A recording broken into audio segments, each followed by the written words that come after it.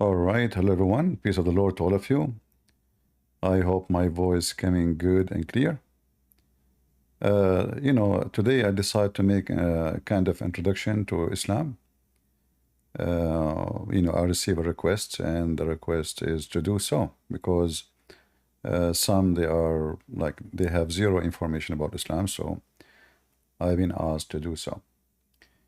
Uh, in the internet, there's tons of information about Islam, and many of them they have the same exact title, Introduction to Islam.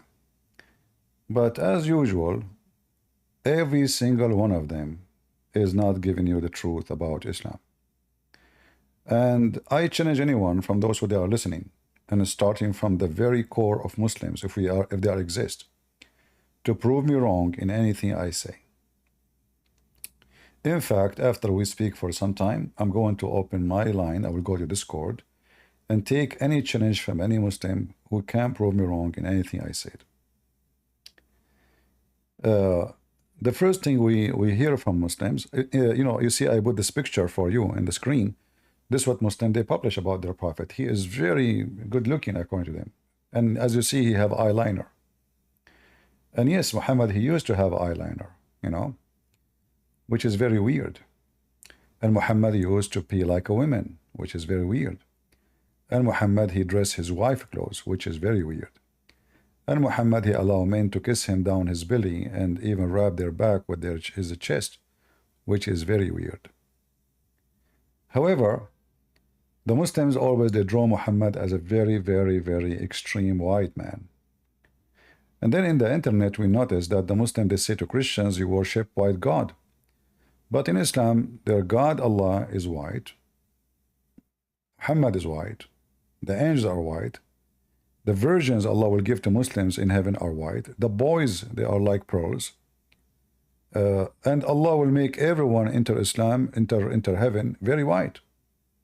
And then they come to the Christian and they say, you worship white God. But if you go in the whole Bible, you will never see that word.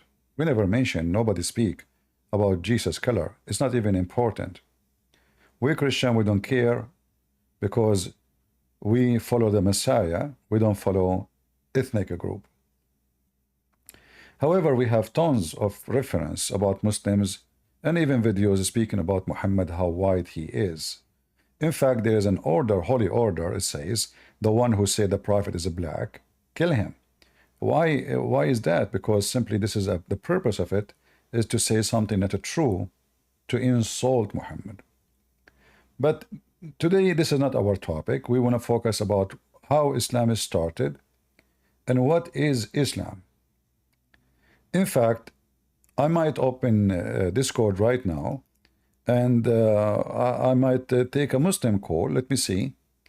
Let me open Discord. Hold on. Maybe a Muslim can give us introduction to Islam instead of me giving you the contradiction or reading from their website. And you will see right away that Muslims do not know about anything in their religion except what they heard. And if what they heard is just copy-paste from each other.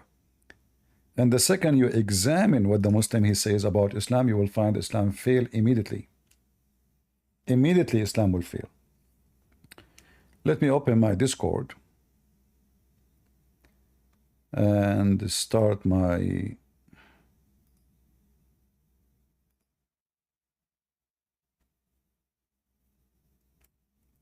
what is Islam?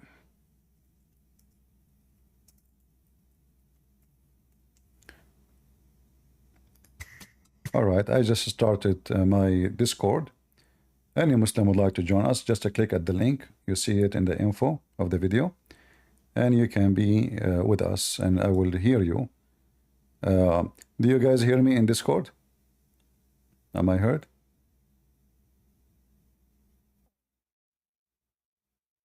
I guess people in Discord don't hear me. Okay, they hear me. All right. If there is any Muslim, any moment, would like to join us, I will be happy to take you. Before we start, Islam is based on what? The Muslim, they say to us that Muhammad received Quran. Muhammad received what? Muhammad received the Quran. What is the Quran? The Quran supposedly is the book of revelation, which is Allah and only Allah is speaking. Remember that always. Allah and only Allah is speaking. However, the second we start examining this issue, we will find the Quran collapse again. And not only that, the Muslims, they have a big problem. He says that they don't want to accept anything. Some of them, because Islam is very messed up, so they try to go and say we believe only in the Quran. Let me share the screen with people in Discord. All right, let us see. Give me a second.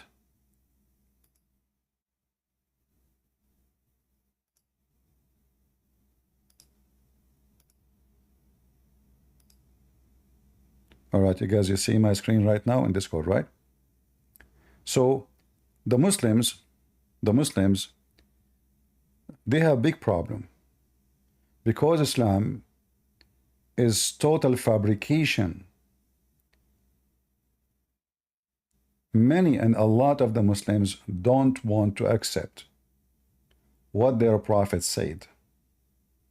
And the only solution is to say that all the stories about Prophet Muhammad and what he said is a fabrication. And then we have the only book for the Muslim then is left is the Quran. But the Quran is a stupid book. There's nothing in the Quran. In fact, there's zero religion about Islam in the Quran. It's just a random words, random stories, they are not connected to each other. This is a sheikh. Somebody is asking him, and I will go back to the start of Islam, by the way, but just to give you an idea, Islam is based on what? According to Muslims, Islam is based in what Muhammad did and said. This they call it Sunnah, which means Sunnah is what Muhammad said, what Muhammad did, what Muhammad commanded to do. And then his companions supposedly they follow. And the Quran. However, you will find a lot of what Muhammad said contradict the Quran. The Muslims, they take what Muhammad said over the Quran, which is very weird because they claim that they worship Allah and they obey Allah. However, because Muhammad told them that he is the one who you have to obey at the end of the day, whoever obey Muhammad, he obey Allah. So now the Muslim, they have no problem to take a statement Muhammad, he said in the hadith means a speech. And then that will cancel what the Quran is saying. And let me show you just a little bit of the Muslim dilemma with this issue, how they are confused and how they are trying to save themselves from all the stories in the hadith, which is embarrassing. CD from Germany, he says that there are people who, when you talk to them about haram things in the Sunnah, they reject it and they say no, as long as it's not mentioned in the Quran, we do not believe in it. This is very dangerous, and such people risk being an apostate depending on the degree of their rejection. If they say we don't believe in the Sunnah totally, and anything that is not in the Quran, we do not believe in it, these are kafir, disbelievers, because they disbelieve in the Quran. So many imbeciles, wallahi, so many ignorant people that you feel so ashamed while speaking to them, feel so sorry for them, and they're so proud of themselves. Yes, we don't believe except in the Quran. The Quran is the word of Allah. Allah revealed it to Muhammad alayhi salam, preserved it. We believe nothing except in it. Excuse me, have you ever read the Quran? No, sorry, I don't know Arabic. MashaAllah, tabarakallah. And you're coming to discuss something of the principles of Islam simply out of your whims and desires? Don't you know that in the Quran Allah says, وَأَطِيعُ اللَّهِ وَأَطِيعُ الرَّسُولِ, obey Allah and obey the Prophet ﷺ. How to obey the Prophet? How to obey Allah Azza wa Jal? First of all. So yeah, we have to obey Allah. How? So by reading the Quran, this is Allah's words. Good. How to obey the Prophet ﷺ? by obeying the Quran because the Quran was revealed to him. Excuse me, it's the same thing. Obeying the Quran, the Prophet ﷺ, is by believing in the Sunnah. So if you do not believe in the Sunnah and you say, no, music is not mentioned in the Quran, wearing gold for men is not mentioned in the Quran, doing this, doing that is not, combining, marrying a woman with her maternal or paternal aunt is not mentioned in the Quran. I can do that. And he keeps on saying rubbish. So what do you do with such people? Such people are apostates because they've exited the fold of Islam. This is different to someone who says that the hadith related to music, in my opinion, and according to my research, is not authentic. I believe in the Sunnah. I believe 100% in the Sunnah and I abide by it. But there is a specific hadith here and there, only a handful, maybe one or two, that I don't accept. This is dangerous if it's coming from someone who does not have knowledge. If he's a knowledgeable person, a student of knowledge, a scholar, yeah, we accept that because he's got the tools to make such a verdict. But if he is someone who's ignorant, doesn't know the Sharia, doesn't know the Quran, doesn't know Arabic, and he comes and gives fatwas and yes halal and this is haram, and he doesn't know how to speak even the language of the Quran, definitely this is something that... Here you see what he said expressed to us how stupid Islam is. So now this guy is an Asian. He's from Asia, he's not an Arab. And suddenly he's dressed like an Arab. And now he just told you, if you don't speak the language of the Quran, you cannot understand Islam. You are an idiot. And then they say to us, Islam is for all mankind. But knowing that more than 90% of the Muslims, and even maybe more, do not speak one Arabic word. That means 90% of the Muslims, according to what we heard from this sheikh, they are ignorant, idiot, stupid. They know nothing. So now, the Muslims who don't want to accept Muhammad's command, they say, we want only the Quran. Either way, Islam is an embarrassment and Islam is stupid. If there is any Muslim who would like to come to the microphone in Discord and tell us what is Islam, and we will examine one by one. Until we get a Muslim, if we go in the internet,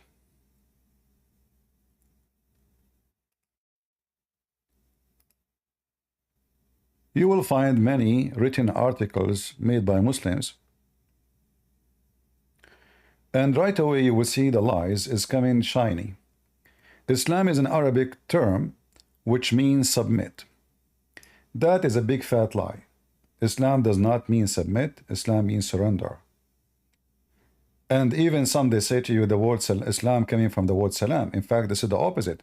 Salam is coming from the Hebrew and the Aramaic, shalom, shlama, that is peace.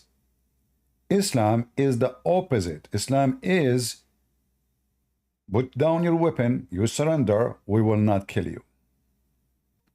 So here you see that the lies start introducing Islam to you from the very first name of Islam.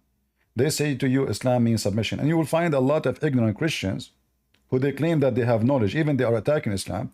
They keep repeating the same stupid mistake. They keep saying to you, Islam means submission. And I can name for many names. We keep saying to them, don't say this, don't say that. Islam does not mean submission. You are being an idiot. But they keep repeating the same thing. How we can prove that this is false? It's very easy. If you go in the Quran,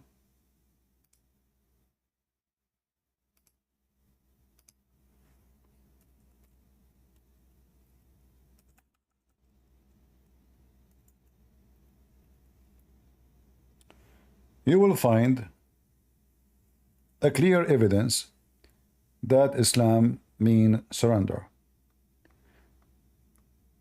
And the Quran gives us definition who is a Muslim. A Muslim is not someone who believes in Islam. A Muslim is someone who been forced to surrender to Allah and the Prophet. For sure, the Prophet first. In chapter 48, verse number 16, Muhammad told the Arab, if you don't join me, I will kill you all. Here you see the Muslim translation saying, say to the desert Arab who lagged behind, you will be called against people of a great might, and you will fight them unless you surrender, not submit. That's a big fat lie. I mean, it's clear. Unless you surrender, right? Well, submit. Submit is something you do willingly, not somebody forcing you. Here we are talking about war. So this is cannot be submit. In fact, if we change the translator, this is Itani. If we change the translator, and all of them, they are Muslims.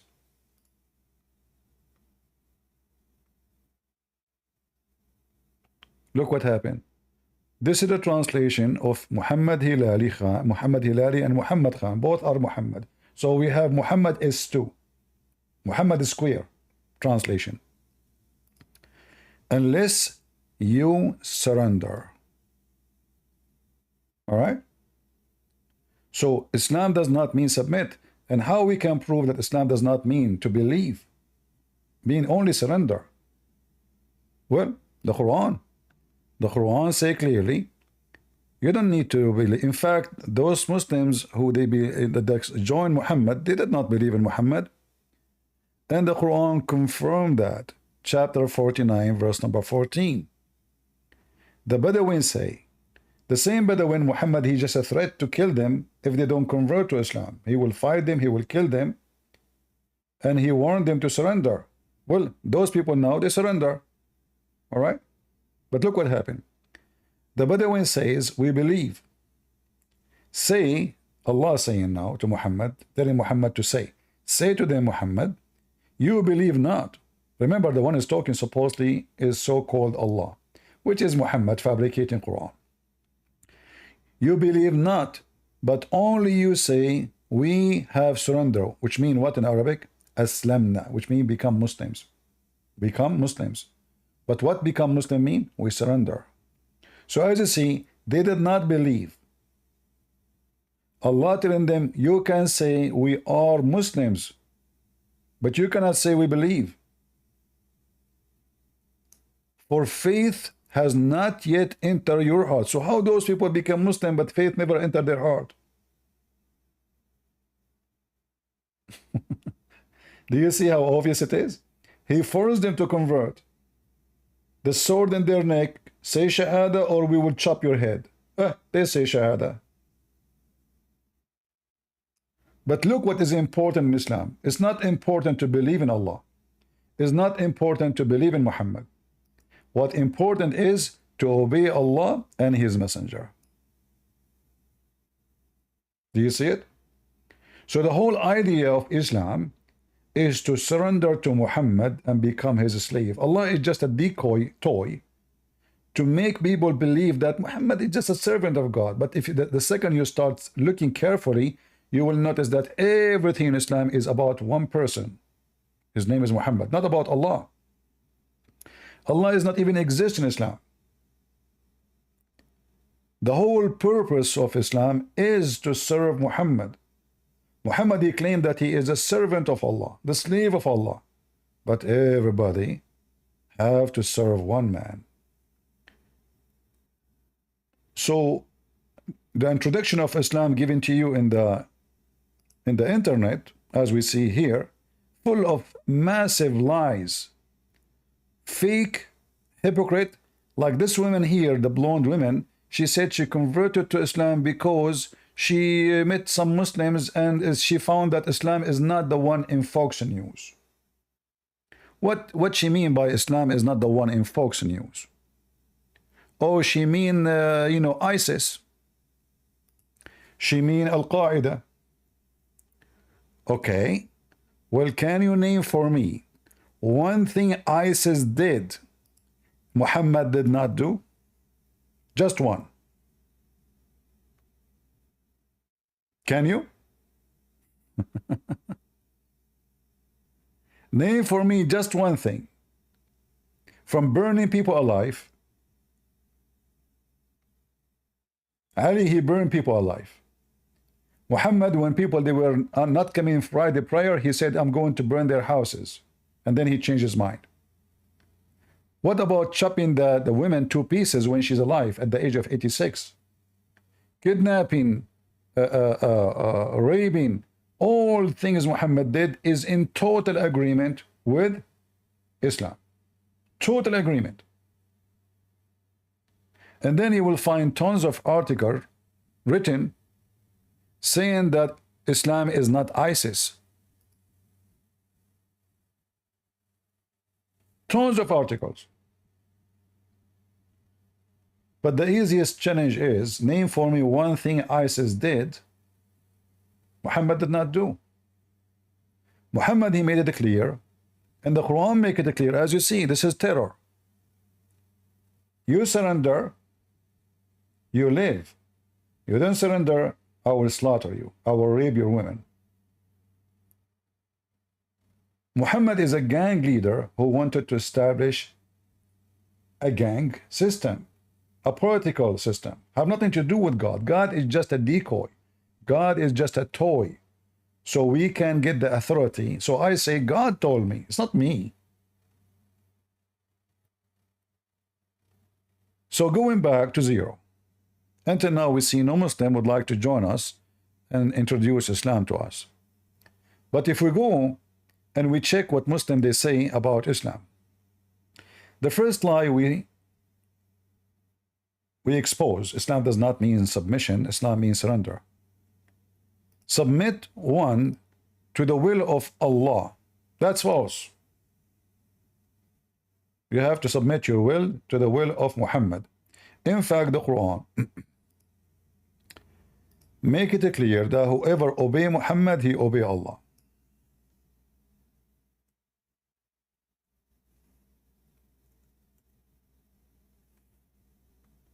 You obey Muhammad, you obey Allah. So Muhammad, he used an old word, ancient word for God, which is used by the Arab and many of the Aramaic nations worshipping the moon god, which is two words, Al and Lah. If you go to the Quran from the first verses, you will find here it says, Bismillahir Rahmanir Rahim. Allah, most of people, they think Allah is a full word, one word, mean the name of God. But you ask the Muslim what Allah mean. I mean, okay, this is his name. What the word mean? They don't know.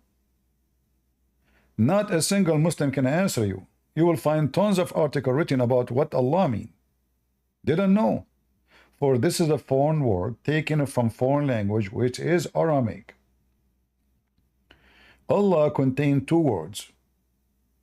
Al, which is a word, mean God, and Lah. Lah is the moon god. And now you will see, Muslim, they will say to you, this guy is a liar, he's a stupid. The Quran says to us clearly, don't worship the moon, don't worship the sun. The moon god is not the moon. The moon god is the god who is in charge of the moon. The sun god is the one who have the power over the sun. So there's many ignorant, they do not know what the moon god present. The moon god is not about worshiping the moon. The moon is the one who represent that god. Not the moon itself is the god. Like Muhammad, because he's an Arab, and the Arab, they worship the moon god, which is a nice god for them. Why? Because the sun is the one who torture them, the one who kill their animals, the one who make them die from thirst. It's a desert community, totally desert. If you check what is the weather right now in Mecca, you will find it's scary. It might be 60, 70 degrees in the sun. Scary, you know, if you go to some areas, nothing can live there in Saudi Arabia. So the moon god was the nice god, and the sun god is the ugly god. The sun god was popular between those who live in Europe. Why? Because, I mean, there's not much sun. That's why you see European, when the sun come, they go in the beach and they lay down for many hours, which is stupid to do, can cause cancer under the sun.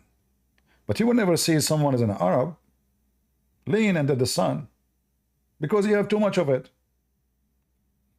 In fact, the effect of the Bedouin desert is all over the Quran. As an example,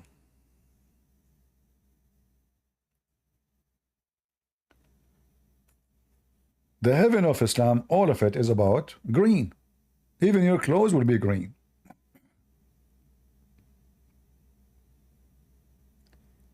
The clothes of the Muslims is green in heaven, which is very ugly, very uncomfortable. Imagine yourself dressed like doctors in the hospital, in the surgery room, all your life. So everything around you will be green, your clothes will be green, and even there is a very massive person in Islam, his name is Al-Khudr, which means Mr. Green. And the story of the Prophet Al-Khudr, which is Prophet Green, is very funny and very embarrassing to Islam. Al-Khudr is a person mentioned in the story or the legends of Gilgamesh about looking for the fountain of youth. And supposedly Al-Khudr, he found the fountain of youth and he drank from it, and since then he never died.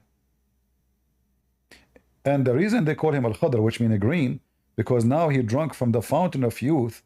When he sit on the grass, even if the grass is dead, the grass will become a green again, because remember, he is the one who drank from the fountain of youth. So now even his sweat, even his piss is water of youth. And here you see Islam is just a collection of fairy tale stories taken from other cultures, other religions, all over the place. So the impact of the desert is totally appear on the promises of Muhammad heaven. The Arab, as an example, they like and they are possessed with women who they are white. They don't like women have colors. The more white she is, the more she is so beautiful. So the Quran insists that everything in the heaven is going to be about white and white and white. So the Muslim men, Allah will make them white. The Muslim women, they will be extremely white to the point you can see the marrow of their bones. Even the boys who they are going to serve you in the heaven, they will be extremely white. Women are white. Boys are so white. And, you know, like look at the translation here. Delicate and pure. The word white is gone. This is why I say you cannot learn anything in Islam by the liars, you know. Here they translate it as the word bead, you know. Baydun maknoon, you know. But the maknoon, this egg, the one they are talking about, is talking about how it is white, like an egg, or let us say, in fact, even the Quran here, there was no tashkil. You see those things you see in the top? Those are tashkil. So we can read the word here, bayd, which mean eggs, or we can see it, we can say bead, which mean white. Which one of them? The Muslim, they say, based on recitation we go. But every Muslim have different recitation for the same word. However, if you go here and check, you will see that it is about how white they are. If you change the translator, you will see each one of them, he give you totally different meaning and different words. Here, it says pure. Pure what? How the egg can be pure? Pure egg? That's weird. This is about color. This is not about the egg. And have nothing to do with eggs. But we will go with it. So, as if they were hidden eggs. You change the translator. In fact, if we go and we see the meaning of those verses, you will see how awkward the meaning is, how funny, how weird, and how stupid it is.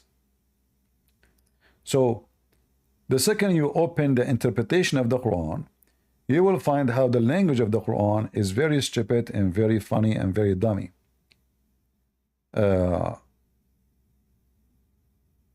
Let me show you how the Muslims explain this verse as an example.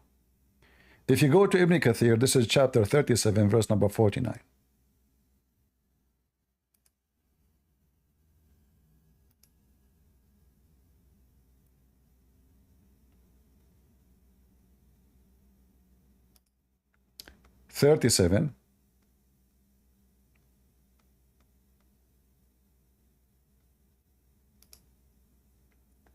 And then 39.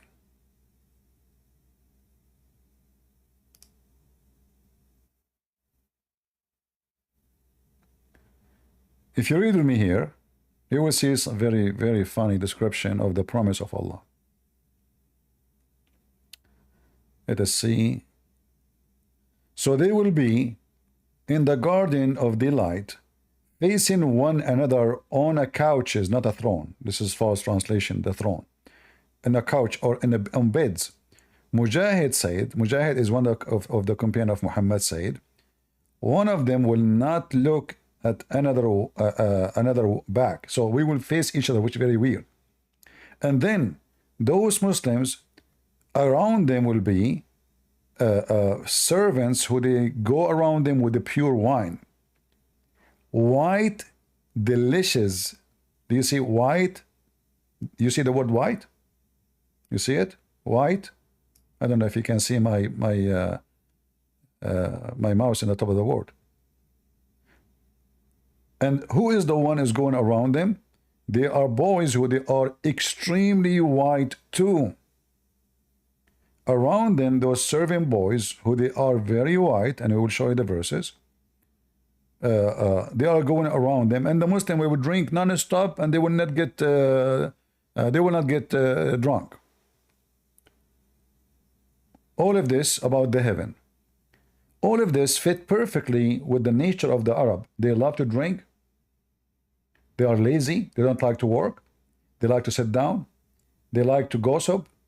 So now we have a very attractive gossip community where we are going to sit, we drink, servant, they go around us, we move, we don't move our butt, and everything come to us. And those boys, you know, they will be extremely white, and the women who Allah will give us, they will be jailed, which means they are not allowed to see any other man. They are just made for you. They cannot even leave the tent. The tent is made from pearl. So those tents is where the women are jailed for eternity just to have sex with them. And those women are very white. So now we see that the influence of the desert on Islam. But until now, we did not get really what Islam is about. We have a Muslim, maybe, he can tell us, Teflon? Are you there, Teflon?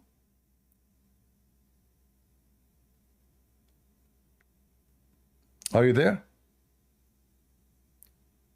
You have to click push to talk. All right, look like he is not ready. So those who they are described as eggs, listen carefully how the interpretation described them. Their body described as having most perfect color. You see, I told you this is not about eggs, this is about color. This is about color. What color we are talking about? Read carefully. Pearls. This has nothing to do with eggs. As if they are hidden pearls, not eggs. And then means protected, never been touched by any hands. Mean the inside of the egg. You see how white is inside the egg? This is how it's going to be. So Muhammad, he is making up promises for those Arab who they are obsessed with white women. The women, they will be so white. The men will be so white. Jibreel is white. Muhammad is white. And everyone, when I enter heaven, is going to be white. This is the desert men desire. Are you there, Teflon? Are you there? Okay, I don't know what's wrong with him. We take him out. If there is any Muslim would like to join us and tell us what Islam is about, please feel free. So until now, what we learned, that Islam is based on Muhammad, not based on Allah. Allah is just a word. None of the Muslim knows what it does mean. The reason for that is the same reason for every name in the Quran. Like you ask the Muslim what Isa mean, they don't know. Okay, what Abraham mean, they don't know. Okay, what Jibreel mean or Gabriel mean, they don't know. What Moses mean, they don't know. So what do you know? For everything in Islam is coming from a foreign language, have nothing to do with those people who they are alive in the area. So they take from others, they copy from others, and then they claim now that they have a religion. In fact, the Muslim, the Muhammad, he have to steal a lot of info from already established religions before him, so he can continue. Otherwise, he will come with the new things. He is going to struggle with it. Who's going to listen to him? He needed the Arab to listen to him, so he have to use the word Allah. For the Arab, they believe in Allah. He needed the Christians, but he have to use the word then Abraham, and the word Moses, and then the word Injil, and the word Torah, so the Christian and the Jews, they can listen. Muhammad is just a scammer who come and he adopt all religions around him, to the point he promised even those who they are Sabian. The Sabians is a multi-god religion. They believe in many things. They believe even angels are creators. The Sabian, they have a book, it's called Kanza Rabba.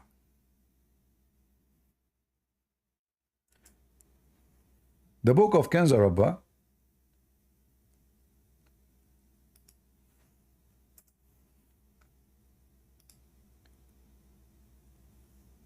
is obviously it's a pagan book, and actually the book we have right now is a book written just maybe 50 years ago.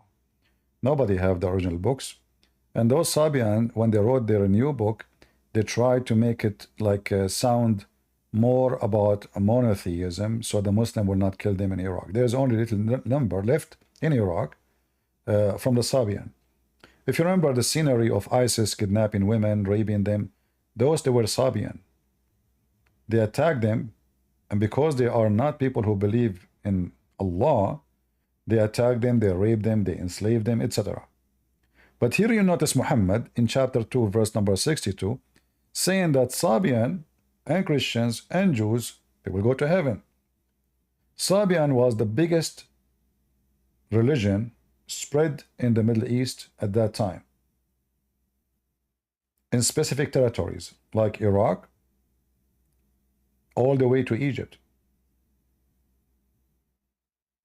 So it was very well known.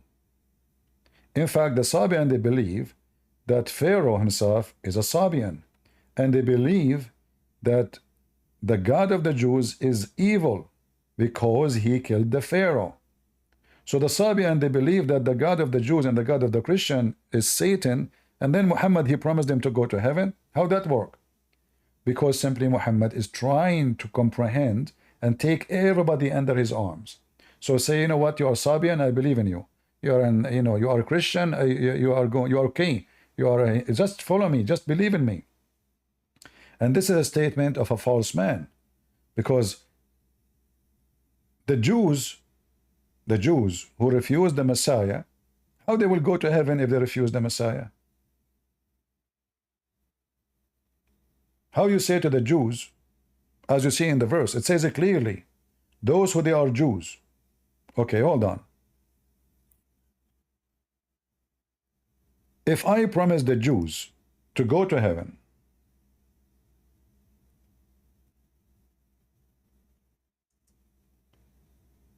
Is that because they did not believe in the Messiah?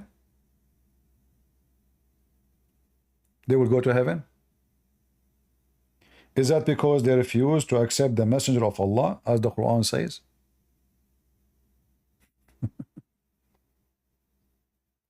How that work? You know what I mean? Here the statement of Muhammad obviously is a false man statement. So he make it simple. If you believe, just follow me. You know, don't, you know, like, I don't care. You are a Jew, you're fine. You deny the Messiah, that he come, it's fine for him. And that is showing us that the Muslim, they claim that they have like something called the corners of Islam, or the basic of Islam. And that basic is to believe on the prophets sent by Allah. So if you don't believe in them, you are not a Muslim.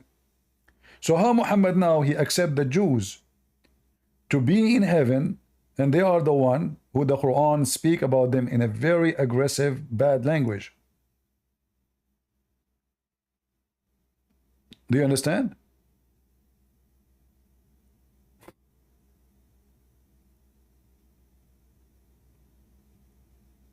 Are you with me, guys?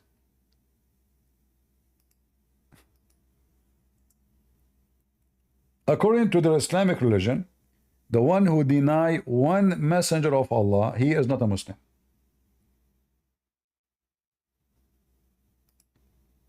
All right. Remember, the Muslim, they say clearly that if you don't believe in all the messenger of Allah, you are not a Muslim. Wonderful. According to Muhammad, Isa, supposedly this is the Messiah, Yeshua, he is Isa. The Jews don't believe in him, and the Quran confirmed that. So how they will go to heaven? Remember, Muhammad is talking about people who they are exist in his time. People who they are alive around him. And those people, they deny Jesus. So how we can fix that? Here you see that Muhammad is a fraud. He says stupid things. And the Quran itself says, if you find in this book a contradiction, if this book contains any contradiction, that is a clear evidence that this is a book not made by Allah. Who said that? The Quran itself.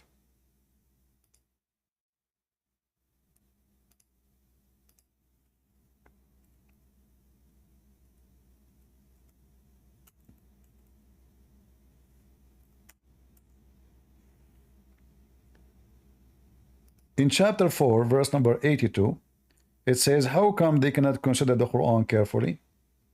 Had it been other than Allah, which means sent by someone else, they would surely have found therein much contradiction. Hold on. Is it a must to believe in the Messiah? Absolutely, according to Muhammad. If we go in the Quran,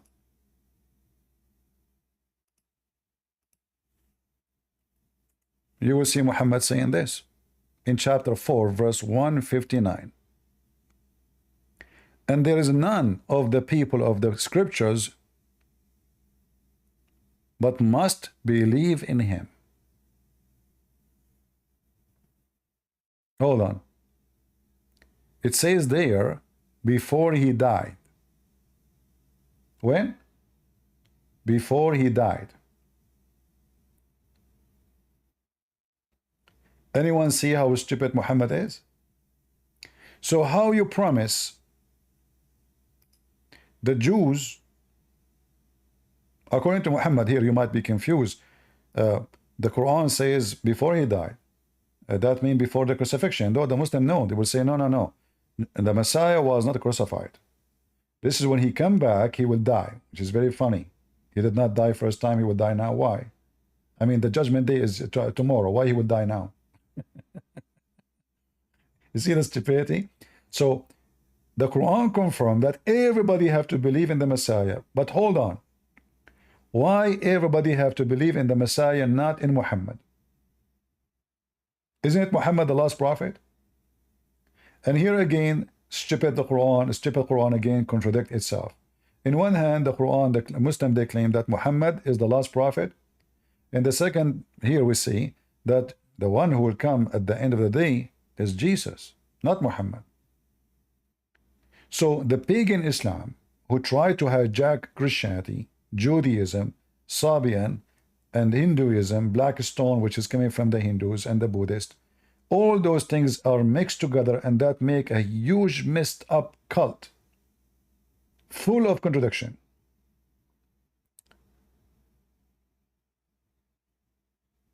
If we ask the Muslims, and by the way, look, the Muslim, they say to you the Quran is so clear, right? Where in the Quran it says that the Messiah will come second time and he will die, and then, I mean, the explanation of the story we see here, where in the Quran we can find that? Nowhere. The Quran is just a stupid book. In Arabic it says, and all those people of the book, which mean Christian Jews, they have to believe in him before he die, and the day he will be resurrected, he will be a witness against them or on them. Okay, how we know now when is going to happen? Is it for the Christians in the time of Muhammad? Is it for the Christians in the time of the judgment day? That is a very stupid story. And if Jesus will die after judgment day, well, that's very stupid too, because judgment day and now it's over and now Jesus will die. You know what I mean? Who is going to believe in the Messiah at that time? The dead ones or the living ones? It's very silly and very stupid story. It doesn't make any sense. So the Muslims, in order to explain to you the stupidity of the Quran, they have to add all those things between brackets. You see how short is the Arabic sentence? Look how long is the English.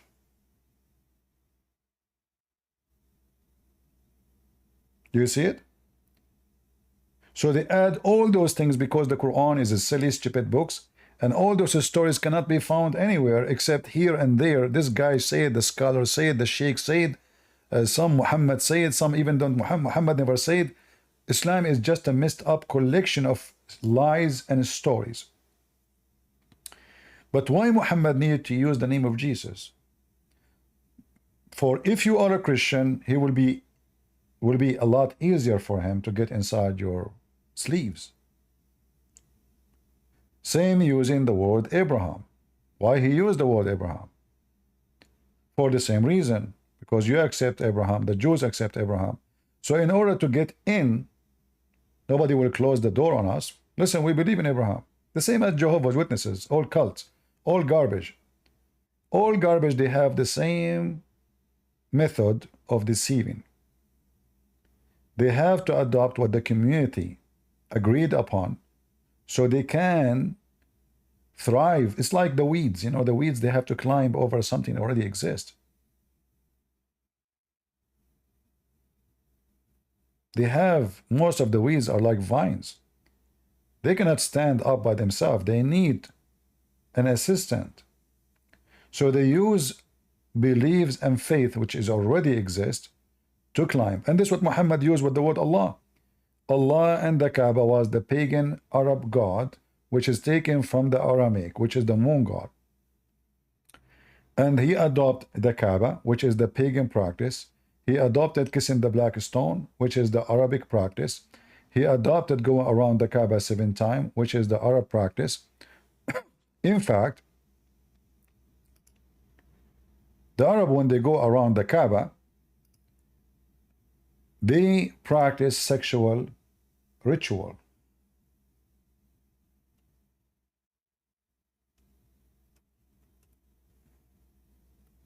Totally naked. And this is one of the most authentic source of Islamic information, Al-Bukhari. Al-Bukhari is the second book after the Quran. Take a note of that. So when you say Al-Bukhari for a Muslim, especially if he's a Sunni, not a Shia, they have different sewage they get the information from. So this is Al-Bukhari. It says clearly that the Arab, when they go around the Kaaba, they go totally naked in the state of nudity. State of what? Nudity. They wear nothing. Nothing, you know. And this is what the Muslim today, they still do. The only difference is they cover themselves with a sheet. That sheet, it was the Arab they used to give to those who do the Hajj around the Kaaba, go around the Kaaba. They give them that sheet. Nothing changed. Women and men, they used to go totally naked. And the Muslim today, they use the word tawaf. Tawaf means going around. The Muslim today, they use it the same as the pagan Arab, they use it. The Arab pagans, they used to kiss the black stone, which is the women vagina, which is a practice of the Arab. The whole purpose of this Hajj of the Kaaba is the black stone, which is made in the shape of a vagina.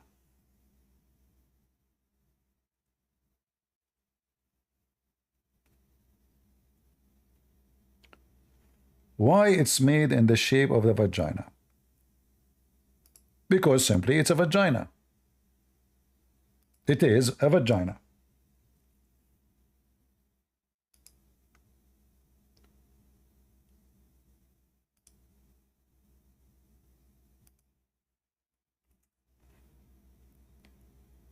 So if you look at those images, you will see that it is a vagina.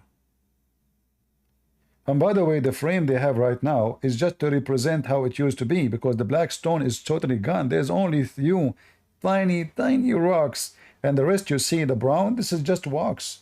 And this is additional proof that Muhammad is a fraud. Why? Because Muhammad, he claimed that the black stone, which is the women vagina, is going to witness in the day of judgment for every sin a Muslim he did. When you go and kiss the black stone will suck your sin, according to Muhammad. And this is why Muhammad, he said the black stone was white like milk, and then the sin of mankind made it black. And here you notice the connection between black and sin. You know, the Muslim, they try to present themselves that Islam is against racism. In fact, Islam is racism. Not only it supports racism, it is racism.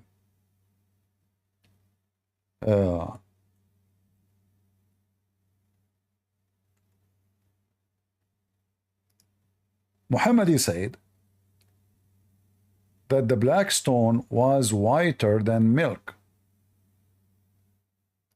And then the sin of the human being, the sins of the children of Adam, is the one made it black.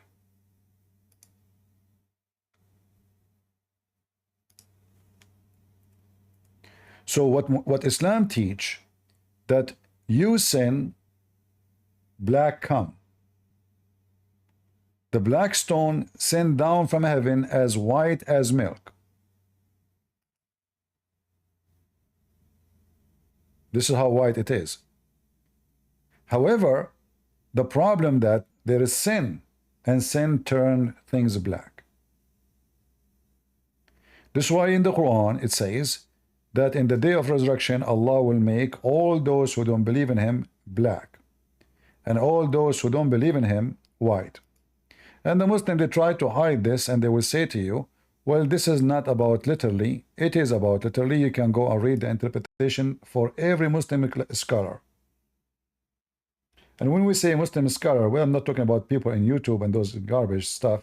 We are talking about Islamic scholars who did exist 1,000 years ago. Not somebody is just a kid in YouTube trying to explain the Quran. So Muhammad, he made it clear that all those who believe in Allah, they will become extremely white, and those who don't believe in Allah, Allah will make them extremely black. Going back to zero again. As you see, I'm challenging Muslims to join us and tell us what Islam is. Until now, nobody dared to come and tell us what Islam is about. So what Islam is about? The Muslims, they say to worship in Allah. Okay. If I worship Allah, I don't believe in Muhammad. Am I saved? No. Which one is more important, Allah or Muhammad? Obviously Muhammad.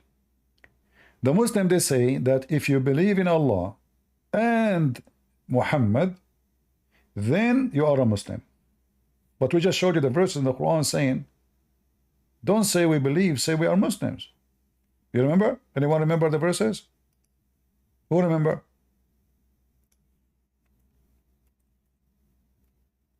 Do you see how easy to get them busted with their lies? Is Islam about believing in Allah or about obeying Muhammad? It is about obeying Muhammad, to surrender to Muhammad. Have nothing to do with following Allah or even believing Allah. Just obey blindly.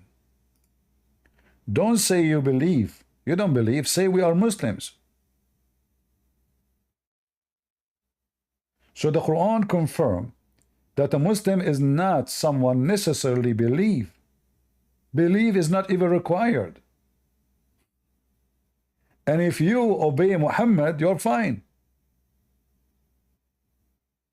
But if you obey Allah and His Messenger, so you see now, the Muslim, they claim that they are monotheist, but they cannot separate between obeying Muhammad and obeying Allah. And everything come to them is from Muhammad. What is Allah? So the bottom of the line is to obey Muhammad, to worship Muhammad, to be a slave of Muhammad, to surrender to Muhammad, and not necessarily to believe in Muhammad. As you see, it says it clearly, faith never enter your heart. Faith never enter your heart. So why you are saying to them, call yourself Muslims? Don't call yourself believer. Because they are not believers. So how they become Muslims? Because Muslim is not a believer. And here you see that this is the first major scam Muhammad he promote. That you are okay with this God even if you don't believe in him.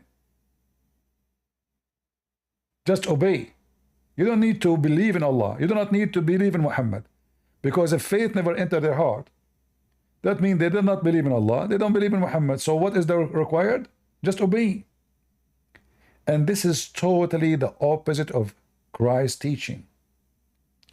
Christ, he said, not everyone says to me, Lord, Lord, will enter the kingdom of my Father, but the one who do his will. And we have tons of verses about people who worship God by their lips, but not by their heart. The Quran don't care you believe or not. It's not important. Just surrender. Say Shahada. And that is exactly what Satan is about.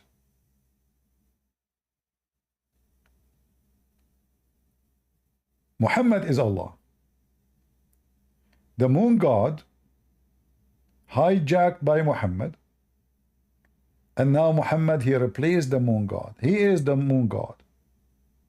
You obey Muhammad, you obey Allah. If you want to disobey Allah, will disobey Muhammad. But isn't Muhammad in the Quran is a sinner? We prayed for you the video where the guy, he said, you have to obey the Messenger of Allah. If you don't obey him, you are not a Muslim. In the Quran, we do not believe in it. These are kafir, disbelievers. See? Because they disbelieve in the Quran. So many imbeciles, wallahi, so many ignorant people that you feel so ashamed while speaking to them, feel so sorry for them. And they're so proud of themselves. Yes, we don't believe except in the Quran. The Quran is the word of Allah. Allah revealed it to Muhammad alayhi salam, preserved it. We believe nothing except in it. Excuse me, have you ever read the Quran? No, sorry, I don't know Arabic. MashaAllah, tabarakallah. And you're coming to discuss something of the principles of Islam simply out of your whims and desires? Don't you know that in the Quran Allah says, وَأَطِيعُ اللَّهِ وَأَطِيعُ الرَّسُولِ, obey Allah and obey the Prophet ﷺ. See what the problem is? Believing in Allah doesn't make you a Muslim. Obeying Muhammad make you a Muslim. Do you know this?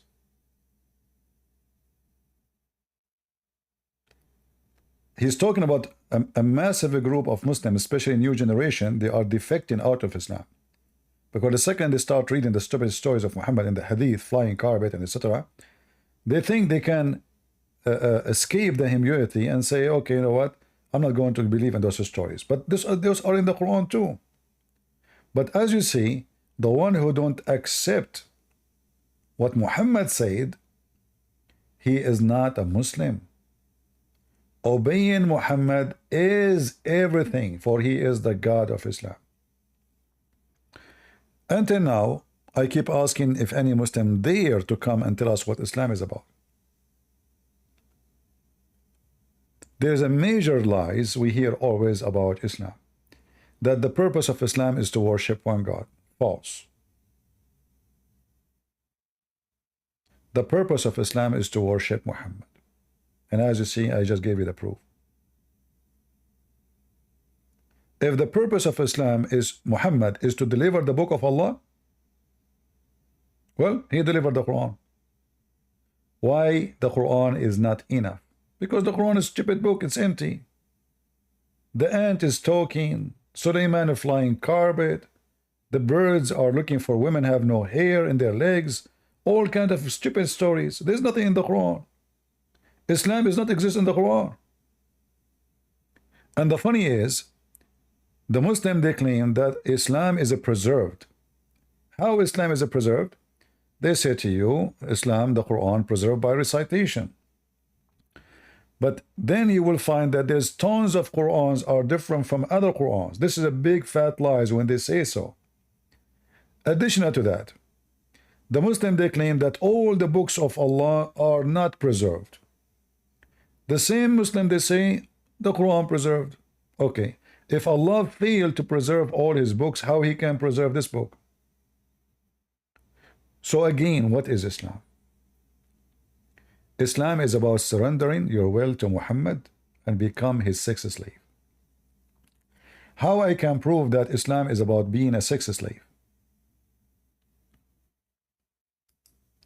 Muhammad, he have a privilege.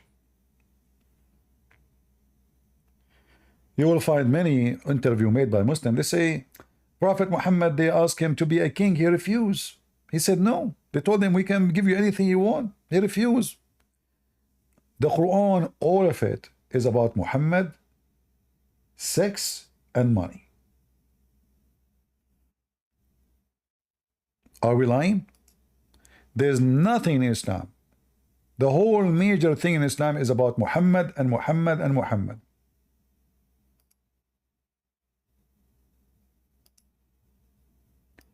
Muhammad don't care for money, the Muslim, they say. But Muhammad, he took the fifth of every attack to his pocket.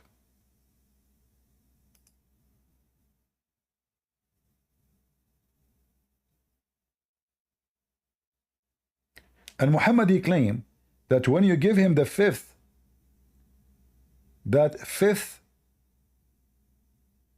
for he is the one who presents Allah. He's Allah. And remember, they say to you that Muhammad was a poor man. But we have tons of stories about women of Muhammad fighting over the gifts Muhammad you receive. Gold and silver. Muhammad, he owned thousands of slaves.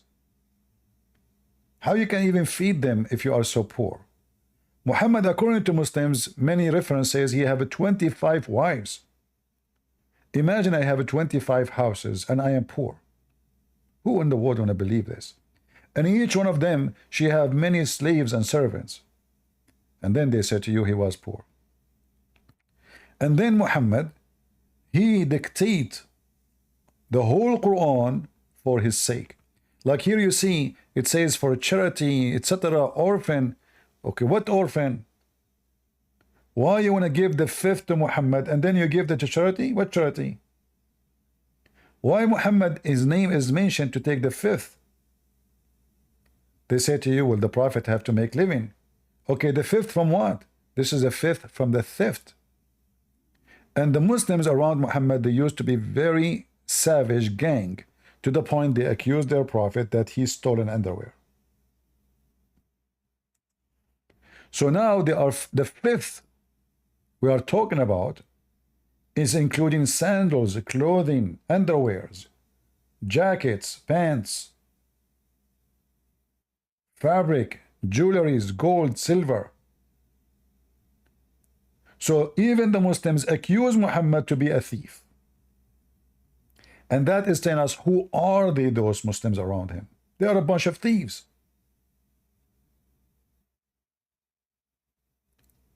Imagine, and I'm not comparing, but I'm just saying to you, just to show you how silly the idea is. Imagine that John accusing Christ that he stolen underwear. Can you imagine? That is, if this is what if this is true, then who is John and who is this guy Christ? What kind of people they are? And then you see Allah, he made the verse says it's not Muhammad who took the underwear. And here you see again that Allah is always a toy in the hand of Muhammad. And you will notice something very serious here, that Allah did not tell us until now who took the underwear. He just said it's not Muhammad, which means it's truly Muhammad. If Muhammad is a prophet of God, shouldn't Allah tell him go to the house of this guy and find the underwear? And the problem is solved, and then people will say, wow, how he knew that? Muhammad, God could not tell us who is the one who took the underwear. Until now it's missing. So either Muhammad is the one who took it, and he fabricated the verse so he can defend himself, or Muhammad did not take it, but because he is a false prophet, he could not prophesy and tell us who is the one who took it. And remember, this verse supposedly is coming from Allah. So the news went to Allah that Muhammad been accused of stealing underwear, and then Allah, he just sent this. So you need to tell us who is the one who did that. So everything you see in front of you tells us that Allah exists as a servant for the sake of Muhammad. There's many things we need to cover, and that's why I'm going to make many episodes. But going back to zero, speaking about why Muhammad, he used Abraham, Ishmael, the Messiah, Moses, all of those to give himself legitimate existence. But is Muhammad from Ishmael? There is endless evidence prove that Muhammad no way can be from Ishmael. The Bible says, and you know, don't tell me that the Jews, when they wrote about Ishmael, they were thinking like 2000 after, there's a guy will come, his name is Muhammad, he will claim to be a prophet of Allah and he's from Ishmael, right? There's no way that, you know. So it says it clearly that if you go to Genesis 21:21, you will see that the mother of Ishmael took him to Egypt. She went back to Egypt. This is where she's from. And she married him to an Egyptian woman. So if Ishmael, his mother is Egyptian, his father is Aramaic, or let us say from the Chaldean society. From Ur of the Chaldean. How Muhammad is descendant from Ishmael? That is the most funny ever you can imagine. But again, Muhammad, he needed to give himself legitimate existence between the Christian and the Jews. So again, he hijacked something does not belong to him. He thought about it. Can I say I'm from Isaac? The Jews will get him busted right away. Well, you know what? There's not too much to know about what happened to Ishmael and his seed after that. Let me claim that I am from Ishmael. However, we can prove in 2 minutes, from the Bible and from the Quran that Muhammad is not from Ishmael. Very easy. If you go in the Quran, the Muslim, they say, Muhammad he claim. Allah supposedly claim, Aka Muhammad, that the one who raised the house of the Kaaba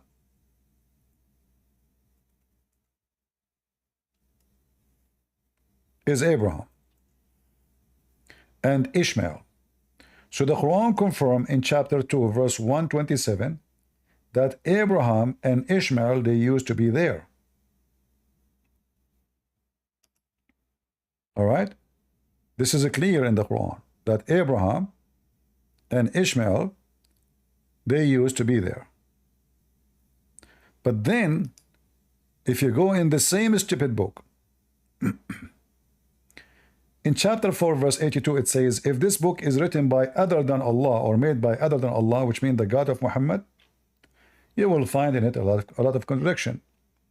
According to the Quran, before Muhammad, those people of Mecca, they never ever had a messenger or a warner or scriptures.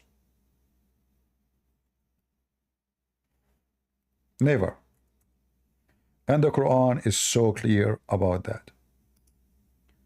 Chapter 43, verse number 23. Do you see it? And the Muslim, they can say, oh no, he's talking about the people who are alive in the time of Muhammad. No.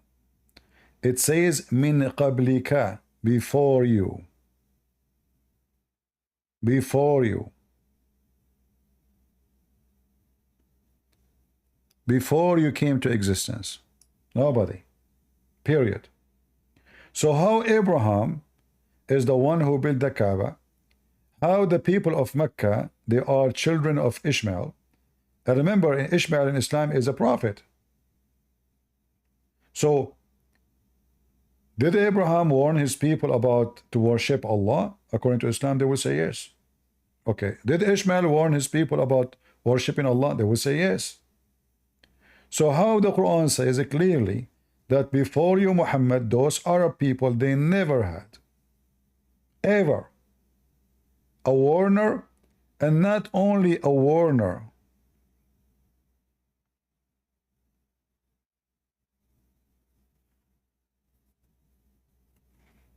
Actually, I'm showing the wrong verse, sorry. I click at the wrong verse, sorry. Should be 44, sorry. I was looking what it says there. I did not read the rest. So we had not given them scriptures which they could study nor send before you. I was looking, where is what? I'm not, I'm reading the English. It doesn't say what it should say. So that is a mistake.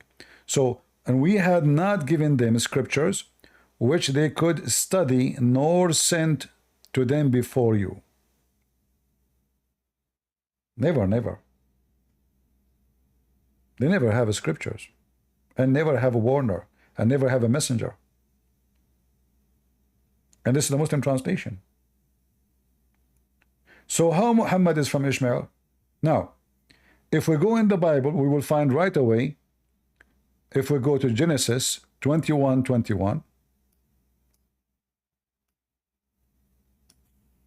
let me find the verses.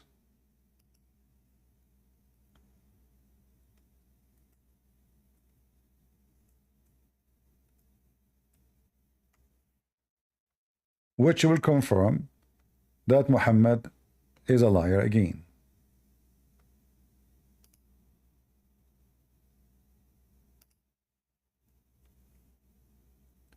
And you can read any translation you wish for Genesis.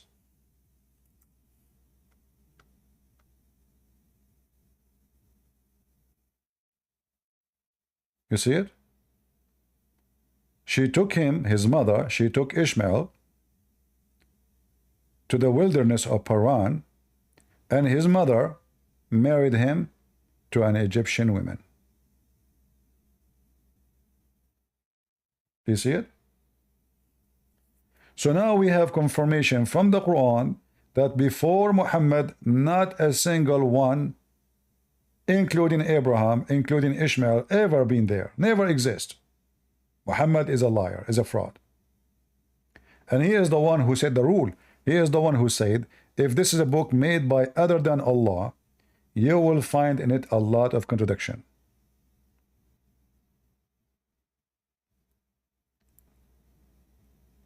There is many false Christians, they give false information that Allah is the God of the Christians. And not only that, they will use the following method to prove it to you. They say to you, do you know that Arab Christians, In the Middle East, they use the word Allah. That is true. Arab Christians in the Middle East, they use the word Allah. But Arab Christian in the Middle East, they've been forced to use it after 14 centuries of ISIS. And the Arabic translation of the Bible in Arabic, it says the word Allah. But this is a false translation. The word Allah cannot be found, neither in the Hebrew, neither in the Greek, neither in the Aramaic books. We can't find the word Allah anywhere. A Christian person always need to check and ask himself, the word I'm using is coming from where?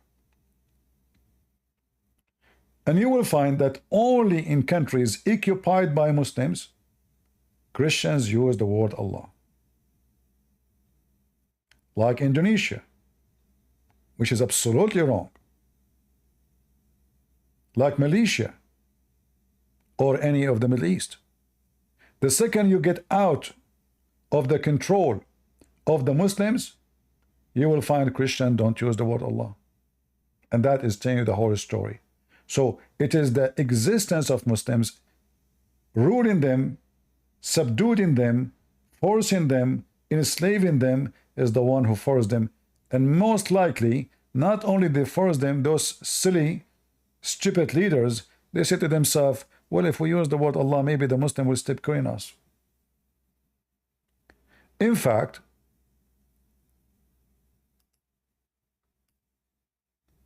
few years ago,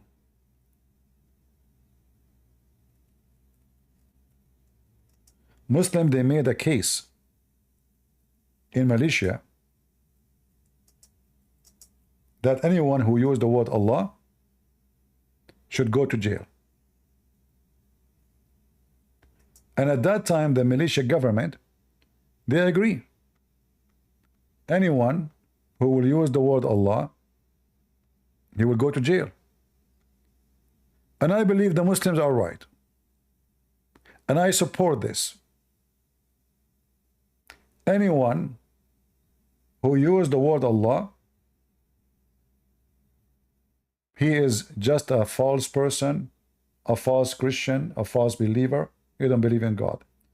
He is just an ignorant who follow the steps of their fathers, who they are the slaves of the Muslims, and they don't know what they are saying.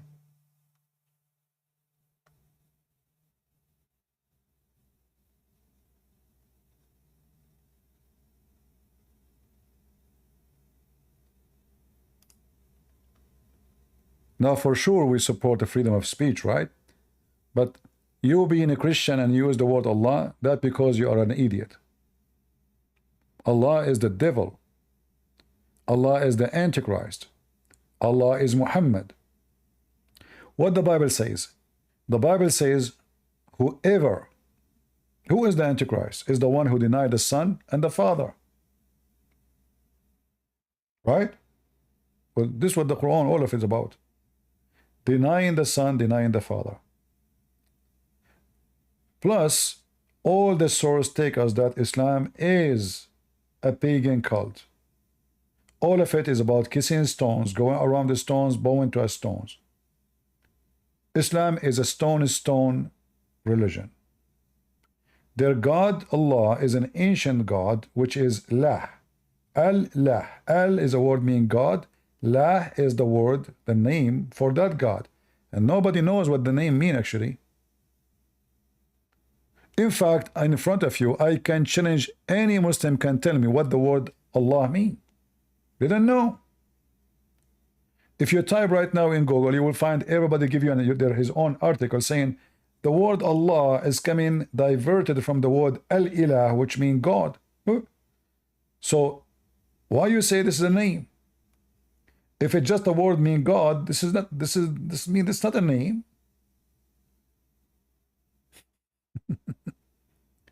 They don't know what they are worshiping. They do not know what this God is about. They do not know who's Allah. They don't know how he look like.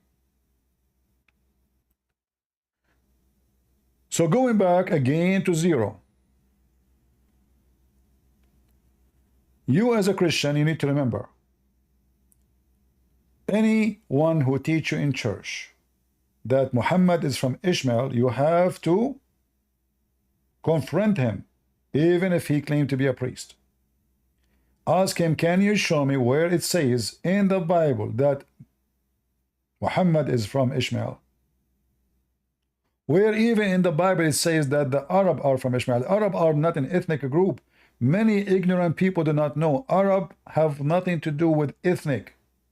Arab is an Aramaic word, mean desert. Desert. Whoever live in the desert, they call him Arabian. Aram is an Aramaic word, mean hills. So those who live in hills, they call them Aram. Those who live in the desert, they call them desert. So if you live in Las Vegas, you're an Arab. Arab never been an ethnic group. In fact, the major people call them Arab and they dress like Arab today, they look 100% Pakistani from Pakistan.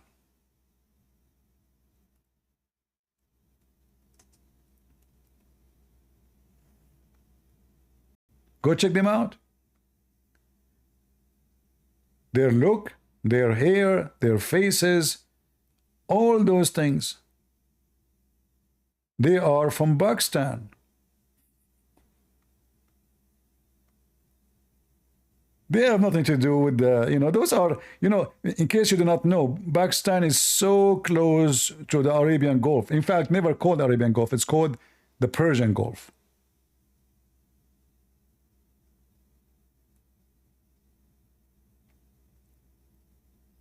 I can assure you that 90% of those who they call them Arab in Arabia today are from Pakistan. In all other way, it's from India. In fact,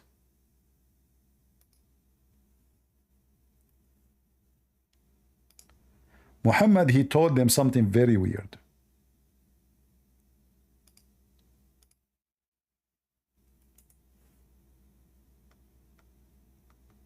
Do you see what I'm talking about? Do you see the Pakistani people? Go to check anyone from Pakistan and you will see what I'm talking about. Those are from Pakistan. Those are from India. India is just across the street from Saudi Arabia, from Qatar, from Emirat. Very, very, like cross the way, just to cross the Gulf, which is very narrow in certain areas, and he will be in India.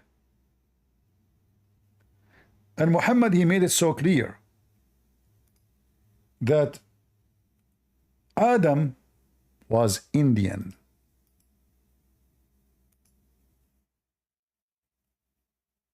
When Allah, he sent down Adam, he sent him down to India.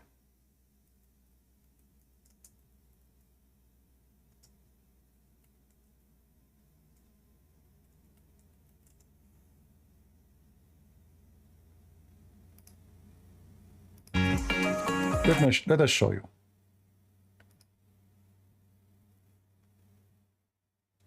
Which means Muhammad, obviously, he is taking information that all the mankind, they are Indian. It means the grandmother. It is named after her. SubhanAllah. There's a question. Where did he land? He wasn't just thrown so that suddenly from amongst those. Now if we look at Adam alayhi salam, he came down onto the earth. He was sent to the earth. There's a question. Where did he land? He wasn't just thrown so that suddenly he landed, meaning he dropped, but Allah placed him on the earth. This we find in the narration of Rasulullah sallallahu alaihi wasallam, where he says that Adam alayhi salam nazala fil Hind. He came down in what is known as the Indo-Pak subcontinent, precisely Sri Lanka. There is a mount there known as Adam's Peak. And here you see another proof that Muhammad is a fraud. If Adam came down to Sri Lanka and then Muhammad he claimed that Adam he did Hajj, which means he went to Mecca 40 times. 40 times he go backward, forward into Sri Lanka. Obviously the stupid Muhammad do not know that Sri Lanka is an island.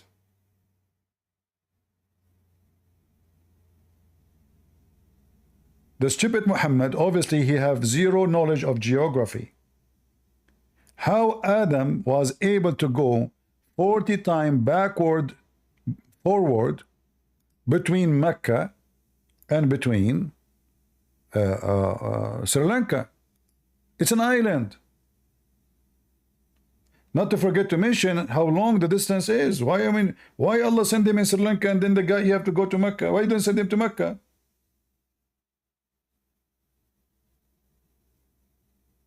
And how he can cross? How he can cross the sea? He used a submarine?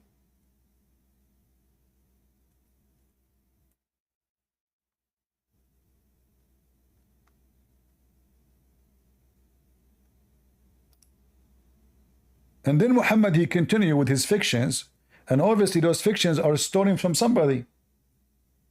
The Hindus believe that the first man was created or exists in India.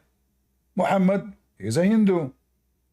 The black stone is the Hindu stone, the male part, the female part. The Hindus they have Kaaba, Muhammad have Kaaba. The Hindus they have a black stone. They consider it holy. The Muslim have a black stone. The Hindu they dress exactly like the Muslims when they do the rituals. They show they like if you go and see, let me show you.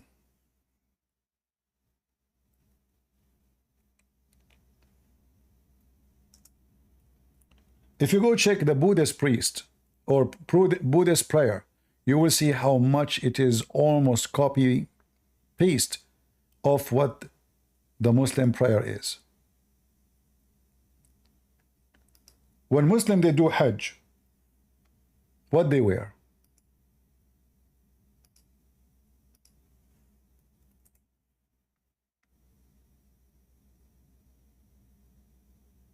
Do you see how they expose one shoulder? Do you see it? What the Muslim they do?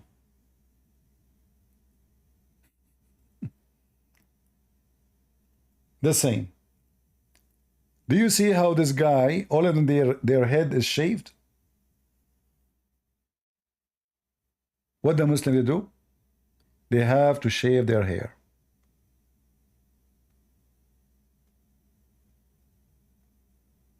It's exactly the same cloth.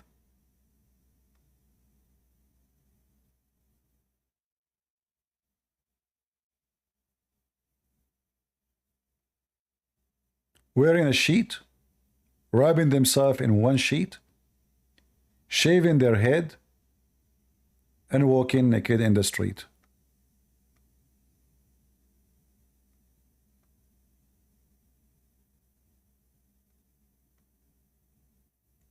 You can go right now and check images of the Hajj if you don't believe me.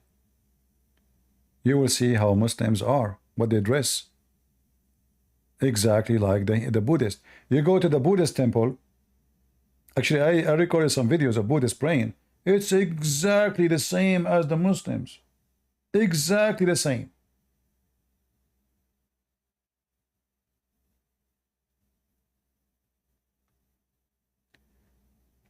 Everything Muhammad he have is a copy of somebody else. Islam is not a religion by itself. Islam is a collection of religions. Some from here, some from there. Collection from everybody.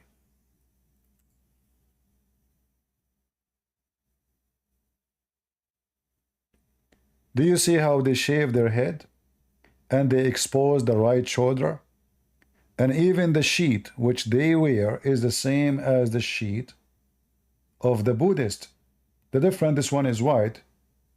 The Buddhists, they have different color.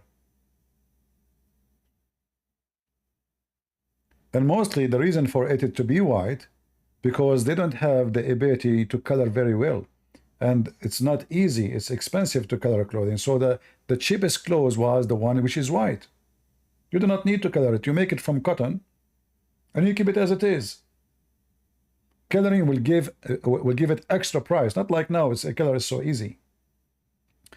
So all the practice of Islam is based on paganism and copy. Sadly, not a single Muslim dare to join us to prove us wrong. Not a single one. And when you go to the Muslim website looking for introduction for Islam, you will find all kind of fiction stories. Islam and art. In fact, art is forbidden in Islam. Look at this article. Introduction to Islam. Art. Islam and art. Through is migration to culture and countries around the world. The practice of Islam varies widely, but in Islam, art is forbidden. What art we are talking about? You see what they show you here in the picture? This is what they call it art. But if you look carefully, all of this art it cannot be anything is alive. The one they call it art. So you cannot draw a plant, you cannot draw a tree, you cannot draw a man, you cannot draw anything. So what they can draw? Just shapes or letters. That's it. So Islam killed art, not encouraged art.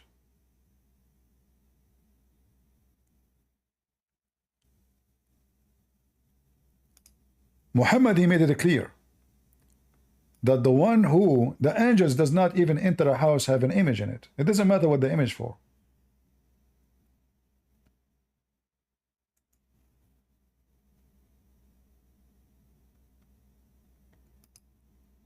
The one who make an image, Allah will bring him in the day of judgment and will tell him to breathe into it to give it life. So Muhammad, he is very weird, and he claimed that the one who make an image, he is creating creation. But this is an image. It's just an image. The Bible says, make no image for what up in heaven or down in earth, but that is for the purpose of worship, not for the purpose of anything else. Muhammad don't understand that creating a creature have nothing to do with somebody drawing an image, because it's an image. It's not, nobody believe this is a real person. So Muhammad now he become extreme. However, the same Muhammad, he claimed, do you see how we prove a person to be fraud? That Allah, he commanded Sulaiman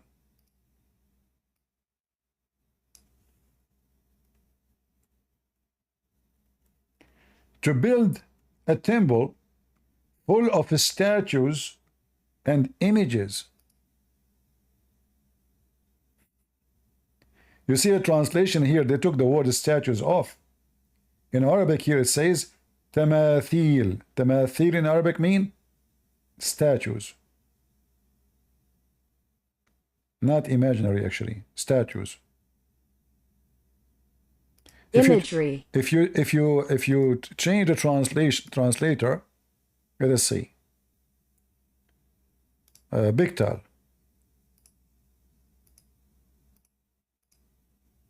Oh, look what happened. Statues. See it? Statues and images. So how Muhammad is totally against images, and then his God is commanding Solomon to have a temple is full of statues and images. Are you with me, guys? Why here he says the one who make an image, not even a statues, Allah will punish him in hell. Yet Allah, the same God, in the Quran saying that He commanded Sulaiman to build a house for him full of statues. And then if you check in Sahih al-Bukhari, you will find something very weird. Look at this. The Prophet entered the Kaaba and he found in it the picture of a Prophet Abraham and Mary. Look at this. On that he said, "What is matter with them? They have already heard that angels do not enter a house in which there are pictures, yet this is a picture of Abraham, and why he depict like practicing divination by arrow." He's making fun of the picture. So here we notice something, that the very house of the devil, the Kaaba, is under the influence of the Jews and the Christians. To the point inside the Kaaba, not on the wall of the Kaaba, inside the Kaaba, there was a picture of Mary and picture of Abraham. And that again will take us to zero. The Kaaba is what? The Kaaba is a marketplace where everybody come and place his God. So the Christians, they come and they speak about Jesus. The Jews, they come, they speak about Moses. Those who worship idols, they speak about their idols and they place their idols around the Kaaba. It is everybody religion there. It's like a market, people competing about gods. It's like speaker corners. And this is before Islam. You see the Muslim, they say to you, Islam give you freedom. Islam oppressed everybody before Muhammad. All those people from different religion, they are living in peace. The one who worship Baal and the one who worship Jesus. The one who worship whatever name of God you want, and the one who worship Hubal or whatever name. They are fine. Nobody killing anybody. Muhammad, he came, he want to slaughter everybody. So here you see the influence of Christianity and the influence of the Jews on the very course of the Kaaba, inside the Kaaba itself. But look on. Do you remember what we showed you, a verse in the Quran? Anyone remember? There's something here. I want you to learn how to connect the dots. If Allah, he said to Muhammad that those people, they never receive any warner before you, neither they receive scriptures. Warners or scriptures. And now we find that the image of Abraham was there, which means people there, they knew about Abraham. An image of Mary was there, which means people there, they knew about Mary, they knew about the Messiah. How nobody came to this town and never have scriptures with him?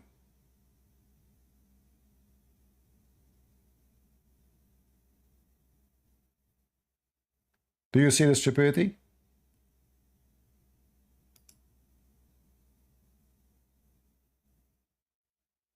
And that appears many places in the Quran. Or say he had invented it?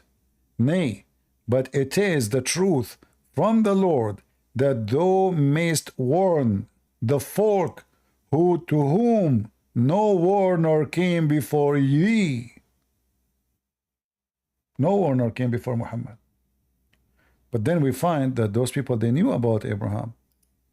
At least many of them. They knew about Jesus. So what Muhammad is talking about? In chapter 34, verse number 44, says it clearly that those people never receive scriptures. So they knew about Abraham, but they don't have anything about Abraham. They knew about Mary, about Jesus, but they do not know any scriptures about Mary and Jesus. Is that possible?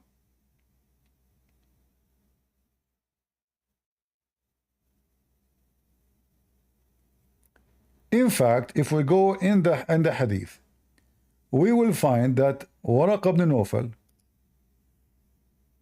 who I believe he is the real father of Muhammad.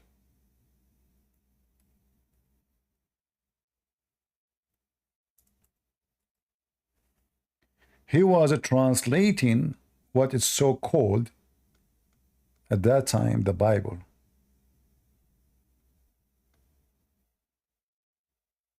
Let us see if we can find you there.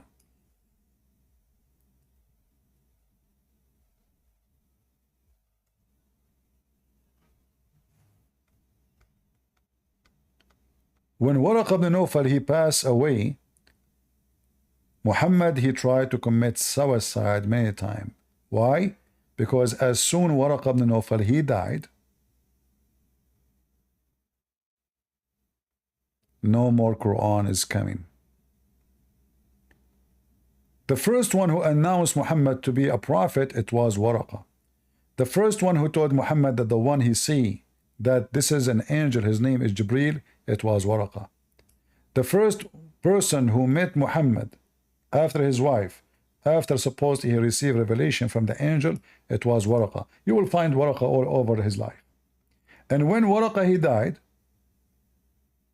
the divine inspiration, read carefully, but after a few days, in fact many years, not days, the Waraqah died and the divine inspiration was also paused. Why Allah will stop sending revelation to Muhammad if Waraqah died? Well, the one who was making the revelation, it was Waraqah. And now Muhammad do not know what to do.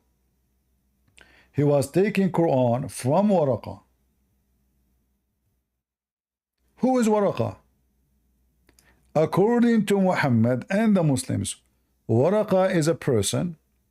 He was the cousin of Khadija or relative to her. Now read carefully. He become a Nasara, not a Christians. It's a like a heretic cult. He become a Nasara, and he used to write the Arabic writing and used to write of the gospel in Arabic. Anyone notice how big the garbage of Muhammad now? How he said that they never receive scriptures before you, Muhammad, and now this is his relative. He is a priest, according to the story. And not only he have the Bible, he is translating the Bible into Arabic language. But remember, Muhammad, he made it so clear, but before Muhammad, no books is given to them.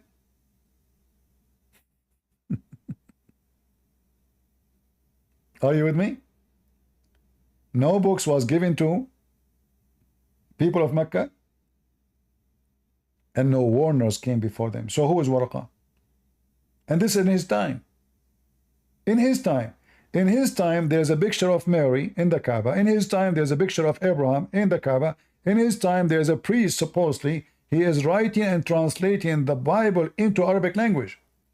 Yet, the Quran claims that those people never have a warner before you and never have scriptures before you. It turned to be even they have it in Arabic.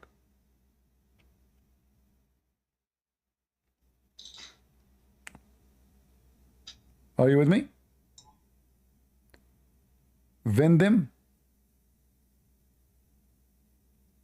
Are you a Muslim? Vendem?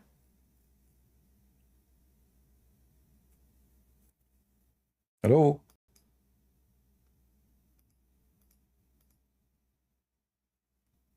You are in the stage. You want to talk? Okay, this guy maybe by mistake he is there. All right. So do you see how easy to dispose the garbage of Muhammad? Put it in the disposal machine and just fry it? How you are saying that there is a priest and Muhammad used to learn from him and he get his knowledge from him, and now you are saying that they never have any scriptures before. So what kind of priest this priest is? In Arabic doesn't say Christian. He is not a Christian. He is Nasara.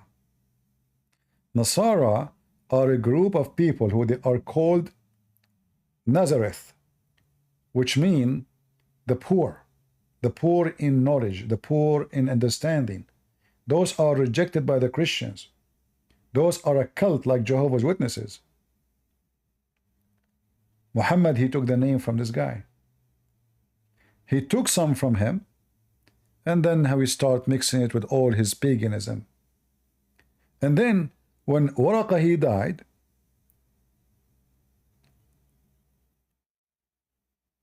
you will notice the Waraqah is the one who told him that you're a prophet. Now that's it. So when Waraqah he died, what Muhammad he did? It says here, when Waraqah he died, Muhammad he tried, the revelation of Allah stopped coming to Muhammad, which is very weird, which is confirming that the one who was making revelation to Muhammad, it was this evil man Waraqah. Muhammad becomes so sad, as we have heard that he intended several times to throw himself from the top of the high mountains. And every time he went up to the top of the mountains, in order to throw himself, Gabriel or Jibreel would appear to him and say, "Oh Muhammad, you are indeed Allah messenger, in truth." Whereupon his heart become quiet and he would calm down and return home. Which means Muhammad himself don't believe he's a prophet. Why Muhammad want to kill himself? The answer in front of you. He don't believe he is a prophet. The angel, he come to him and he said to him, "Oh Muhammad, come on, you are truly a prophet of Allah." Muhammad, he calmed down, he go, but second day he come again, he want to kill himself, which means Muhammad obviously suffering from mental illness. I mean, the angel just came to you yesterday, telling you that you are a prophet. Why you want to go second day in the morning trying to commit suicide again? And he keep doing this. It says he intended several times, not once, not twice. If this story is true, Muhammad is mentally ill. If the angel confirmed to you that you are a messenger, why you want to kill yourself? And isn't it killing yourself is against God?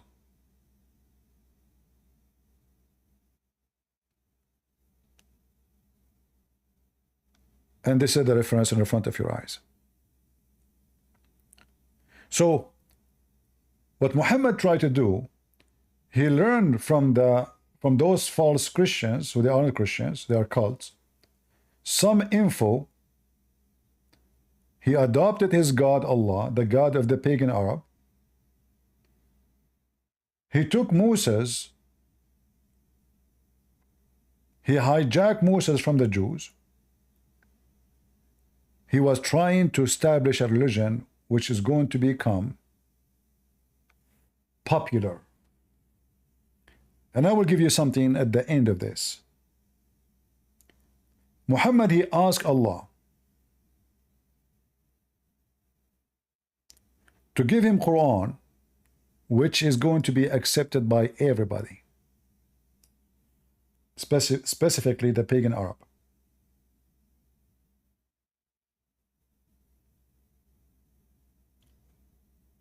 Specifically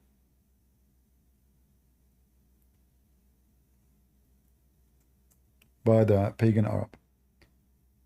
In the Quran, in chapter 22,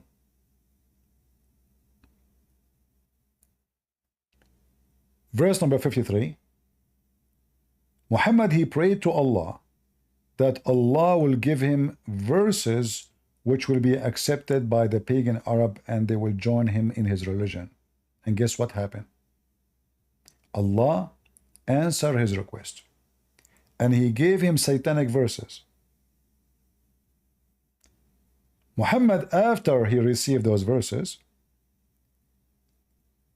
angel, according to the stories, came to him long after, said to him, "Muhammad, I did not give you those. Those are from Shaitan." No. It is from Shaitan, yes, but the story of the angel is fabricated. Muhammad, he wanted to have verses which is going to be accepted by the disbelievers. If we go to the interpretation, this is the chapter 22, verse number 53.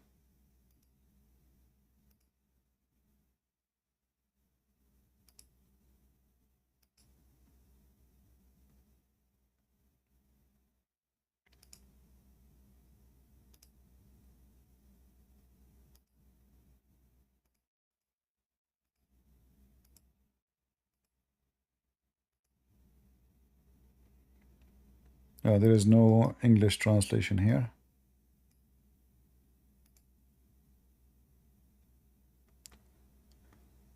Here it says that Shaitan, he throw verses in the mouth of Muhammad. And that again, by the way, is additional proof that Muhammad is really satanic. Because if Shaitan was able to control the tongues of Muhammad, well, how we know that all the Quran is not from Shaitan? How we know that this verse itself isn't from Shaitan? This verse, the same verse saying Allah will take what Shaitan he throw. How we know that this verse itself will not be repeated again and again? However, if we go to the chapter which is speaking about this story, when Muhammad was reciting the chapter of An-Najm,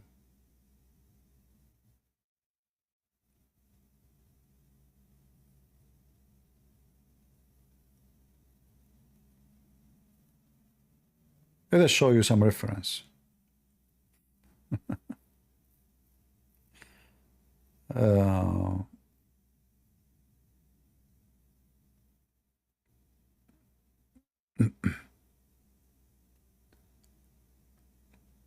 Just to show you how stupid this man is and how stupid to believe in such a man.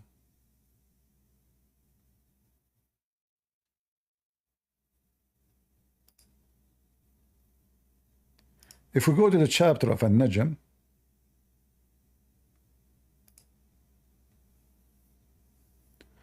where Muhammad he says, أَفَرَأَيْتُمُ اللَّاتَ وَالْعُزَّى. If you go here,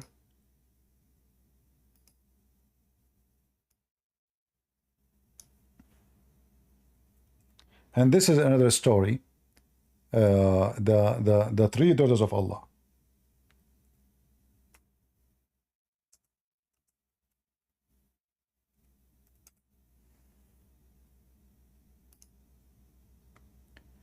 According to the story, when Muhammad was reciting, he said, Allah told him, have you thought upon Al-Lat and Al-Uzza and Manat the third? Those are the daughters of Allah.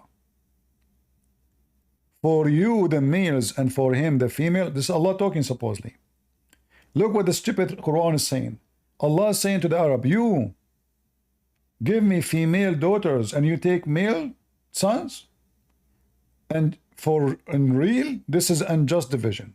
Look how stupid the logic is. However, this is not what we are going to talk about.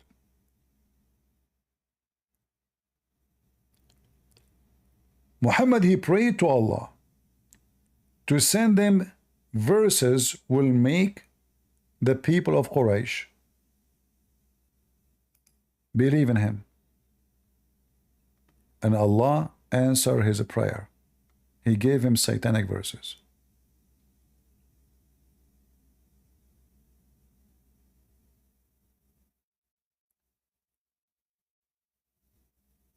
If you go to the chapter of An-Najm, let us see.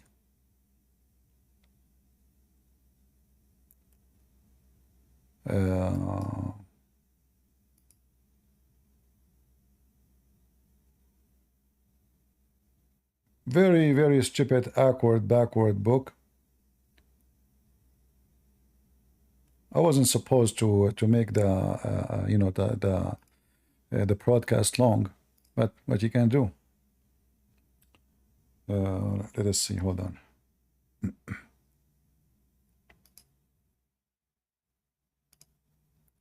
So if we go to chapter 53, you can open in your side, 53:19. You will find the following.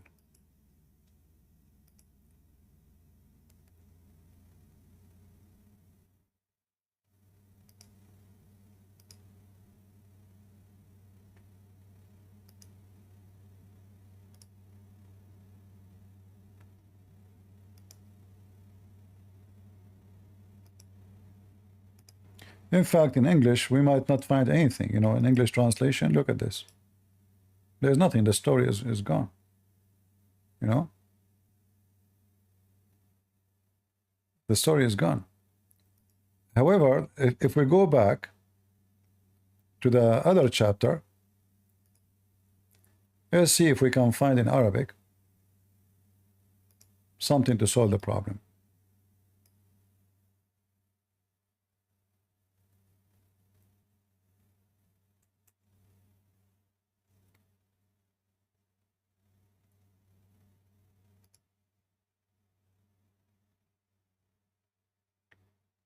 You will find here it says in verse number 52, إذا تمنى. إذا تمنى. What إذا تمنى mean in Arabic? تمنى in Arabic mean you wish for something. You wish for something. So what was the wish of Muhammad? What he was asking for?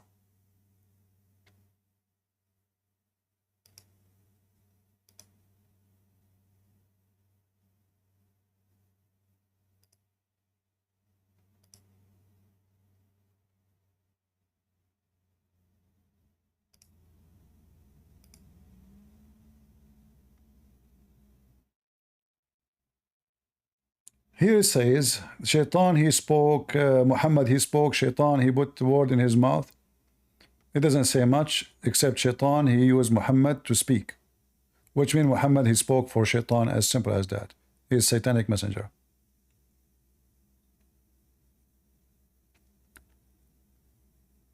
And then here you see, this is Tafsir al-Jalalain.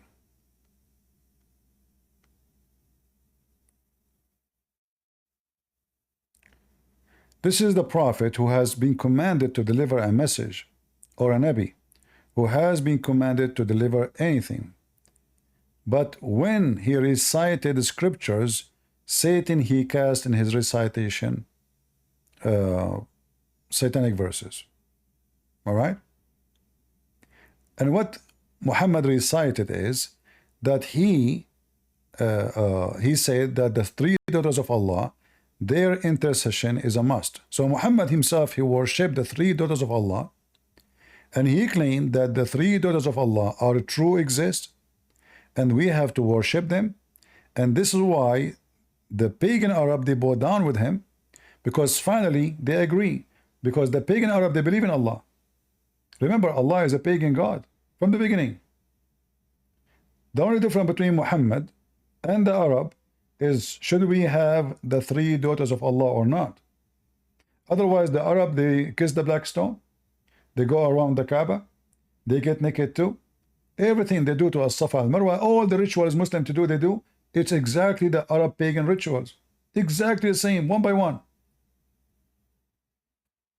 Even 90% of the command Muhammad he gave as Allah, it was from the Arab. As an example, cutting hands for the thief, cutting feet, this Arab command, this is pagan Arab.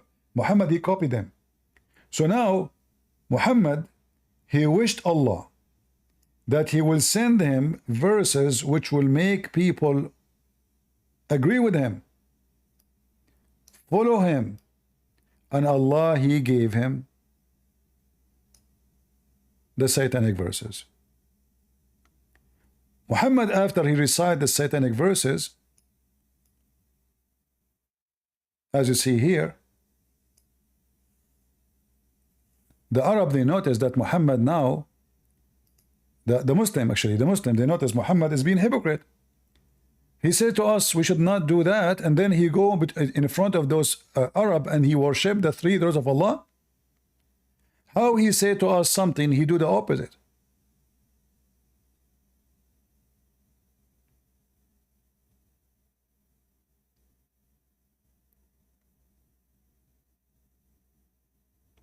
In fact, we have a Muslim in the chat, but I don't know why he don't want to come and join us.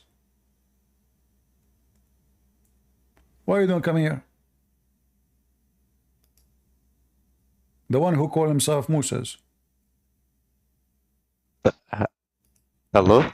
Yes, Bao. You are a Muslim? Yeah. All right. So what do you think? What Islam is about? You want to talk about this satanic verses, or you want to talk about Islam in general?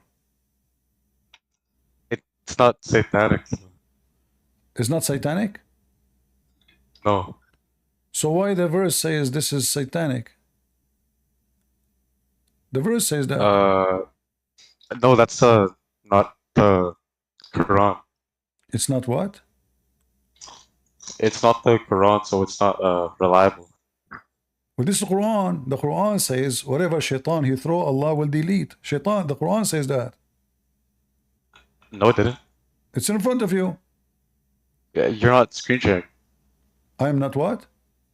I don't see your screen. Why you don't see? Okay, read chapter 22, verse number 52. Okay, let me Google that. All right. 22 what? 22:52.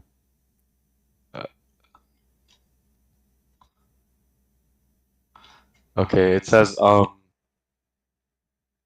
and we did not send before you any messenger or prophet except that when he spoke or recited, Are you Allah are you threw a it Muslim? into. Are you a Muslim for real? Eşim prens ya kafir. Are you a Allah, Muslim for real or you are a troll? sorry? Are you a Muslim for real? I am. Okay, what is the pillars of Islam? The what? The You pillars like, of the pillars of Islam. uh, See, yeah, those are garbage people, you know, trashy people. Anyway, we challenge any Muslim who knows his religion to join us. They don't know their religion. I never saw a Muslim he knew his religion. Islam is not even a religion. It's a joke.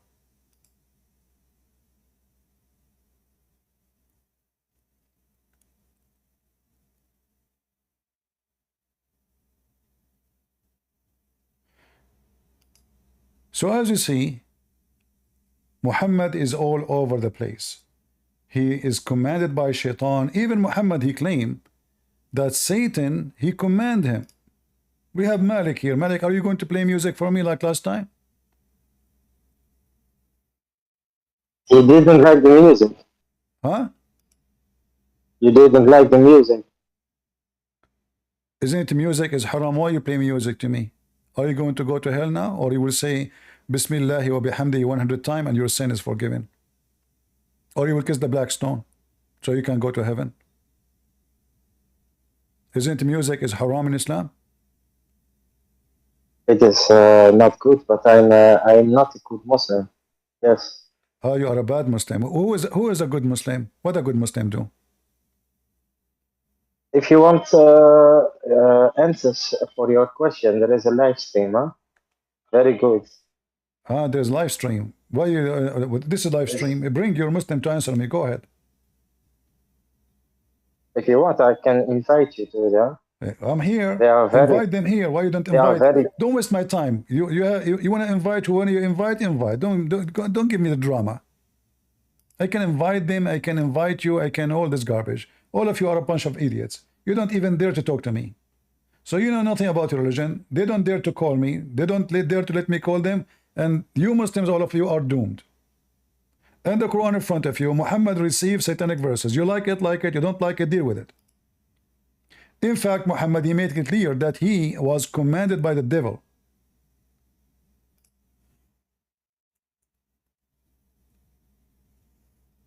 He was what? He was commanded by the devil. Can Muhammad make it more clear that he is satanic prophet and the one who command him is the devil? Commanded me to do good. Did Muhammad just say commanded me? So Muhammad received his command from who? From God or from the devil?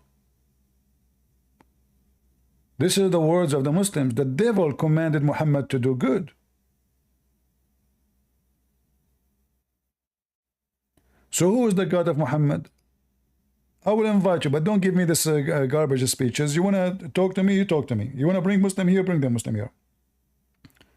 I don't want this drama. There's people, they are alive, and people, they are dead, and there's people, they can speak to you. Bring them to speak to me. So, Malik, Yes. Who is commanding your prophet, Allah or the devil? Can we read the verse together or not? What? Can we read the verse together? Read in front of you. You see the screen? And we did not send before you any messenger or prophet, except that when he spoke, You are reading from where? Satan. Read in Discord. Read in Discord. I don't see the screen on Discord. Okay, this is a link. Let me give it to you. Here we go. Who is commanding your prophet?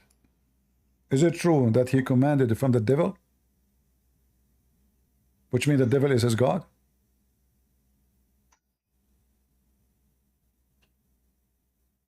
This is a hadith, or not? Yeah, this hadith, so? Let's read the Quran together first. Not? Answer, this is authentic hadith. This is Sahih Muslim. Why But Muhammad, first, why Muhammad receiving command from the devil?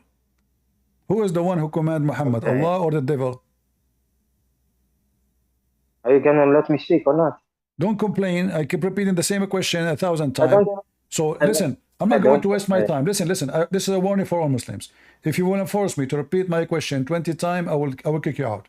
Be a man, be adult. So it's the last time. Why Muhammad is receiving command from the devil? The mic is yours. Because the devil wants to, how do you say that? Make the prophet let the prophet say bad things or the wrong things. And Allah subhanahu wa ta'ala, God, yes, He helps the prophet with not let the devil make him the wrong thing say. And that is also what in the Quran says. I read the Quran, and it says that when the devil wanted to fill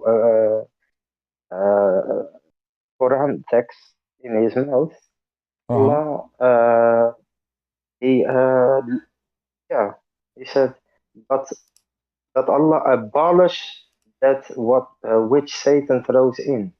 Then Allah makes precise his verses. Allah is knowing and wise. All right. So what is the problem with this verse? Listen to What is the problem with this listen to verse? what you just said. That's also the same like when Jesus is tempted by Satan for 40 days and 40 nights. Well, So what? Jesus. I can also Listen, use the listen. same argument. I can use, Hold yeah, on. but I can use the same. Yes. Hold on. Did Shaitan throw words Yes, in the I mouth know. of? Hold on. What? Did Shaitan throw words in the mouth of Jesus? Yes. In the mouth. No, he tended. He tended him on the mountain No, for he 40 days, offered him 40 things. nights. He offered him. Go He said, no. He he offered him couldn't go things. anywhere. Listen, Malik. Don't waste He my time. couldn't go. Don't be stupid. Did That is what the Shaitan, Bible says. Sorry, I'm not lying. did Shaitan throw words in the mouth of Jesus? Yes or no? No, but you cannot Then you compare two cannot compare different because people with Shaitan, he said to Jesus, two if you are the different son, situations. listen, Shaitan said to Jesus, if you are the son of God, jump. That's it. This is the attempt. Jesus did not Yes. do. Just And listen. So if what did God do? Shaitan, he speak, that does not mean that Jesus was tempted. This is the language saying that the temptation, that he offered things, but Jesus never failed, never been tempted, never did anything wrong. So you Muslims are a bunch of fools. You compare between two things, they are not connected. Here we have Muhammad receiving satanic verses. And look what you just said, that Allah will take what Shaitan he throw in the mouth of Muhammad. But that means Muhammad is a liar because he received satanic verses and Allah could not protect him. Same time, if you read the same chapter, verse number 53, hold on, verse number 53, hold on. Is the verse with Shaitan he throw, is it still in the Quran or not? No, of course not. So read then 53. How not? And the Quran says it clearly, it's still there. 53. Uh-huh.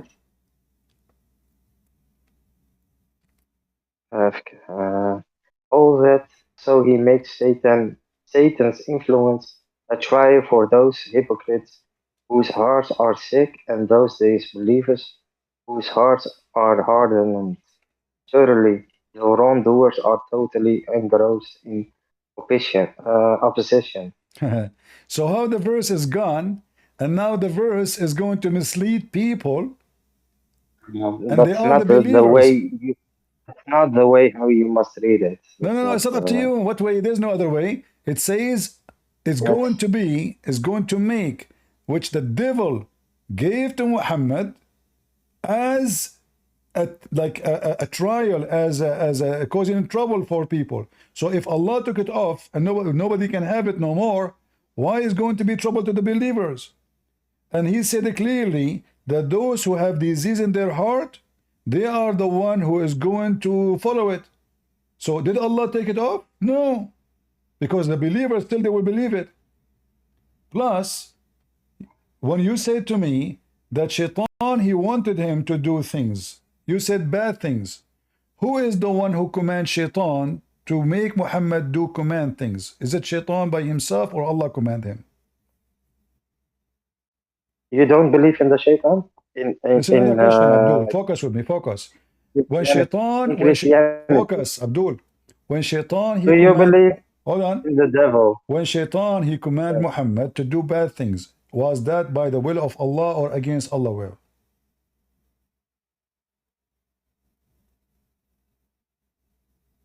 Hello? Hello? Yes, I didn't hear you.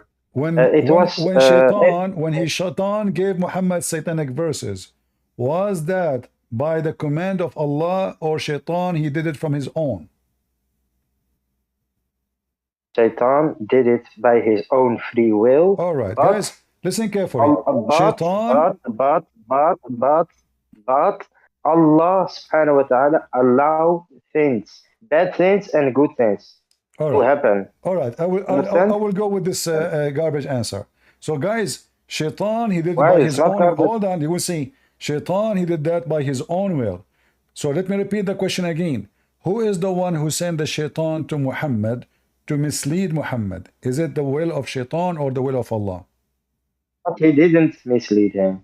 This is not a question. It, Who is the one who sent? Let us say he did not. Let us go with it. Shaitan, Yeah. he came to Muhammad. Who sent Shaitan to Muhammad to mislead Muhammad? That was the will of Shaitan, or it was Allah who sent Shaitan to It mislead is, Muhammad? it is the will of Shaitan, Right? yes, but Allah I'm not asking you if allow. Allah allow. This is not the question. This is not the question. Don't stop saying it to me. Allow. So now I'm asking you. Shaitan, he came to mislead.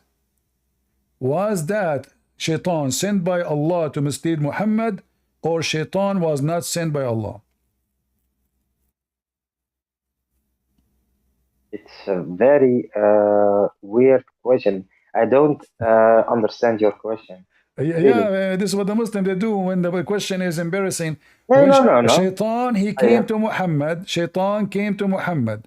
Did Allah say to him, hey Shaitan, I hire you to mislead Muhammad, or Shaitan decide voluntarily to come to Muhammad? listen, it is the same like if I decide I want an answer. Don't tell me the same like, oh, give me the you're answer. gonna get No, answer. listen. Don't interrupt. I'm losing Don't my patience interrupt. with you. I will throw you out. I want an answer. Speak like an adult. So So that Shaitan, he I came to am, Muhammad. I am, Did Allah send Shaitan to mislead Muhammad, or Shaitan, he was coming by his own order? Shaitan came, from my understanding, Shaitan came with his own free will, and Allah allow people and jinns to do exercise the free will. But Allah protect their prophets of his prophets if he wants. All right. So that's my Listen. Okay, understanding. That's listen. my I answer. will go with you. I will go with you. So now you say to me that Allah allow it to happen, correct? Yes, All right. But isn't it the Quran says that Allah is going to protect Muhammad from a human being and genie? yes. So, okay, so how he allow it to happen? He didn't allow it to happen. Well, You said to me he allow it a second ago. Yeah, but his plan of the devil didn't What came what came. no, it, guys, how many times he said to me the word allow it? It's more than 10 Allah times. allow the thing. Yes, but Allah allow. But listen, the devil had a plan to throw, yes, words of the devil in his mouth. Yes, he did that. But Allah did made that not happen in the Quran. So what's the You problem? said, everybody said, we were talking about the devil. You said Allah allow Yeah, it, Allah allow it, Allah allow it. But the Quran says that in Allah, chapter 5, Allah hold on, shut allow. up. Chapter 5, verse number 67 says that Allah is going to protect you from mankind and genie. But he Specifically, protected him. what to protect Yes. him? The guy already he receive, receive satanic verses. Already he receive satanic verses. Yes, All right. but not that we have satanic verses in the Quran. I don't believe that. Well, you have it. I just showed you the verse. No, no, no. Allah says in All the right, Quran all right. that So he now, abolished okay, the word devil from his mouth, all right. from the Quran. It's what I read, and that is very clear, the Quran. So I don't. Yes, Okay, okay. So listen. yes, So now, yes, Muhammad, he received satanic verses. Allah, he made a verse saying, Allah will take it. Right? yes. He abolished How we know? the verses. How we know that Allah is the one is talking, not shaitan? Because Allah would protect, it's also in the Quran, would protect the Quran. But Allah, he failed. How he protect? He protect before it happened, not Not after. true. Listen, if I say you will No, never have a not disease, true. if I say a bacteria cannot affect you, and then I come to you after you get infected, that's not a protection. No, that's, listen, Allah says in the Quran that He will protect the Quran till the end of days. Yes, till the end of days. We still have one Quran. Yes, if you go to China or to England or to where, All right. everyone has the Okay. same Quran. Everyone. Recite for me the chapter of a breastfeeding for adult. The one in China or the one in England, the one you called it. The breastfeeding of adults? Yeah. Which verse is that? This is the verse Which verse is that? the verse was eaten by the goat. Listen, and that is, listen, and that is the wonder of the Quran. We can throw all the Qurans in the sea. We A can burn second them. ago, you said to Listen, me, let me, a don't second ago, interrupt you me. said it's Don't interrupt. preserved. Wait. Listen, a second ago, you Yes, said it's don't, preserved. wait. And now you are telling me Yeah, it's the wonder of preserved the Quran that in the our verses are heart. gone? In our heart. Preserved in our, listen, we have, yes, an oral tradition. Like, listen, we have children, they know the whole Quran. In the whole world, we Very have more simple. than 11 Muslims. The We Muslims, have more than 11. the Muslims, they Women. add a musical statement to the Quran to make it easy to memorize. And your Quran, all of it is smaller than the index of my book. The index of the Bible Okay, is give way me, bigger than the Quran. okay, Just give the me, index alone. okay. Listen. I'm asking you to recite Yeah. for me. Bring me any Muslim can recite for me the chapter of a breastfeeding for adult. I love this chapter. It is not the words of the Quran, sorry. You said to me it's The only preserved. word of the Quran. You said to me Yeah, it's preserved. it is, it is, it Okay. is. Can you Yes. recite for me the chapter of a breastfeed for adult? That's not the Quran, I said. It's in the front of you. It says the verses, Aisha talking, the verse of stoning and breastfeeding adult 10 times was revealed. Where we can find those verses? I don't see it on the screen. Wait, Guys, do you see the send me the screen? link. I don't see it. People, do you see the screen? You see it, right? On Discord, I don't see it. Yeah, in Discord, you didn't see it? No, no. You didn't see it. Hello. I paused the reference for you. Read it. I paused the link. Can you hear me? I hear you. Go ahead. Are you a Muslim? Yeah. All Yes. right. Do you know the verses of breastfeeding for adult? No, I haven't heard of that. All right. What kind of God he command Muslims women to give their breast to adult strangers? I don't know, Christian princess. Are you sure you're not lying? You what? I'm not sure. Okay. I don't think if you're being truthful Yes, right now. there is a scholar on this hadith if you want. There's a scholar? Yes, on hadith. Guys, there's a scholar in the hadith. Who is he? Invite him. There is a scholar on hadith, a hadith scholar. Yes? Invite him. Yes, but he is on a live stream. I said to you, if you want, Yeah, just I'm give me gonna a ask break. him. All Why of not? you are a potato. What? I mean, this is the hadith. Even this one, the scholar, it says it's all correct. Hello? So it says in Habibi. front of you, Aisha. Who is the one saying Aisha? You're stupid Abdul in YouTube or Aisha? Aisha, she said, the verses of stoning and breastfeeding for adult 10 times was revealed. And the paper was with me under my pillow. When the messenger died, May I speak? May I speak? a sheep ate it. May I speak? Go ahead. Okay. Torah is corrupted, and Muhammad was unoriginal, and Abraham submitted to Allah. All right. The Torah is corrupted? And Muhammad was in the original, and Abraham submit to Allah. Wonderful, wonderful. So let me ask you then, do you have your Quran with you? Was the Torah corrupted before Muhammad or after Muhammad?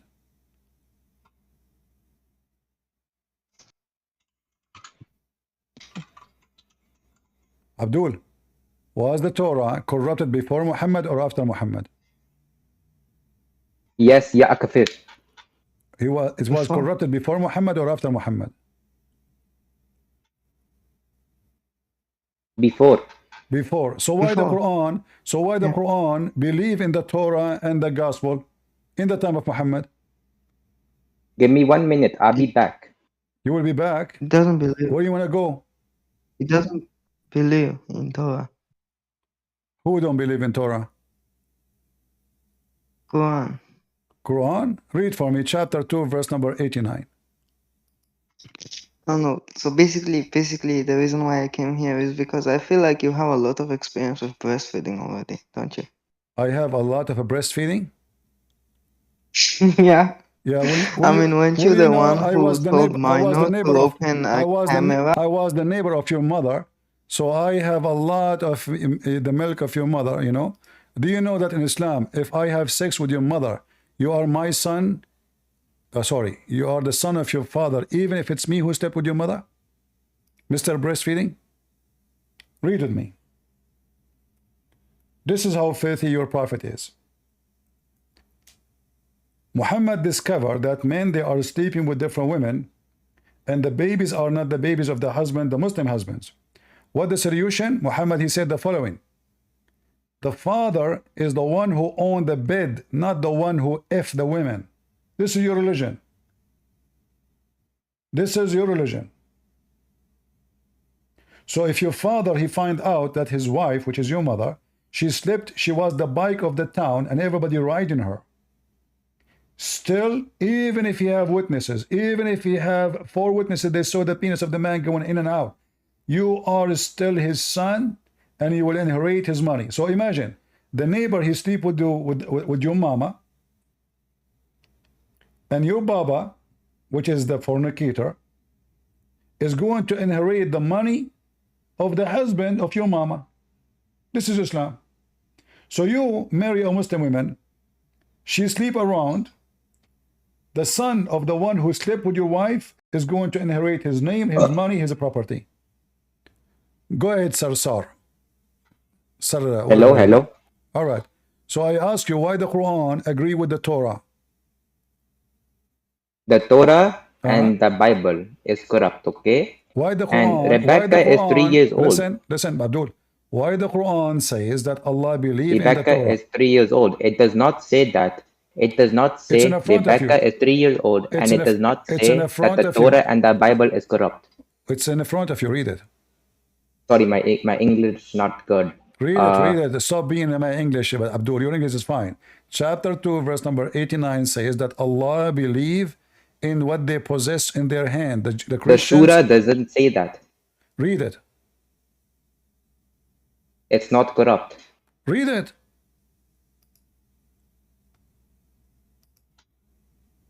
Potato, read it. Stop saying to me, doesn't say that. It says that in front of you. You're a liar.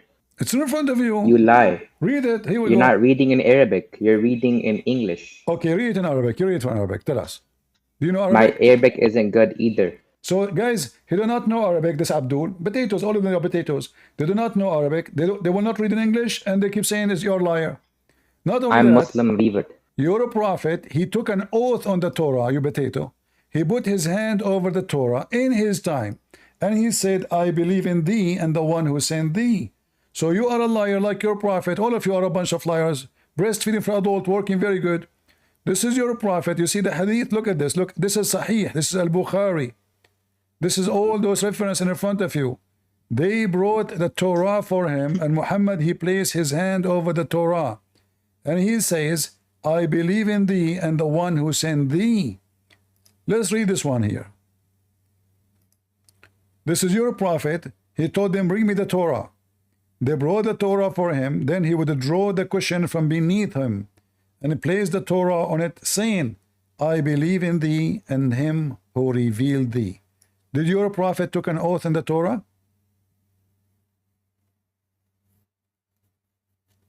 Here on, Abdul, here on. The Torah was corrupted after. You told Along me with the before, Bible. you told me before a second ago. A minute ago, I asked you, is the Torah corrupt before or after? You said before.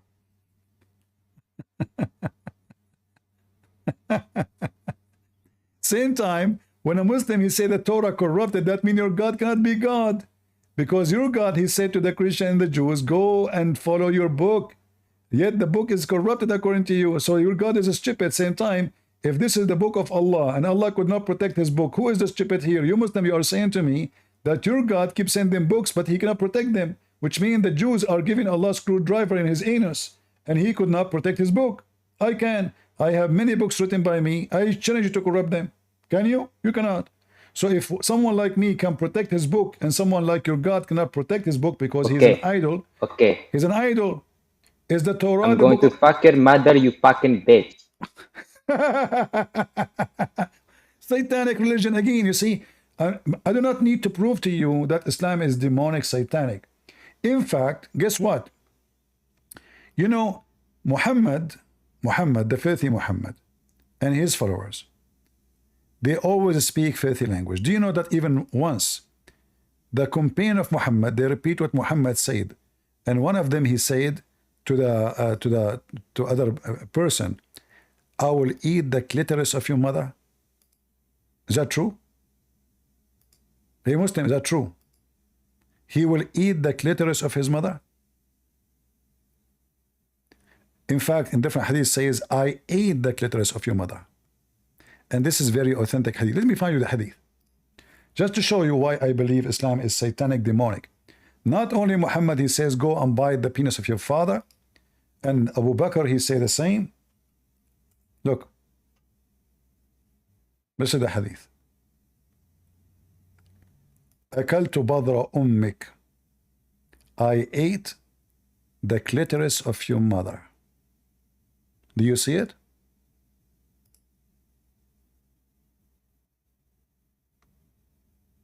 You ate your mother's clit. Do you see it? This is your religion. This is your religion. And this is, the hadith is trustworthy. The hadith is trustworthy. Summary of the hadith's ruling. His narrators are trustworthy. Do you see it? This is your religion. A bunch of low, trashy, classy people. Who want the reference? Anyone want the reference? Take it. He will eat the clitoris of your mother. That is Muhammad. And that is Islam. And that is Muslims. The second you step in their tail, the devil, he is in action. They cannot refute you, they cannot answer you, but they can insult.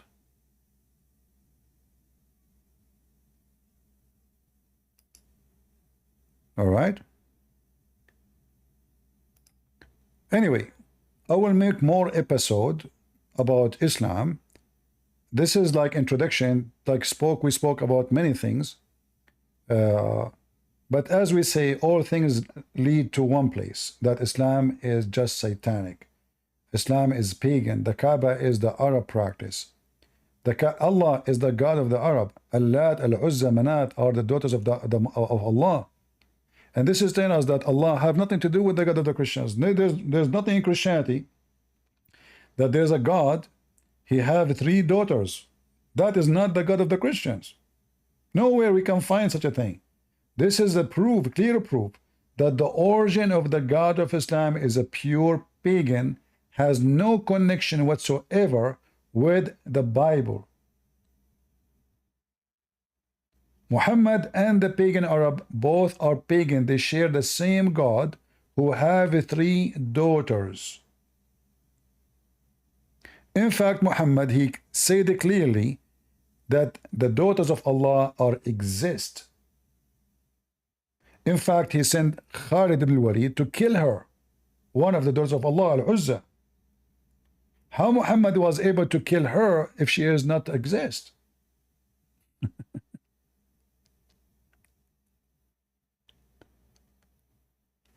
So always remember carefully, Islam is just a fraud, filthy, stupid cult.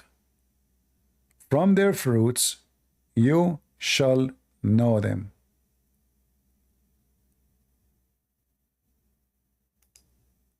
Imagine you find in your book somebody, like, one of the disciples of Jesus saying such a statement. I mean, what kind of a trashy cult this cult is? What we are talking about?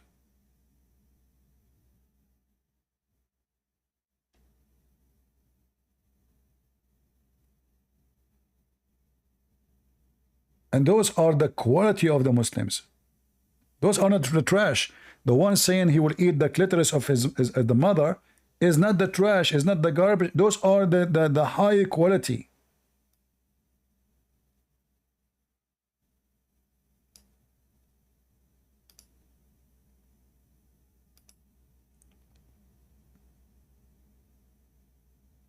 He said, I swore. He said, Marwan sent for Ali, and for Ali, and for you, and I have not found someone like you except like a mule, who is asked, who is his father? So you say, my mother is the Persian, and Al-Hussein said, you ate your mother's clitoris if you do not inform him about me. What I say to him? Say to him, with you, with your father, and with your people. The sign of what is between me and you is that you refrain from cursing the messenger of God. May God bless him and grant him peace. This is the Muslim conversation.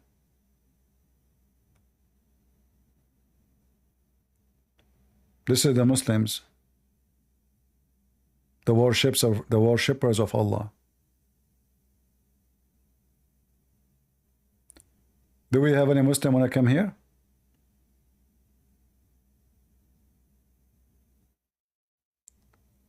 Invite you? Okay, I will invite you. Sure. Go ahead, Mr. Invite you. I don't hear you. Oh. What? Oh, can you hear me? I hear you. Go ahead. What do you want to say to us? Okay. I'll refute you. Okay, go ahead. Can you recite for me the chapter of breastfeeding for adult? Yeah. Where? Go ahead, recite. I'm listening. Go ahead. Actually, first go to Quran. Go to Quran. No, give me the I verse. want to show you something. Give me the verse first. I'll refute you. Give me the verse about breastfeeding for adults. Do you believe God, he gave Muhammad order to make your Muslim women give her breast? Yeah. Why he You're would do gay? why he would do that? You're gay? You're gay? Gay? Yeah, are you gay? Are you gay? You Muslims, all of you are gays. You want me to prove it to you? No, you're a gay. Okay, we have to prove it. Who is the one who kiss men down their belly? Christians or Muslims? Christians. What if I show you that this is what the Muslims do? In fact, this is what your prophet do. Wallah, we don't. Wallah. Wallah? Okay, here we go. This is your okay, this is your book. Here we go. It says that your prophet, he was exchanging some kind of sexual touches with a man, and the man, he kissed him down his belly, and he said, "Oh, prophet of Allah, this is what I want." And even your prophet, he took off his shirt so the man, he can embrace him. Read it. Oh, Peter and Paul kissed, bro. You So, gay. so why your prophet, why your Quran says that Paul was a messenger of Allah and Peter? That's fake. You are fake too. All of you are a bunch of fake. Your prophet is fake. Your mother is fake. I think your mother is a man. The real woman is your father. Prove it. If you go check right now, we will find that Muslims in the Middle East, they establish like an institution to defend men from women violence. In Muslim countries, Muslim women beat men. If you don't believe me, go search in Google. They have those institutes all over in Egypt, in Morocco, in Tunisia. Muslim men are the Muslim women is the same as like the black widow spider. She have sex with the male and she kill him after. Those are not men. You see them, you know, they have beard. They are just potatoes. Go and see what women do to them. Anyway, we will finish today with this, and I will continue. I will make series about what Islam about. I gave too many information at the same time this time. Next time we will make it more into details. Bao, you want to say something to me about your religion? Yeah, you said Surah 547 proves, or I guess proves the reliability of the Bible. But this is my response. Hold on. We must. Hold on. Chapter what? 5? 547. Okay. Can you read it for us? Okay, sure. Let me pull it up right now. All right. Remember, it's you who chose this verse, right? So. Yeah, but you are running away. Okay. Right. So let the people of the Injil judge by what Allah has revealed in it, and those who do not judge by what Allah has revealed are truly the rebellious. Go ahead. Yeah. So my response to this, because you're saying it like proves it. So my response is this. Wait, let me just pull up the.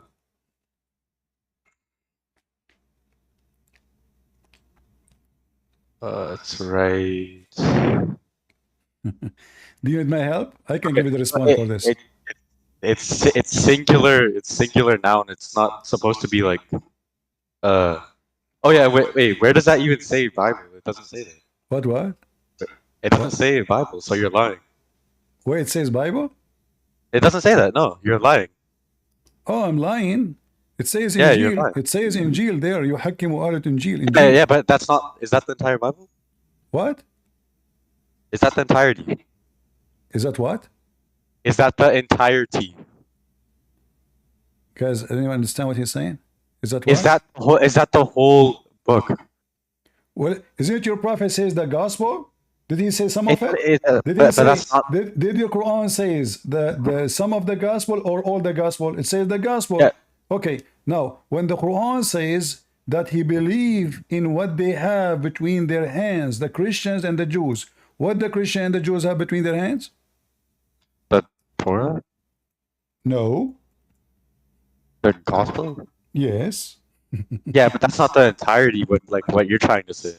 Okay, hold on. As long you are the one who say this is not the whole gospel, do you have a proof that this is not the whole gospel?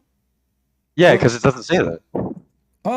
Okay, show me where it says, as long you don't accept anything unless it says that, then show me where it says not the whole gospel. Where do you get the word whole? No, it just says it's a singular noun. It's not Read, for no. See, you're a liar. Liar. Listen. It's Listen. All of it's the, not okay, for. hold on. Okay. So if you believe in something to say exactly the word, here we go. As an example, chapter 3, verse 50, it says, وَمُصَدِّقًا لِمَا بَيْنَ يَدَيَّ مِنَ التَّوْرَاتِ, believing in what between my hand of the Torah. The Torah. If we continue, here it says, chapter 4, verse number 47, it says, O people of the book, believe in what is sent to you of what is with you. What is with you? What you possess, whatever it is, whatever you possess, believe in it. You see it? Yeah, but those were about the originals. We don't have the original. Okay, no problem. So guys, he is saying Muslim don't have the original. Are you saying to me that, are you saying we don't have are you saying Muhammad, he did destroy the original because at that time they have it? Are you saying Muhammad, he destroyed it? I'm saying we don't have the original. No, it says what you possess. At the time of Muhammad, they possess the original. Are you saying to me Muhammad did not possess the original? Where does it say original? It just says they had it in their hands. It says believe in whatever you have. So it's not original and they believe in it? Well, we don't have the original Bible. Are you saying to me the Quran saying I believe in what with you, but this is not original? No, that was talking about the originals in past tense. No, what you possess now. Yeah, that was just past What past tense? No, you possess now. Now you possess now. But we have to read everything in its context. Read it in context. Go ahead. Read in context. Go ahead. Okay. When one sees the clear evidence that Islam teaches the text of the Christian and Jewish scriptures of today is corrupt, he or she then nowhere in the whole Quran says the Christian books is corrupted. You Muslims, because this will be a contradiction. The verses in the Quran, hold on. The verse in the Quran says, يُحَرِّفُونَ الْكَلُمْ عَنْ مَوَاضِعِهِ. If you read the interpretation, you will see that a Jewish guy, he put his finger over the Torah. He did not change the book. He put his finger. That's it. And this is your book saying that. In the top of that. Listen. It's talking. Listen. Do you agree with this verse? Chapter 4, verse number 46. And chapter 5, verse number 13. That those who change the location of the words from their location. Chapter 5, verse 41. All those verses. Do you agree with it? The one who changed the location of the words from their location. I do, but those are talking about the originals. We don't have the originals. Okay, I will go with you guys. He's saying we don't have original. But look what you just did. You agreed that the one who changed the words from their location is doing corruption. But isn't it you Muslims? You changed the whole Quran locations. As an example, hold on. As an example, what is the first chapter Muhammad you receive? What's it called again? Sorry, I'm not good at Arabic. It's the. What is the first chapter Muhammad received? Is it true that this is the chapter number 96? Why does that matter though? Huh? Why does it matter? You agree with me a second ago that the one who changed the location of the words of Allah is doing corruption. I never said the Quran was changed. No, you said it's recorded. You said yes, they changed the one. Yes, I agree. They changed the one who changed. So now, are you agreeing that you Muslim you changed the words of Allah location? No, I was talking about the Bible. Okay. But now that's mean you admitted that you Muslim you changed the words of Allah location, right? No. It was willed for it to be changed. Well, show me the verses is saying Allah, he decided to change it. Why Allah, he found himself mistaken? This was the decision of Uthman. not the decision of Allah. No, we like everybody. Hold up, man, don't bite me. Listen, you said, and the verse and the Quran are clear, saying, those who change the location of the words from their location, they are doing corruption. Displace the words from their location. You Muslims, you displace the whole Quran from its location. It's upside down. So the Quran is saying that the one who corrupt the book of Allah is the Muslims, because it's you. It's you who change the location of words from their place. If Allah gave it to you, if Allah gave you chapter 96 as number 1, who are you to change the location? He gave it to you number 1. It's when it's talking about the Bible, right? The next verse, it suggests like only some verse? part. Okay, hold on. Listen, guys, anyone understand what this guy is saying? What next verse? Listen, Allah, He gave Muhammad the first chapter, this chapter. You're literally cutting me off. I'm not cutting you off. I don't want to waste time. I want an answer. Allah gave you 96 as number 1. Who is the one who make it number 96? Which means at the end of the Quran. Give me his name. Allah make it this way. Give me the verse. Why? This isn't even on topic. No, you said to me you don't accept anything unless it stays there. So show me where Allah said He changed the verses. Go ahead. 548. The 548 says that? Yeah, the one very next that you're cherry picking. Okay, read for me 548. Okay, wait. All right, I'll agree. I'll read it so we can laugh. Read it. Wait, okay, wait. Read it so we can laugh. No, because look, even if this is all true, this just shows. No, the verse you gave me, it says, "Believe in what is between his hands." Look. You made even it worse now. You made it worse. You are a liar, like your prophet. It says in the verse, "Believe in what they have between his hands." That means your prophet, he have between his hand the gospel. Okay, I'll agree with you, but let's say, well, Muhammad is in Isaiah 42, so that's. Don't change topic. So now you agree with me that you Muslims corrupted the Quran, correct? No, we didn't. You just said I agree with you. No, I was talking about the Testament, like whatever it's called, the Old Testament. So now, who is the one who allow you to change the word location? If the Quran is saying the one who changed the words from their location is doing corruption, who is the Muslims who changed the location of the verses of the Quran? They didn't change it. Well, I asked you which one Muhammad received. You said to me this one. This is the last. This is now at the end of the Quran. Bro, this doesn't even matter because Muhammad's in Isaiah 42 prophesied. So okay, hold on. I prophesy about Muhammad, yeah?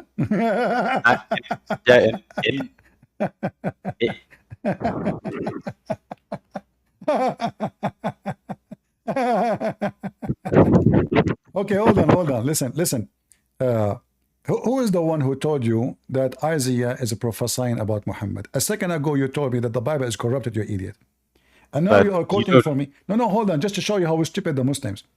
How a second ago you said to me the Bible is corrupted, and now you are quoting for me from the Bible, saying this is a prophecy about Muhammad. So are you saying are you saying this is a corrupted prophecy about Muhammad?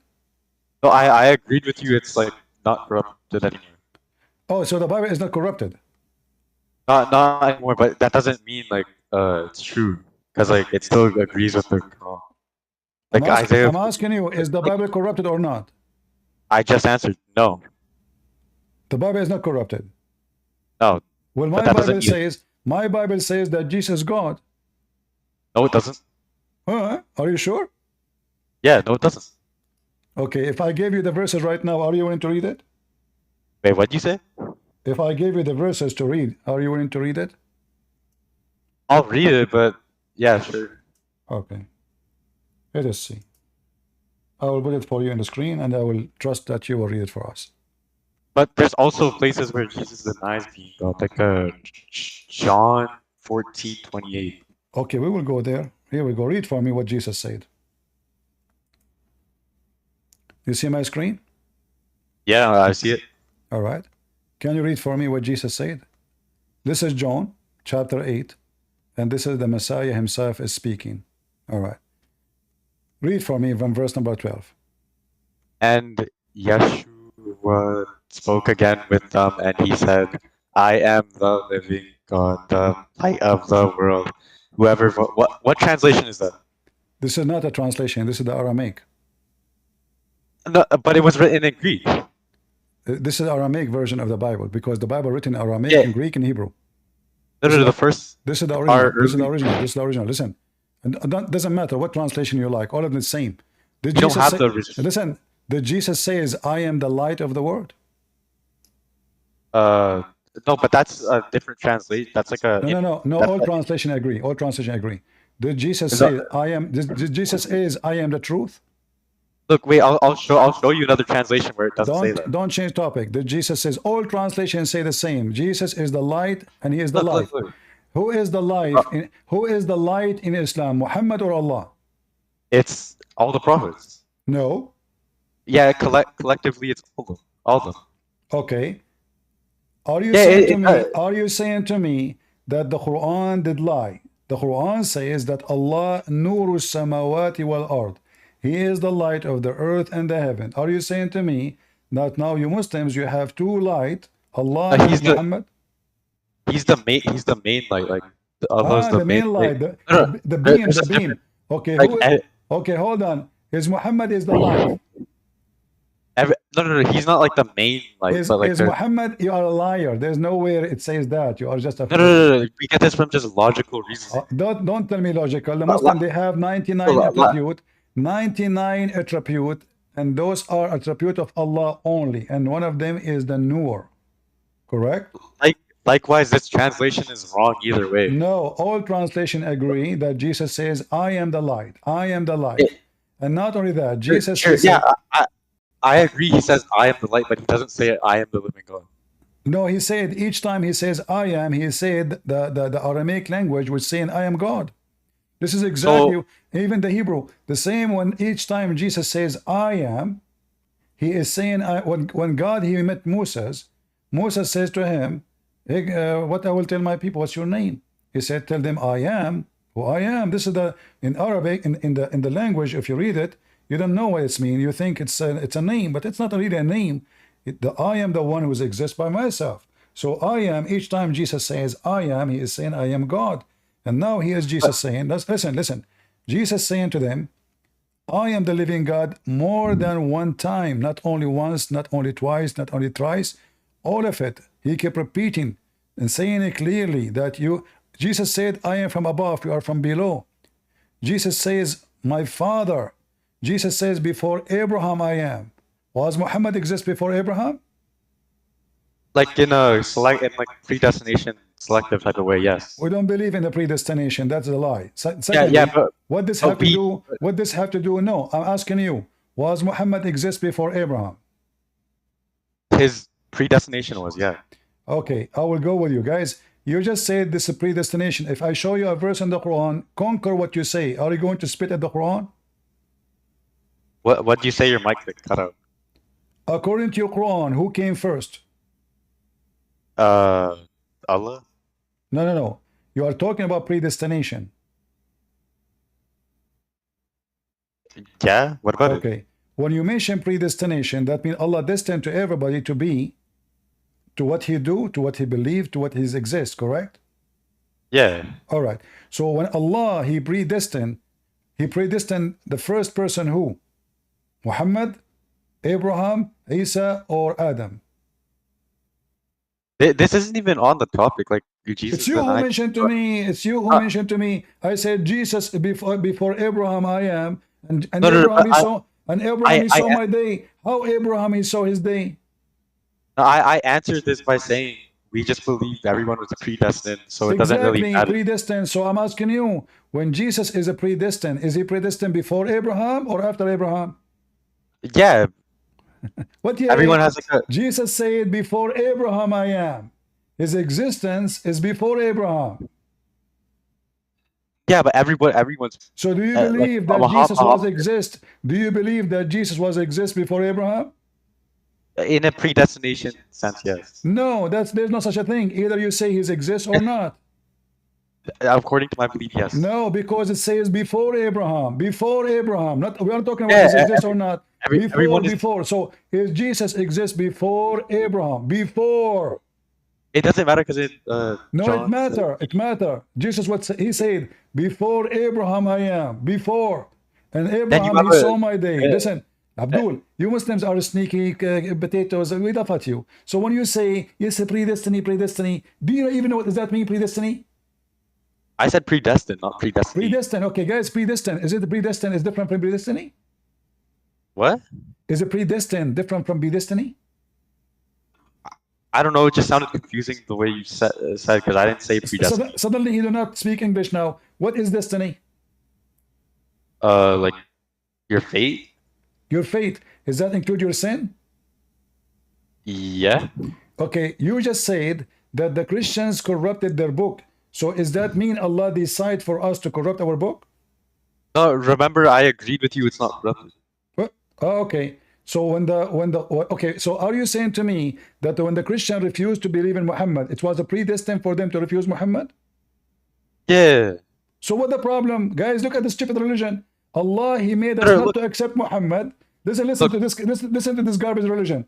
Allah, He wanted us not to believe in Muhammad, and He will punish us for not believing in Muhammad. But He is the one who made us not to believe. Listen, this doesn't get rid of the point that in John 17. Don't. You know, we are talking about predestined. You open the topic. So now, why Allah made us not to believe in Muhammad? What the point? Because everyone's predestined. So what the point of heaven then? If everybody predestined, why there is some people will go to hell if everybody predestined?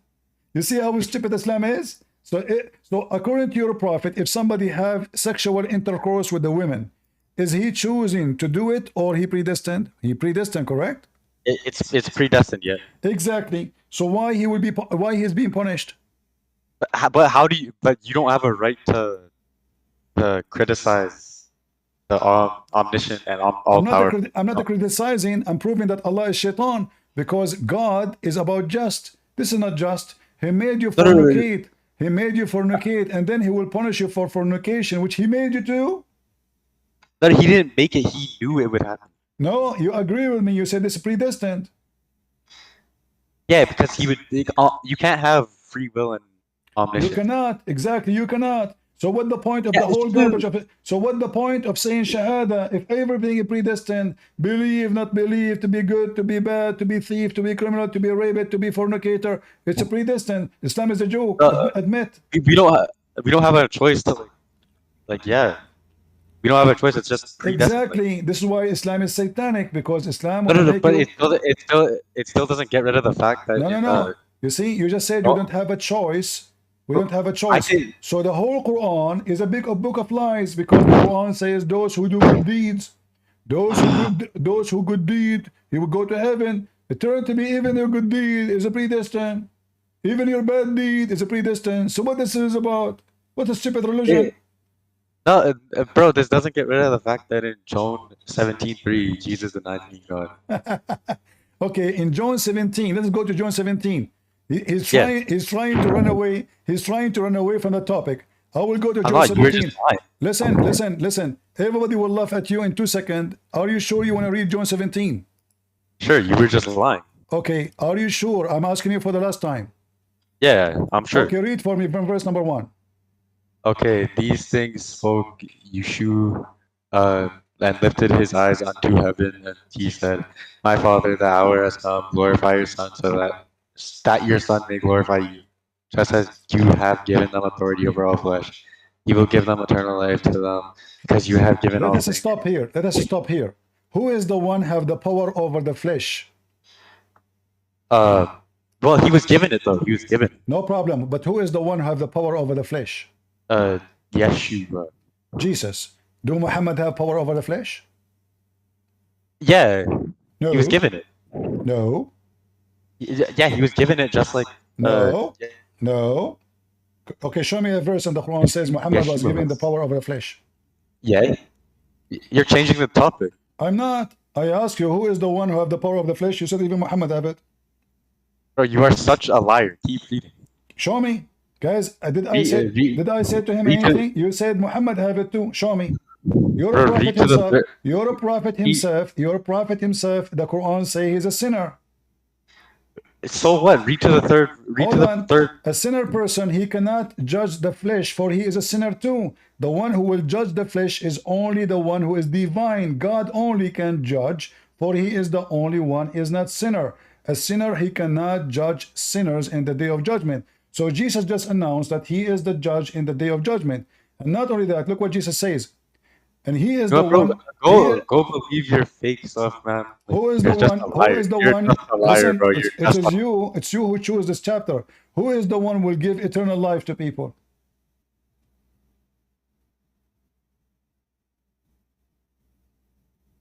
He left. He ran. See the cowards? They say to you, John 17, says Jesus, he said he is not God. In John 17, Jesus, he just said he is the one have the power over the flesh. The judge in the day of judgment is only Jesus. No angels, nobody. Only Jesus. And who is the one who will give eternal life? Which means the one who will send people to hell or to heaven? Jesus. And they say to us, Jesus never said he's God. And he is the one who chose this chapter. And Jesus, he make it clear that Father, glorify your Son. Why God will glorify anybody? People glorify God. Oh, because this is the Son. So your Son may glorify you. So who is Jesus then? Imagine I am just the janitor in the White House. And then I say to the president, hey, glorify me. Everybody in the White House, even though we cannot compare between such a corrupt rat house, have Biden in it, and the example of Jesus. So when we speak about God glorifying, God the Father glorifying who? Jesus. Why? Why he will glorify? Because he's the Son. God will not glorify me. For what? For my sin? Why God will glorify me? For what exactly? And then Jesus confirmed that the authority given to me, the Muslim, they say to you, well, he received the authority from his Father. He is the Son. The Son, the crown prince, he have the authority of the king. Why he have it? Because he is the crown prince. And this is in our not heavenly kingdom. This is in the earth. How about in heaven? The Messiah is the Son. And because he is the Son, he have all those authority. Not because he is just a guide somewhere. And then the Messiah, who is the authority, says that they shall know you. How they knew the Father? They knew him by knowing the Son. So the Bible says that the Son, the Messiah, is the visible image of the invisible God. So the whole world will know the Father by knowing the Son, by acknowledging the Son. By acknowledging the Son, you acknowledge the Father. By acknowledging the Son and the Father and the Holy Spirit, you are in heaven. And then, but these things are eternal life. They shall know you, for you alone the God of truth. The Muslim, they say, did Jesus just say he is alone the God of, but they cut the verse, read carefully. And Yeshua, the Messiah who you sent, I have glorified you. I am only, there's only truth. You, the Father, and I am the Son. That is Jesus' statement. They quote the first verse, the first part of the verse, and they delete the second part. And not only that, look what Jesus says. I accomplished the work you have given me to do. Now glorify me. My Father, in union with yourself, in a glory, in that glory I had in union with you before the universe was. Do you see what Jesus said?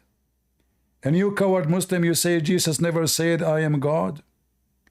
And you Abdul, you run away. You asked me to read this chapter. I told you, are you sure?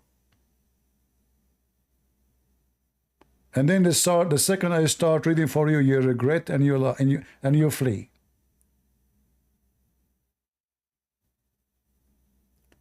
Guys, did Jesus just announce that he is in union with the Father before everything exists? Did Jesus say it? What you see in the screen, or Christian Prince making things up?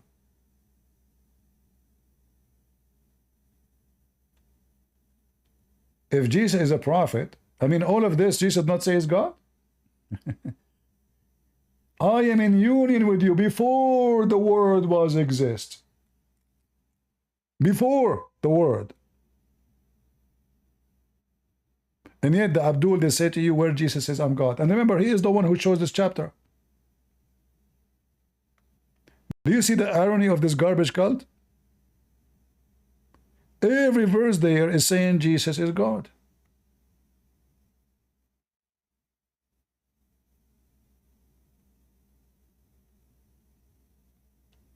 You Muslims are a bunch of potatoes, and we laugh at you. But anyway, you are the useful idiot who exposed Islam. It is you who said and admit that in Islam everything is a predestined. Which means shaitan predestined to be shaitan.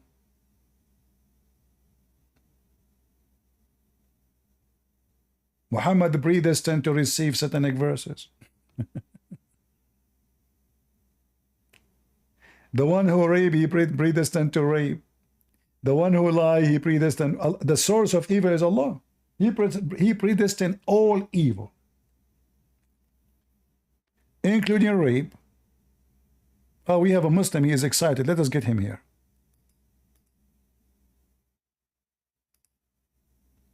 Let us see this Abdul. Go ahead. Go ahead. Hello?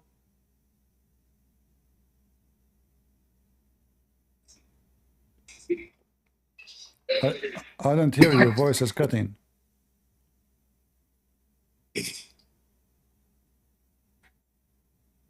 Okay, well, I think you are a predestined. I think you are a predestined to be an idiot.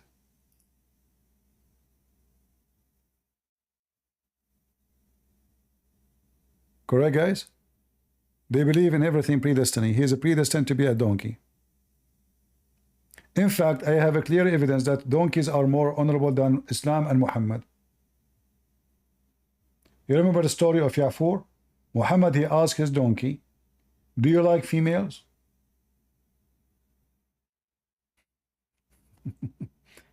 A prophet of God, first time speaking to an animal, he's asking him about his penis. Did he like to do boom boom? This is what this is the question. This is the first interview of Muhammad with animals.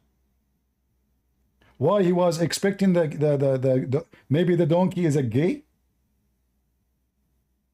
What kind of question this question is? Do you like females? And look what the donkey he says. Oh, no, I don't like females. Who? This donkey is weird. He don't like females. He like males. Right? They don't like females. All right, all right. We will take one name more and see. Go ahead, Abdul Bakr.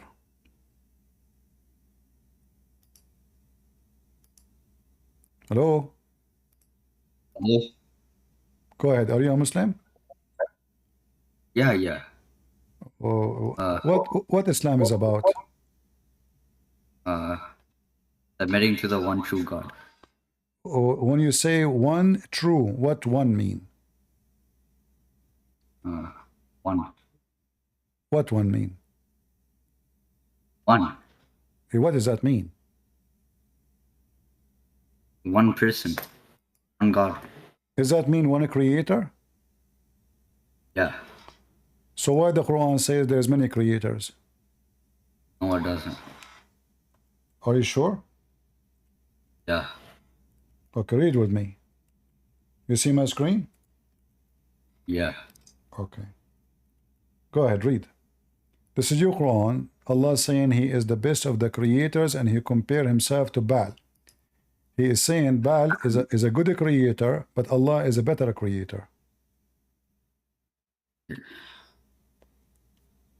Wait. Want me to read it? Go ahead. Okay, okay.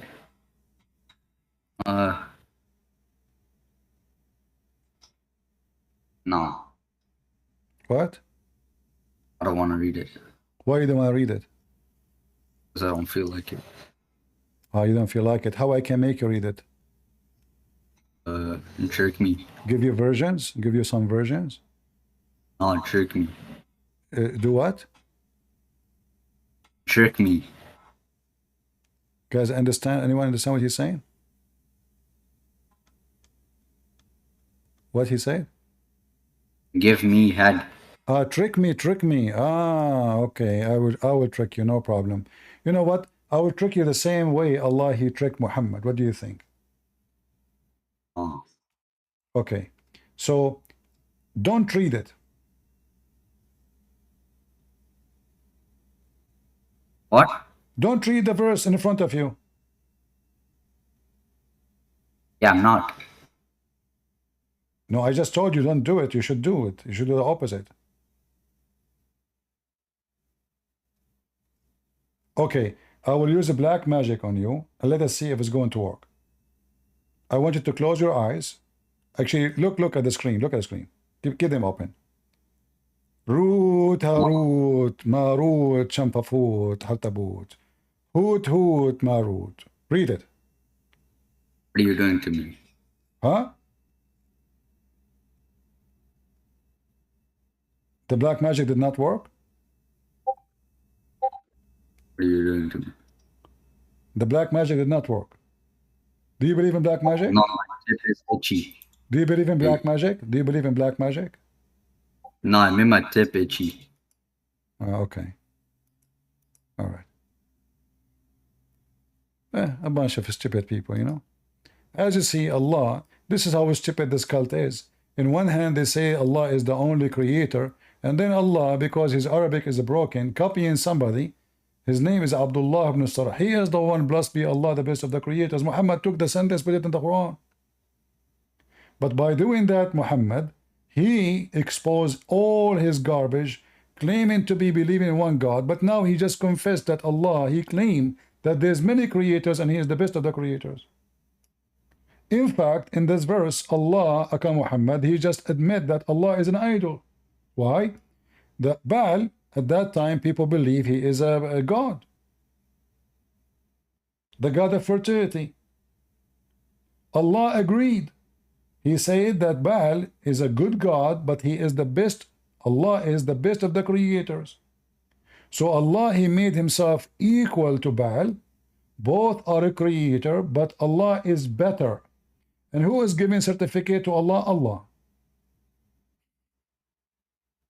Imagine you say, I am the best of the creators.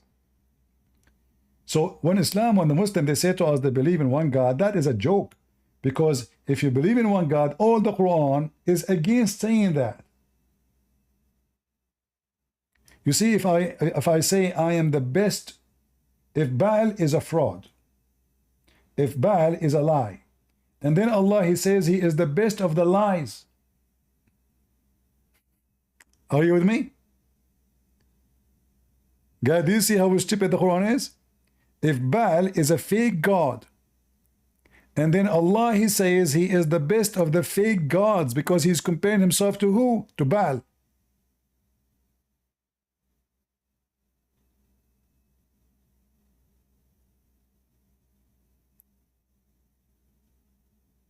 The God of Islam saying he is the best between the fake idols. That means an idol.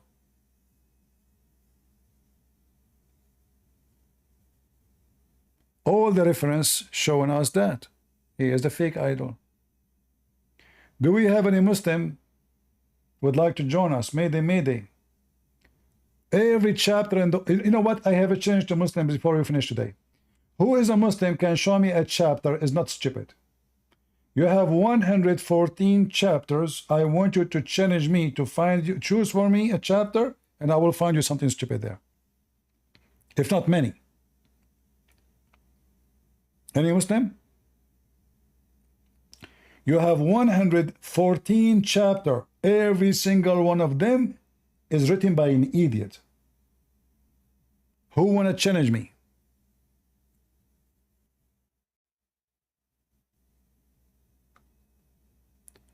Invite me? Okay, I will invite you. Here we go.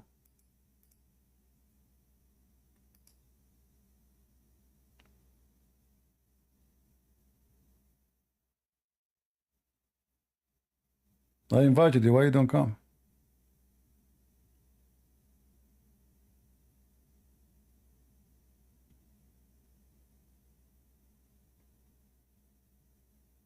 I did not invite. Let me do it again. Here we go. No, I did. Okay, go ahead. Suck my dick, low-key. What? You see, we don't have even men. They are just a bunch of kids. Hello?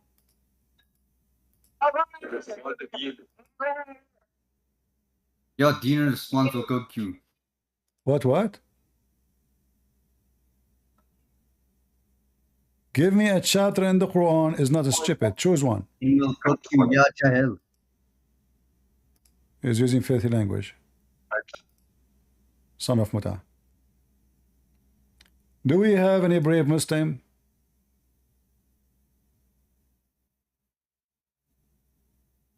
Any brave Muslim? All of you like Muhammad, you stay home when the army go to war? You stay between the legs of Aisha? Somebody, his name is Love Bananas. He said he will cook me. Okay. I mean, this guy, his name is Love Banana, so he eat banana every day. Let us invite him.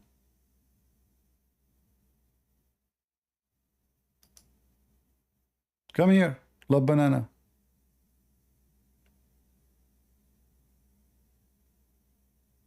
Go ahead. Okay, Love Banana obviously is a kid. Go ahead, Love Banana.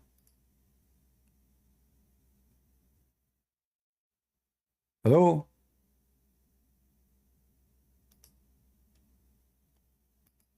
Are you going to talk? Well, Love Banana is busy eating banana. No, he is not muted. He is muting himself.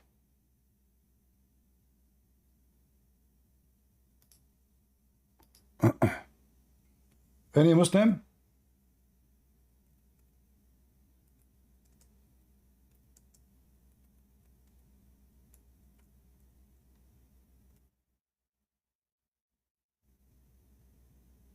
You know, in fact, the Quran mentioned the banana, in case you do not know.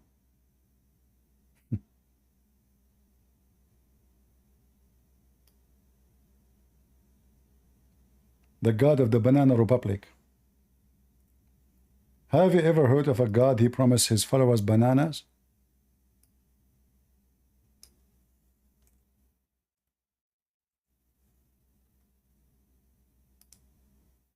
Hey, Banana, are you there?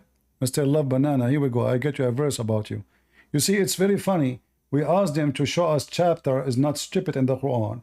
The guy is named Love Banana. Look what the Quran is saying.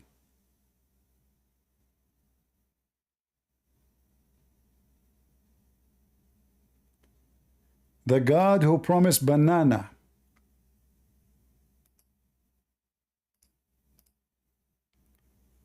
There's a Muslim woman. She heard that in the heaven, Allah will provide her a lot of men for boom boom. So she said to herself, why I want to wait? I cannot wait to go and do boom boom. So she decided to commit suicide. She went to the high building. She jumped from the 14th floor. But it was her lucky day. She fell in the top. Her eyes are closed. She didn't want to see what will happen to her when she fell down. She put she tied something around her eyes. So now she is in the truck of the banana, and her hands is holding banana. She thought this is men private part. She said, oh, hold on, men. We will do boom boom to each one of you. I'm just trying to be polite, not to say the Arabic word. So the Banana Republic, all your religion is about banana. What kind of God he promised people banana? What about coconut? Huh?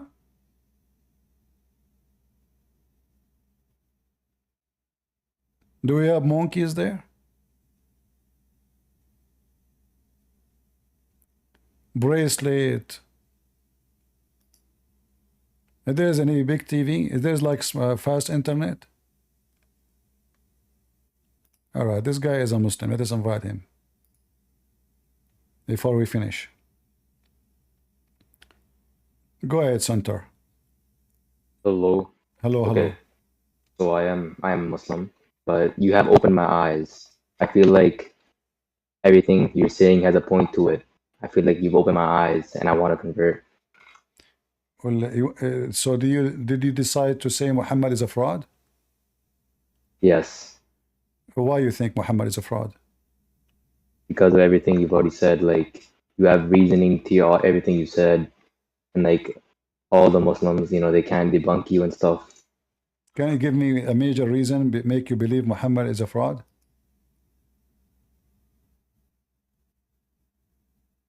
Like I feel like everything you've said so far, like no one, like they can't how do I explain this? Like they can't tell you like wrong. Like they can't like debunk you. They can't argue with you because you're right.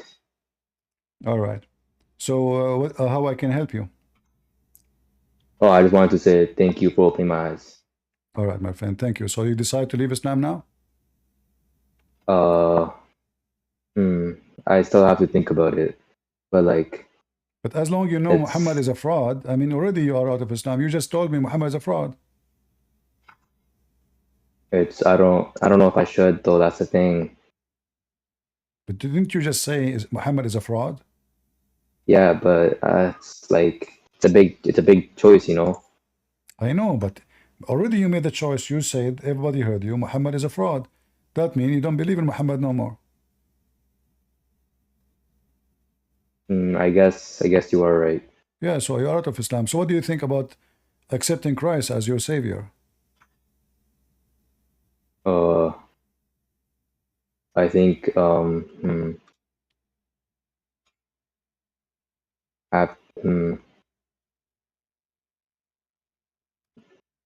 I don't know. Like it's very big. It's a very big choice, Yeah, everything in life is about choices, right? Otherwise we will be doomed. We have to make a choice even when we cross the street. If you cross the street in the wrong timing, you might have an accident and you get killed, right? So all life is about making choices. You have to make a choice in everything. I'm sorry, I'm tearing up right now.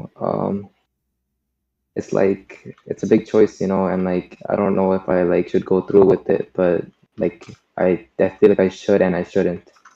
All right. Well, I will let you now, as long you are, you are not ready to say. It's up to you. But I'm glad that you decide to leave Islam and Muhammad is a fraud for you. All right? Take care. Do we have any other Muslim want to leave Islam?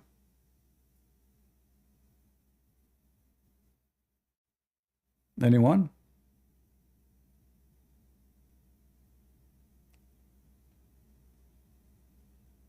Any Muhammadan?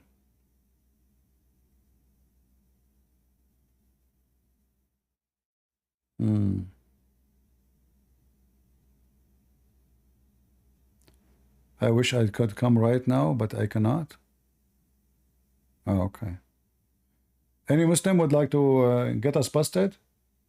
So as you see, the Bible says Jesus is God. However, if Jesus says he's God, that doesn't make him God unless he do what God do. So the question and the challenge I will leave with all of you, specifically Muslims. Can Allah do anything Jesus did? If you say yes, prove it. Muhammad, he died. Allah could not resurrect Muhammad. Muhammad was sick. Allah could not heal Muhammad. Muhammad had diarrhea. He shit 24 hours a day. Allah could not help him. Muhammad, he faint non-stop to the point I call him the fainty Abdul. Allah could not heal him. So when the Muslim they say Allah is Almighty, well, the Almighty could not even help Muhammad in simple thing in his life. Your prophet is the fainty prophet. He faint non-stop. Where was Allah? Your prophet was full of lies. Your God could not even stop the lies from coming to his panties.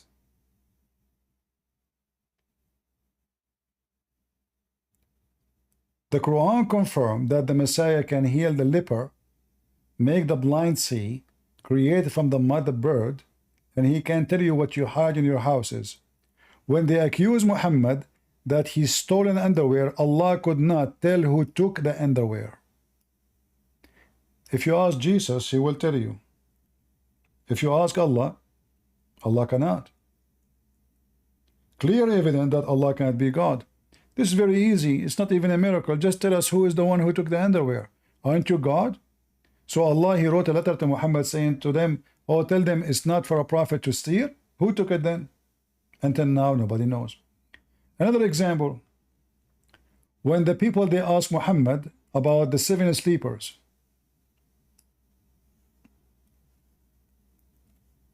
Was Muhammad able to answer? Very simple question. How many are they, the 7 sleepers? Even the question have the answer.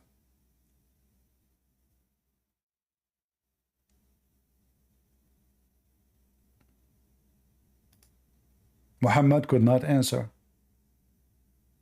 Until now, the answer is not answered.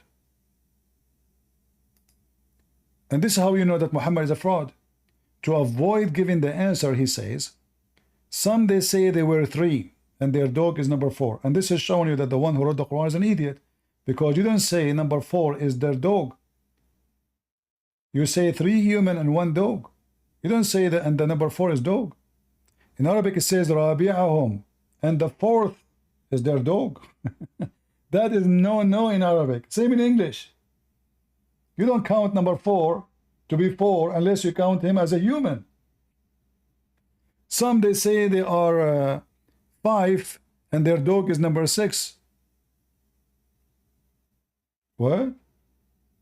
No, you should say some they say they are 4 and their dog is number 5. Stupid. He skipped. So some they say they were 5 and their dog is number 6. Some they say they are 6 and their dog is number 7. Say, Muhammad, only my Lord, he knew, brother, the number of those. What? What is the answer? Is that a nuke? Are they asking about mathematics, nuclear weapon secret? How many they are? By the way, this was Ali Dawa was answering. Brothers and sisters, only Allah knows what is best. And Allah says only Allah knows. So thank you very much. But if we ask Zakir Naik, he will have different opinion. Christian Prince, first of all, Allah knew the answer, but he didn't want to answer us. Okay, Abdul, the whole chapter is about this. How they sleep, how the dog with them. And then at the end, the main purpose of the story, we could not know. Why Allah is hiding? Christian Prince, first of all, Allah is not hiding it. Okay, how many there are? Christian Prince, let me tell you. Some they say they are 4 and their dog is number 4. Abdul, no. Some they say they are 3 and their dog is number 4. Exactly. Okay. What is the number? Okay, I will answer you. Some they say that they are 4 and their dog is number. Abdul, no. It says in there, some they say they are 5 and their dog is number 6. You're almost quoting wrong, man. But good simple. And some they say they are 6 and their dog is number 7. Okay, what the answer, Abdul? Allah knows best. This is what is this about? What this story is about? So Muhammad, he avoid, and look what he said. Look how stupid he said. He says Allah knows their number and few more people they knew. If few more they knew the number, why you don't tell us the number? It turned to be not only Allah, he knew the numbers, everybody knew the number, but Allah will not tell us the number. What a potato religion. This is God. He don't even cannot tell us how many the dog and the guys. This is the miraculous Quran. Some they say they are 3 and their dog is number 4.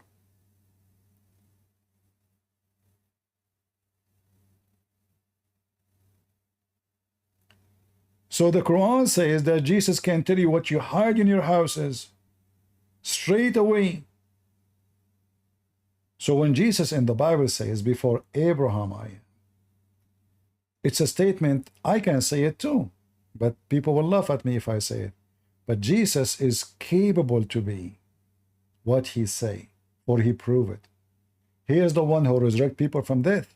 He is the one who made the blind see. He is the one who command a person who is, in his bed, just carry your bed and go.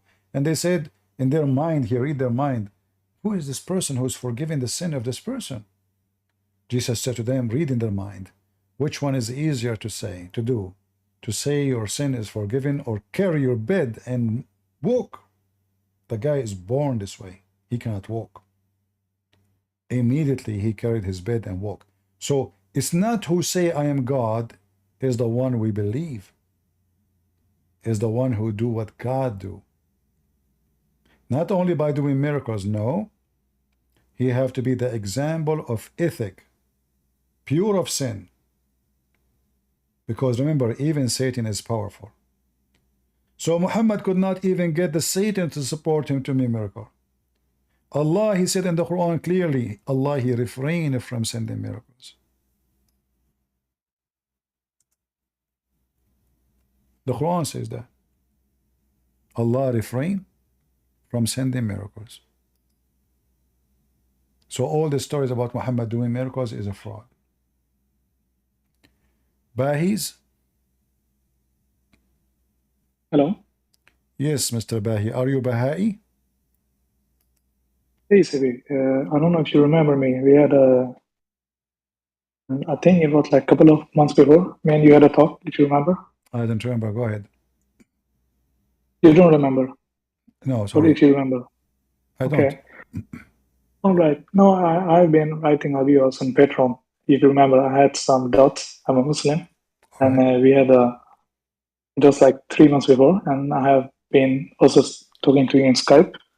And we had a discussion about, because as last time I told you, I was a little bit doubtful about Islam. All right. And as I follow your channel, day by day it goes, so I feel more unsecure. And that's why I wanted to come speak to you again. Okay. So, yeah, if you don't remember, we can take it from the start, no problem. Yeah, no problem. So how I can help you? Of course. Just a small thing. The thing is, today, actually, I was on the other live with a different Muslim group. I don't know if you know this group, Dawa Wise, because I want to hear even from them their answer before. Luckily, you had also your live today, so it's perfect for me. The one thing I noticed there, I remember one of your debates or live, like some weeks ago, you had speak to somebody regarding a contradiction, and there were 2 verses which you talked to someone. It was chapter 4, verse 3. Okay. And when you talked to this man, you told even about the contradiction, the same chapter and the verse 129. Yeah. If you remember, or yeah, if you can. Okay. Okay. And so this was one of the things when I wanted to have an answer from this Muslim group, where I would like to know their understanding, and even they showed in tafsir. So if you just quick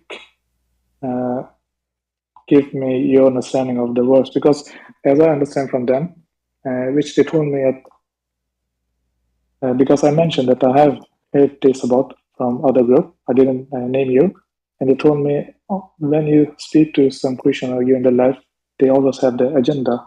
They won't really tell you the whole truth. Just regarding this verse, they told me like, what was it that you understand from this verse and the tafsir they showed you. And they told me they are not showing the whole picture. And the example is, for example, if you check the chapter 4, verse 3, regarding like what are the criteria to marry 1, 2, 3, 4, Yeah. like you have to be just. And when you showed this contradiction to someone else, like well, verse 129, that God have said you can never be just to your wives. And when they showed me the tafsir for this, and they told me in the first, verse 3, they are speaking about like you have to be justice in the meaning of materialistic thing, like housing, clothes, in that manner. And this verse 129, they speak like you cannot be equal in the matter of feelings, because it's like impossible to, like you cannot divide your feelings, like it's hard to measure it. So they told me that's the understanding, and so in that case, this is not a contradiction. Okay. Well, first of all, you see just the hypocrisy is what the Quran saying. If you fear not to be just, where is the food? Where is the clothing? Does it say anything about that in the verse?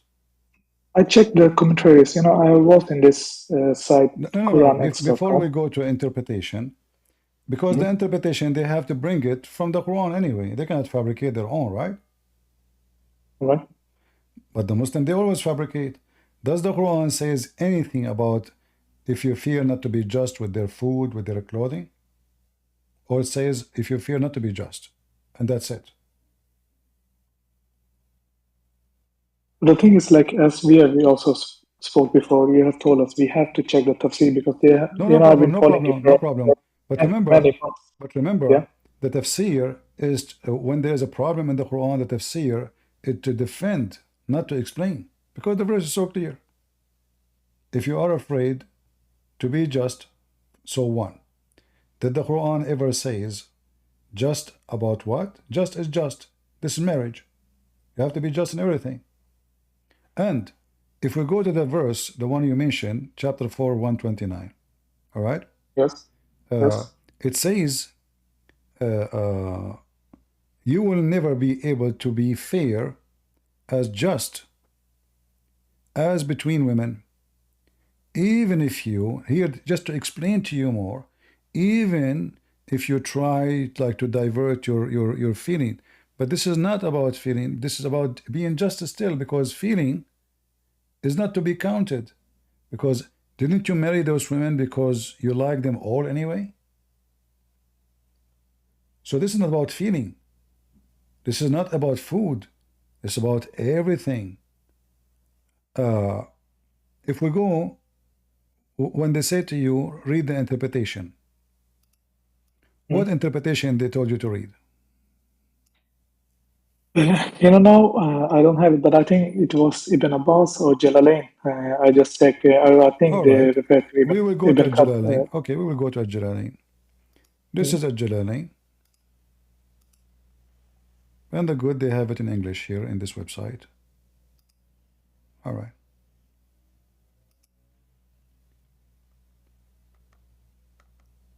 Read it. I don't see you in the screen. You don't see my screen?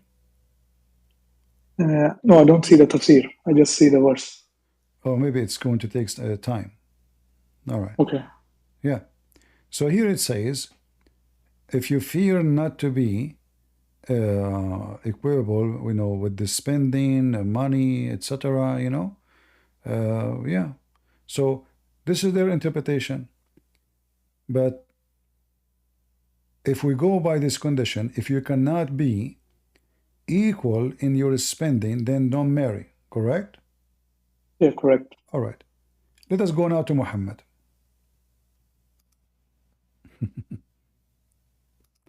Then those who say to you what they say, they have to admit that Muhammad did not follow the Quran and he is a bad person. Because remember, they say to you, this is about being fair in your spending.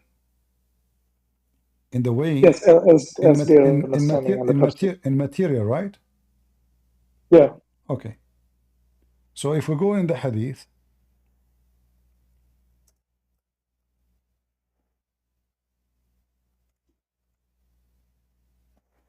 we will find that the wives of Muhammad, they complain about Muhammad.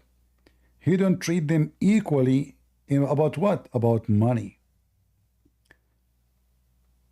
So if this is what it is about, then the first one to reject is Muhammad. He cannot be a prophet of God. He is the worst of men. I'm just trying to find you the hadith when it says, hold on. Okay, hold on. Let me find a different way.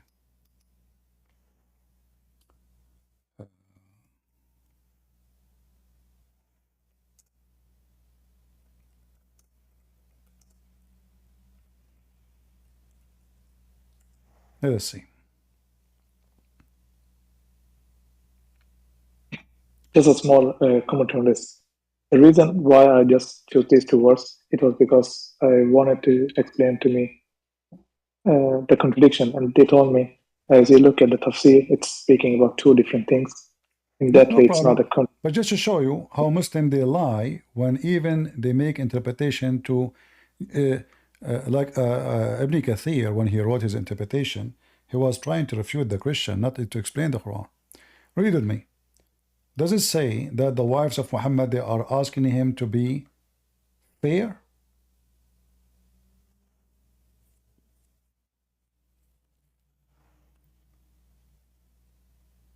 Do you see it? Yeah, I'm just reading it. Okay. Or where you want me to, like, you want me to read the whole thing, or is it? You can read it if you want. I will give you the link so you can save it. All right. Okay. Here we go. So they are complaining about what? Muhammad is not being fair. Fair in what? Let me give you the link. And even the word in Arabic is ta'adul. ينشدنك العدل. They are asking you to be just. Even if you read different translation to the same hadith, you will see it more. This is Sahih Muslim. They are asking Muhammad, to be just. That's all. And just about what? About money. So all this is about what? About the wives of Muhammad. They are not treated in equal rank. Muhammad, he said to his daughter, which is not his real daughter, don't hurt me in Aisha. Aisha is not equal to any of them. You see how many times? All the stories here. So Fatima now, the women after women, they come into him. She enters, she said, O Messenger of Allah, your wife sent me to seeking equity in case of the daughter of Abu Quhafa, which means Aisha. And Muhammad refused. So what was the problem? It was about money. All is about money. All the gifts, all the money go to the house of Aisha. The wives of Muhammad don't get the same as Aisha. So if the Quran, and if we go with those Muslims who say what they say to you, that the Quran talking about being equal in your spending, so why Muhammad cannot be equal in his spending, in the gifts they receive, in the money they receive? Just before you go there, but you told about this topic before, that this is a contradiction. So back to, like, if we just, before we go to the hadith, like what Prophet did, but what I want to know, is it a contradiction still? Like, can you explain me further? It is a contradiction, because it says just. It doesn't say it's about food. It doesn't say anything. It says if you cannot be just, you cannot. You cannot be just. The first verse does not say just about what. Same time, the chapter number 4, it says you will never be just. The 129. But if you check the tafsir, yeah, like just to see the tafsir, what I'm seeing also right in front of me, all right, and they are telling different things. You see, the one is telling in the maintenance, and the other one is talking about feelings. So they're two different things. So how can I say it? Like, I will go with you. So if the first one is speaking about being just by spending. The second one about just by feeling. But isn't it obvious that nobody can be just in feeling anyway? I mean, this is stupid to say. Same time, why the Muslims, they cannot be just in their feeling? If they are saying that they are marrying women and they are treating them equally. So so the Muslim, they are saying to us that they have fake feeling for some women, real feeling for someone. Why you marry her anyway? So he marry her because he don't like her? He don't like her? He hate her? He favor this one over this one? Are we talking about goats? The verse in the Quran says, you will never be able to be fair.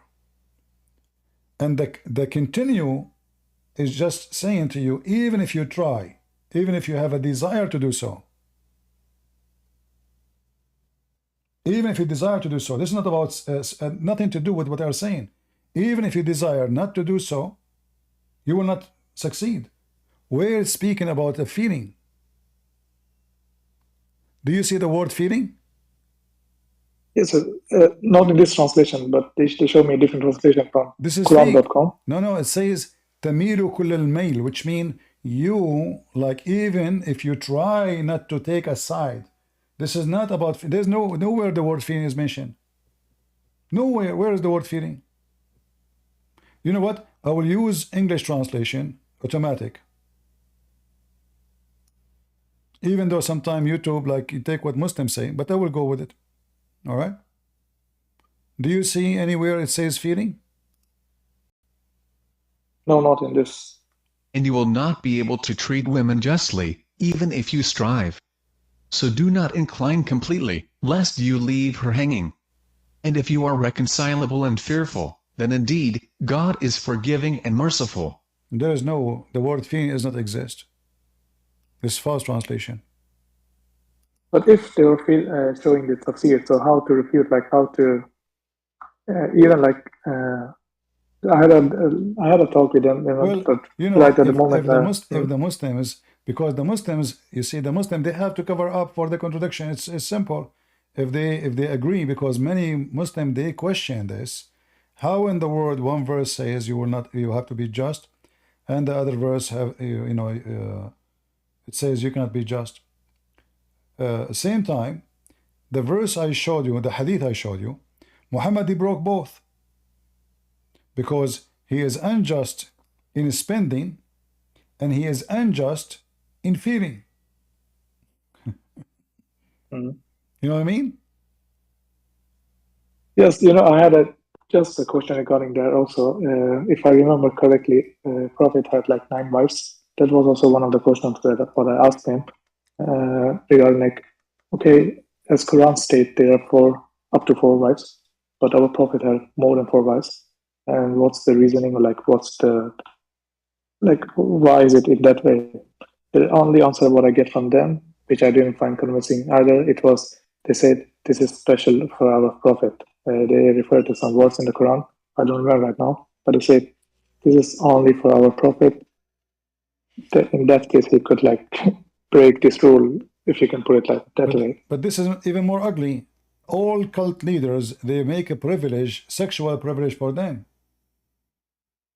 So if Muhammad, they say that Muhammad is the best man. The best man, he cannot be just. So how a normal Muslim will be just? If he is the best of mankind, he is not just with his wives. How the rest of the Muslim will be just? In the top of that, if Muhammad, and they confirm that Muhammad have a privilege, and those privileges about sex and money, isn't it this is a clear evidence that Muhammad is a fraud? Did Musa have a privilege? Did the Isa in Islam have a privilege about sex, about money? Why only Muhammad? Did Abraham have a privilege about sex and money? So Muhammad, he hijacked those names, but just all of those names is just to serve him. Muhammad, he have 16 privilege. Privilege number 11. If his eyes fall into a woman, her husband must divorce her, so the Prophet can F her. Is that even fair? He's not even fair with Muslims. His eyes fall into a woman. This is something you can believe it happened. Hitler doing that. Saddam Hussein doing that. You know? See, that's the thing that I told you, if you don't remember from our first meeting, there are many things. You know, I've been a Muslim like since I was born. I'm a practicing Muslim.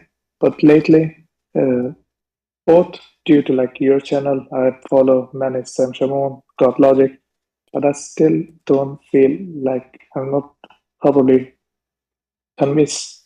At the same time, I don't know what to do. So that's the reason why I'm speaking always with the both group. Like we have a chat like 2 times. This is the third one. I've been speaking in their life, but I really don't find a convincing answer. No, and I'm now, giving you a convincing answer because it's obvious. The Quran never said this is about feeling. The Quran never said, it says you cannot be just in both of them. You have to be just, you cannot be just. Nowhere the word feeling appeared. This is a fabrication. Same time, it's obvious Muhammad, he himself never practiced what the Quran asked him for, which is a clear evidence that Muhammad don't even care for what Allah said. And when we see like this is the book of Al-Qurtubi.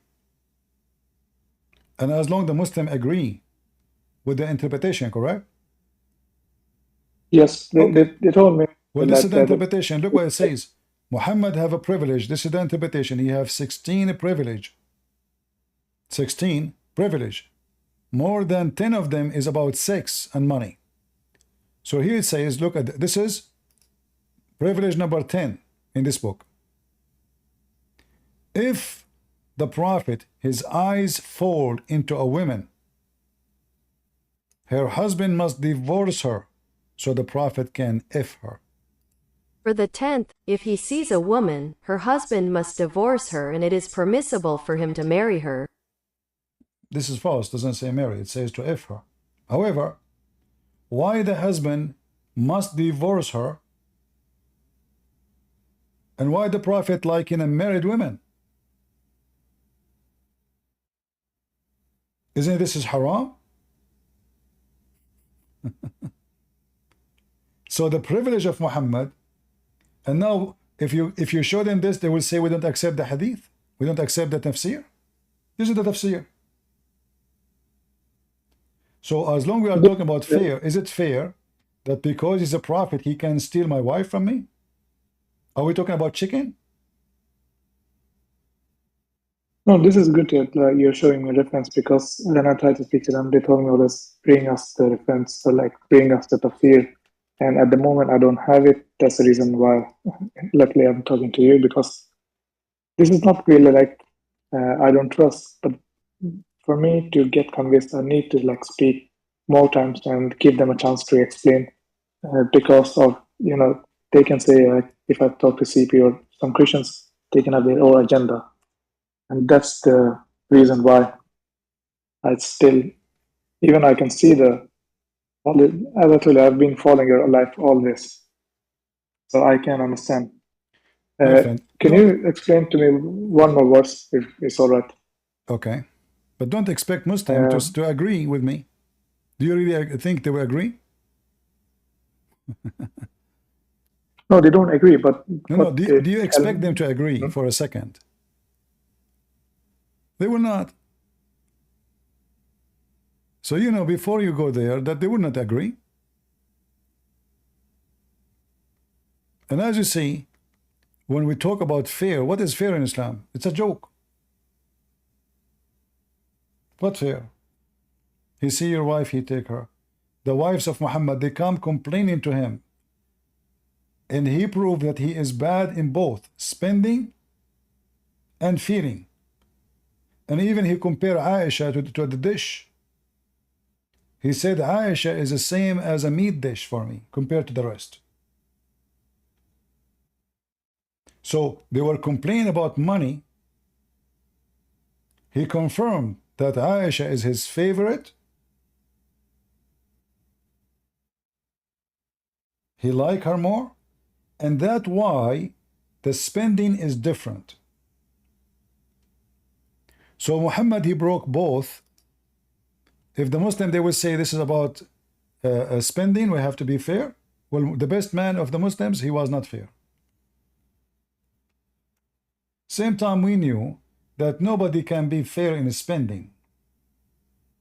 How we knew that? Very simple.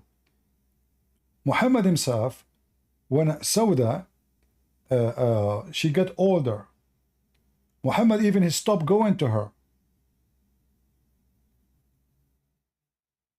which means she is not receiving any kind of care from Muhammad. In fact, she received a threat that Muhammad is going to divorce her. Why? Because she is getting older, not because she is a bad woman. So Muhammad is not the best example for the Muslims, he is the worst example. When like Mimi Hijab and Liya Dawa, they make a video says you can lie to your wife about your secret marriage. Why they do that? And what kind of religion allows such a thing to happen? Why we have secret marriage? We do secret things secretly because it's a shame, not because we are proud of it. So if I go now, I want to fart, I have to mute the microphone because it's not proper to do so. If I want to barb, I will mute the microphone. If I want to do, I will go to pee, I'm not going to, even there's no camera, I want to take the microphone with me so people will hear me. So we do things secretly because it's not right to do it publicly. But is getting married publicly is wrong? In Islam, yes. To the point they have secret marriage. So everything in Islam is backward, backward. In one hand, they say Islam teach you to be honest. But if you cannot be honest even with your wife, you will be honest with who? If Muhammad said you can lie to three, your family, your friends, your enemy, who's left? So show me the reference just so I can have it in case I need the reference for what? You told me like the Prophet told us about you can lie in some matters. Oh yeah, you can lie in all that I know. The Quran says you can use taqiyya too. The Quran actually, says Allah will not take you accountable for any false oath you take. Which means you can you can take a false oath. As an example, chapter 2. What the Quran is saying, as long as not intentional.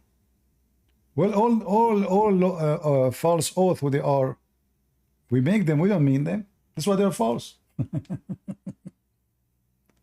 I swear to you, I say to you, I swear by Allah, I swear by Allah, I am telling the truth. Obviously, it's not my intention to tell the truth. The Muslim here, they will give you different reason. They will say, no, like if somebody says, I swear by because he's angry. No, no, no. First of all, the Bible says it clearly, say yea, yea, or nay, nay. Anything else is from the devil. So the Quran, this is not the hadith, encourage a Muslim to use the name of Allah falsely. And Allah will not take you accountable for your false oath. So Allah will take you accountable for what? For the truthful oath. Even that one, it turned to be false. Chapter 66, verse number 1. Muhammad, he took an oath not to have sex with Mary the Copt after his wife's getting busted. 2 days after, he broke his oath, claiming that Allah told him, why you, fabricate something I did not tell you? So when the Muslim, they say something, you need to know, the Muslim are allowed to swear by Allah lying. Because their intention, as long as they don't mean it, it's fine. As long as they mean something else. So the Muslim, he can say, I swear, but he don't say even the name of Allah. Or even if he say the name of Allah, but as long in his heart he don't mean it, it's okay. Especially if he is using taqiyya. Like if we go chapter 3, verse number 28, it says clearly, you can speak to non-Muslims in a friendly way, but your heart is like this. So as long your heart is like this, you're fine. You can swear, you can say things. If you mean them, you are in trouble. Like if you say to the Christians, I respect you, I honor you. If you take them as a friends for real, you are not a Muslim no more. And this is the Quran, chapter 3, verse number 28.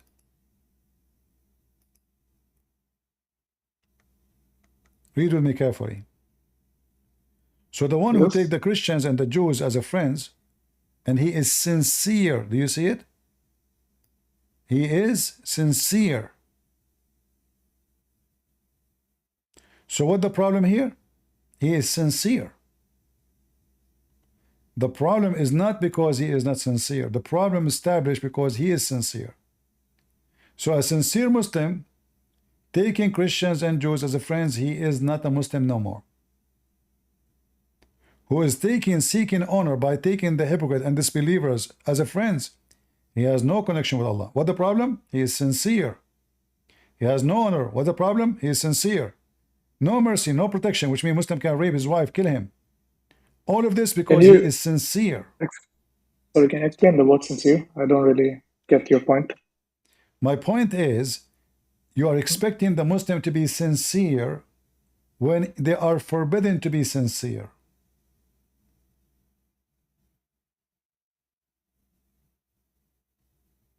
A good Muslim is the one who is not sincere. The second you are sincere, you are not a Muslim. Speaking to them, read carefully. Unless you are not sincere, unless it be you guard yourself against them, save yourself from them, taking it as security, serving yourself from them by speaking in a friendly way toward them while your heart is like this. So a Muslim is allowed to lie. And you are asking Muslims, hoping that they are telling you the truth. This is the religion of the devil. There's no way Jesus will teach us that we can lie to people, speak to them in a friendly way while we hate them. That is not from God. So what I showed you already, Muhammad himself is not fair in his spending and in emotion, which means he is against the Quran totally. And we can show tons of stories about the companion of Muhammad. They did the same. All of them. If you could explain also one more verse, it was in one of your life also regarding, I think it was on chapter An-Nur about chapter what? You had Nur, I think it was chapter Nur. It was about An-Nur 24. Okay. An-Nur, yes. I think it was about because the caller who have been spoke to you, he referred to Farid, and you show one of the clip where Farid told him like you can be pimp if you remember the verse. I don't know exactly the verse number. Yeah, you know this is about al-bagha. I don't know the Arabic word, but what I mean that when I checked the verse in your life, you told me like if you force them to prostitution, God is forgiving. And I checked I take this verse and talk to this Muslim life, and he told me this is not about like God is forgiving if you force them to fornication. This is the God is forgiving if they force the slave girl. So they were not like referring. Okay. You heard the video of Fifi, and the other. Yeah, I heard. Okay. So how come if I say this is about fornication, about being pimp, they say Christian Prince is lying. When they talk to each other, they say this is about being pimp. You saw the videos, Muslims speaking alone. They agree this is about being pimp. So now when they talk to you, why they are saying to you it's not? Who's telling the truth then? They lie. Here, why Allah even need to forgive them? They did not commit any sin. Same time, where is the punishment? Those who they are doing pimping, if there's a punishment for them? No. It's permitted. And look, the same verse says, force not those girls to do prostitution if they choose, which means if they choose to work as a prostitute, it's okay. Right? I'm coming to it. So when I check the tafsir of this, as we just take the last passage, Allah is all forgiving, most merciful. As I understand from their understanding, the tafsir is speaking about Allah is forgiving the mates. Like if someone forced to do something, some illegal, like prostitution. So what about the guys?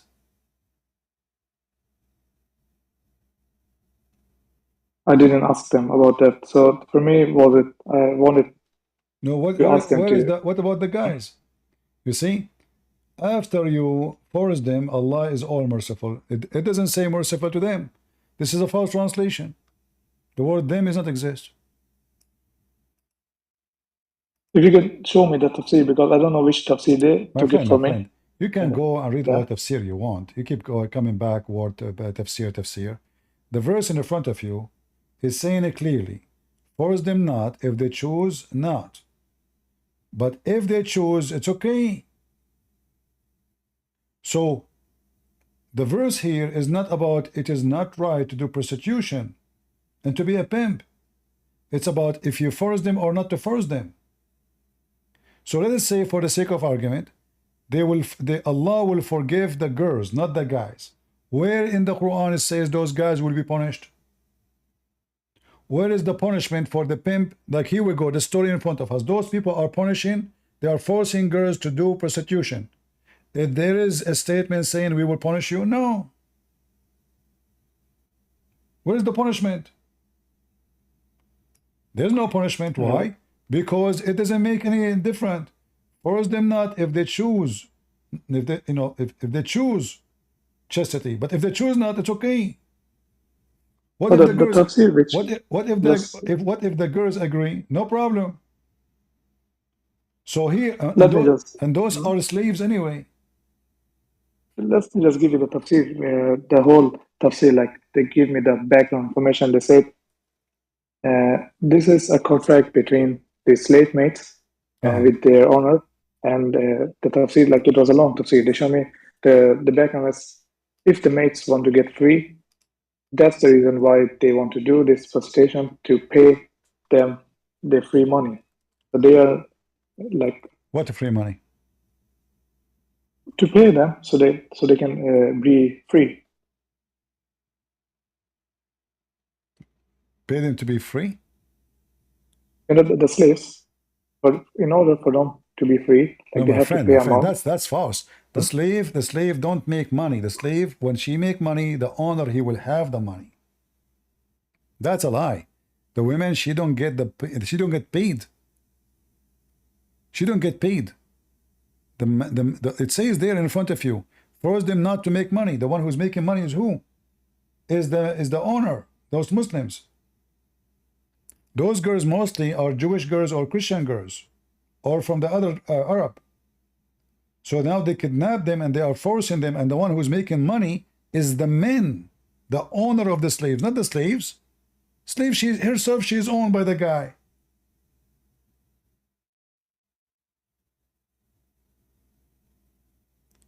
The slave herself is owned by the girl, by the guy. How she can make money? No, this is like the pimping. Like the understanding is, of course, they are not playing directly. The money the owner is receiving, it's the payment for her to get free. Why she will go free? Who is going to give her free? You see, you cannot free her by giving her money, because the money she earned is going to go to the owner. She cannot buy her freedom. He own her. He will say the money is mine. And the verse says it clearly. This is about prostitution.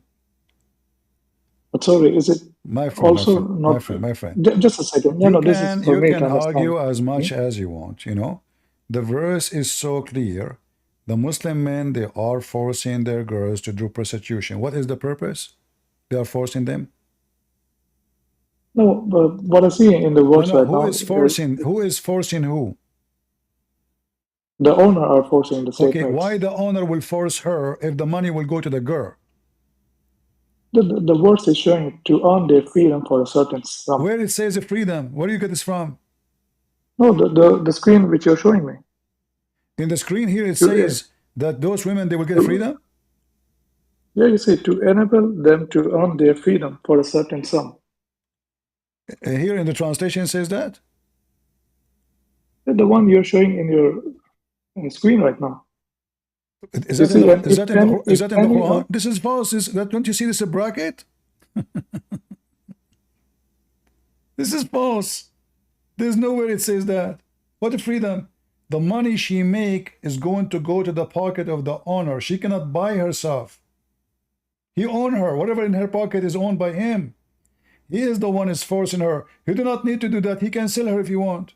But what does that mean? You know, he will never sell this woman. She is making him money. The money will not go to her pocket. This is a false translation. You change the translation here, all of this will be go. You change the translator. Just change the translation. All of this is gone. Where is freedom? Where is the, you know, what is this about? What freedom? All of this is a false. It does not exist in the Quran. But even the tafsir was speaking about the same what I told you before. Okay. Now I don't have the tafsir, but so that was what they showed okay. me. So if I show you which tafsir you think is the one is legitimate? We can take Ibn Khadir because I think most of the time they always show me Ibn Khadir or Ibn Kathir? Ibn Khadir or Madudi or Jalalain. These are the names which I know. Oh, I can show you all. You can read them all by yourself. There we go.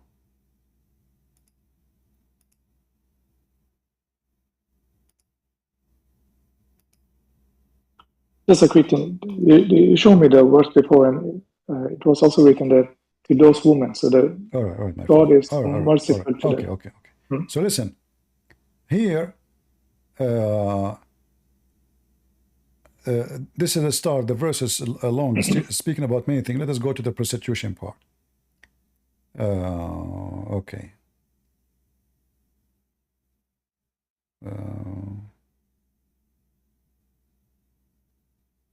All right. Where is the part of the prostitution? I don't see it. Here we go. Let's see here. All right. So, and do not compel your slave girls for your handmaids to prostitution, fornication, when they desire to chaste, to obtain the therefrom. This desire is the cause of an act of compulsion. So that statement is not properly a conditionals that you may seek through such a compulsion the transit things of life of this world, where it says about freedom, you know. Here it says, this was revealed regarding Abdullah ibn Ubay, who used to force his slave girls to earn money through the fornication. Do you see it? He's the one who made he is the one who made the money, not them. What freedom? What is all of the garbage? Why somebody wanna sell a cow is giving him milk? By what? By making milk? By people buying the milk. This is his milk. The whole girl is his. She cannot make his own money. So he forced them, you know, to make money. Did Muhammad say shame on you? No. Did he forbid him? No. All of us knew that the Muslim, they practice muta, correct? Yes. What is the difference between this and the muta? Nothing much. The difference is that the money in the case of the muta it's done with the women. She is free. So she collect her money. Here, the owner collected. But it's the same. Both they get wages. Correct? Yes. Okay. So this is Islam promote fornication and business. The women, she got paid for sex. As simple as that. Okay, good. Because I couldn't, because when I talked to them, I couldn't like explain them because the explanation they gave me, that's the thing I'm telling you. The explanation I get from them is different from your explanation. And You know, that was I'm there in let between. us say, for the sake of argument, Christian Prince explanation, all of it is false. But you saw the videos of Fifi and her friends saying clearly it looked like it's okay to be a pimp. Is that correct? Yes. Okay. Yeah, I saw the So video. let us say Christian Prince is fabricating things, as Muslim they say. Well, this is their own friends. They are saying it looked like it's okay to be a pimp, and they laughed. They said, yeah. So the verse is so clear. It's okay to be a pimp. Or what happened? A person came to Muhammad saying, your men, there's a woman, her name is Umayma. She been forced by a man, his name Abdullah ibn Abi Salul. So this Umayma, this woman, he used to force her to do prostitution. And the story came to Muhammad. He says, force them not. And if you force them, Allah is all merciful. So he did nothing. He did not stop him from doing it. He did not force him to stop doing it. He did not tell him, shame on you to do so. He did not punish him for doing so. Didn't Muhammad punish him for prostitution? No. All what he said to them, actually, he gave them a license. If she agreed, it's fine. If she didn't agree, it's fine too. Allah will forgive them. Why Allah will forgive them? They did not commit anything. Because if you force someone to do something, this is not his sin. So the forgiveness here, the statement of forgiveness is stupid. You don't forgive someone. She's been forced into prostitution. She did not commit sin. It's not her fault. She's been forced to. If somebody put a gun in my head and said to me, shoot this guy, or I will kill you, and then I shoot, is it me who shot the guy? No, I never wanted to do so. I've been forced to. So even by civil law, the one who forced somebody to do something is the one is guilty, not the one who did it.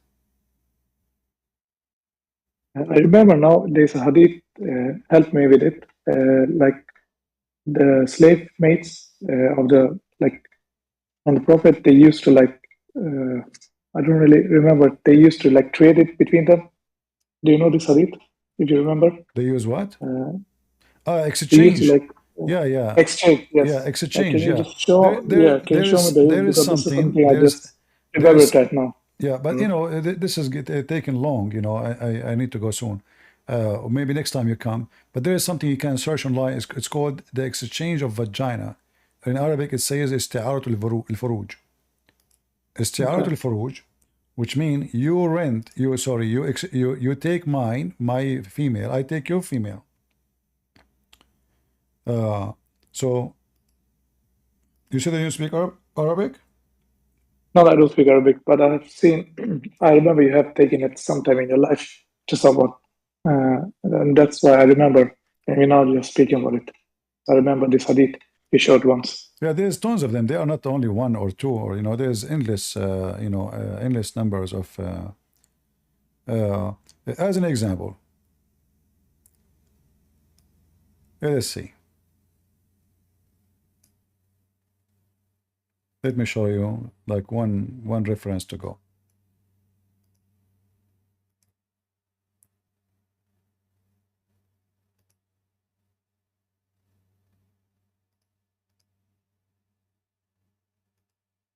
This is a Sunni website.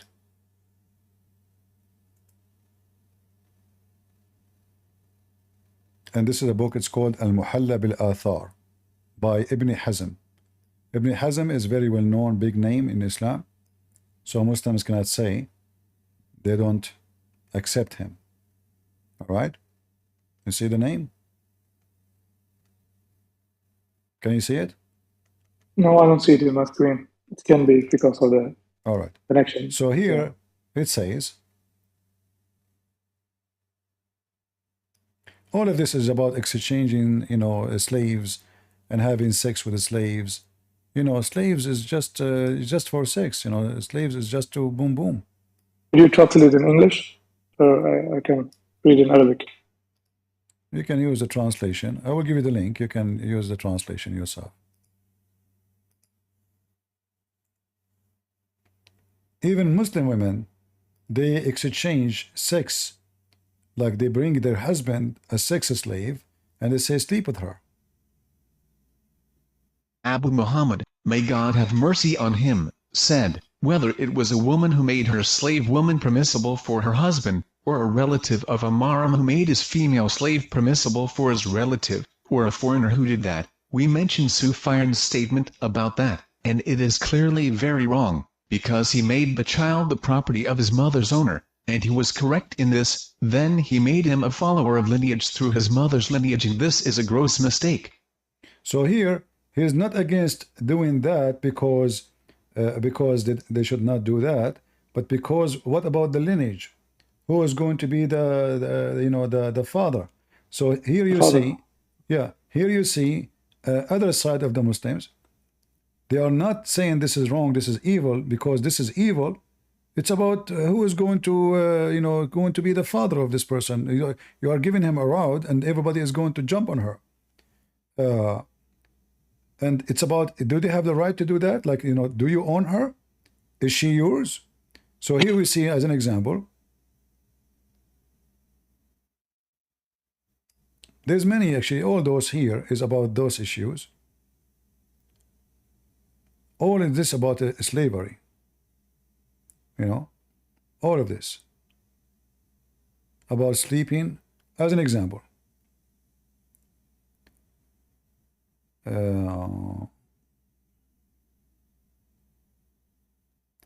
Here, this is Ibn Abbas saying the following.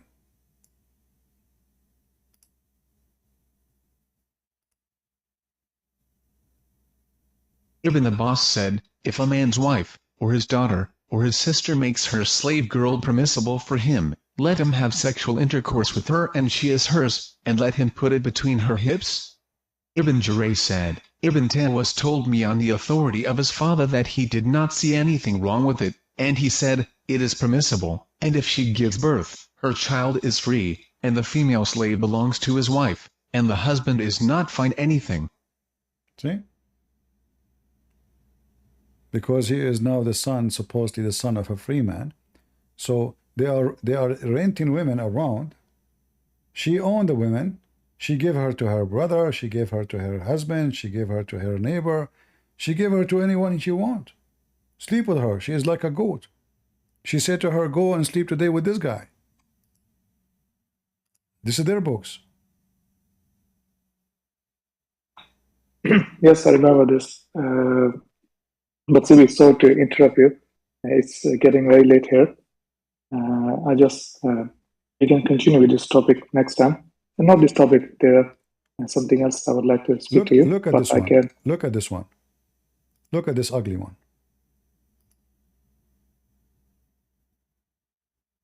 Attar said, would he like to do, and what I heard from him was proven. He said, I heard that the man used to send his daughter to his guest. Abu Muhammad, may God have mercy on him, said, this is a saying and this is what Sufyan al-Thawri said, pages 207, Malik and his companions says, there is no limit to that at all. The translation is false. It says no limit. It says there's no had, which means there's no penalty. So this is about a man. He had sex with a slave, and the slave gave him a daughter, his daughter. And yet he is asking his daughter to go sleep around. He commanded her to go and sleep with this guy or that guy. So this is his daughter from a slave, and it says here, there's no penalty for the one who do that. No penalty. This is his daughter. This is not even just a slave. This is his daughter from that slave. This is Islam. All right? Of course, just a quick response to this. Is it not because of in the Quran there is like permissible, like having sex with mates? Like this is why I'm telling you. If I get this answer, if I talk to them and they tell me it's permissible, so what should I? First Did of you get my all, point? Hmm? principle for what? No, they can tell me it's permissible, like in the sleeping with the mates. It's permissible in the Quran. So that's why they don't see First of all, anything wrong with it. In the Quran, it's mentioned not to have sex with the maid, to have sex with the captured women only. And that again proved Muhammad to be a false prophet. The Quran says, Malakat aymanakum, the women are captured from war. All right? And So you mean mates in this divorce, like this hadith of Tafsir you show me, they're not in talking about fact, those fights of war. in the chapter of about prostitution, it doesn't even say slave. It says fatayatakum, your girls. It doesn't say even slaves. Fatat in Arabic means a young girl. Fatayatukum, your young girls. Nowhere it's mentioned the word slave. However, a Muslim should not have sex or not allowed to have sex with women unless she is his wife or a woman he captured. And all those verses saying that. And then again, Muhammad, he have sex with Mary the Copt, which is not captured. She was a gift given to him from the ruler of Egypt. So Muhammad again, he broke the teaching of the Quran and he slept with women. He made her lawful for him, even though she is not lawful. And the Quran is so clear that those who they are your right hand possess are the only one you can sleep with them without marriage. Only. Because they are captured in war. This is why the chapter you mentioned to me, chapter 4, verse number 3, it says, if you cannot be just, then sleep with the slaves. And do you see the word captive?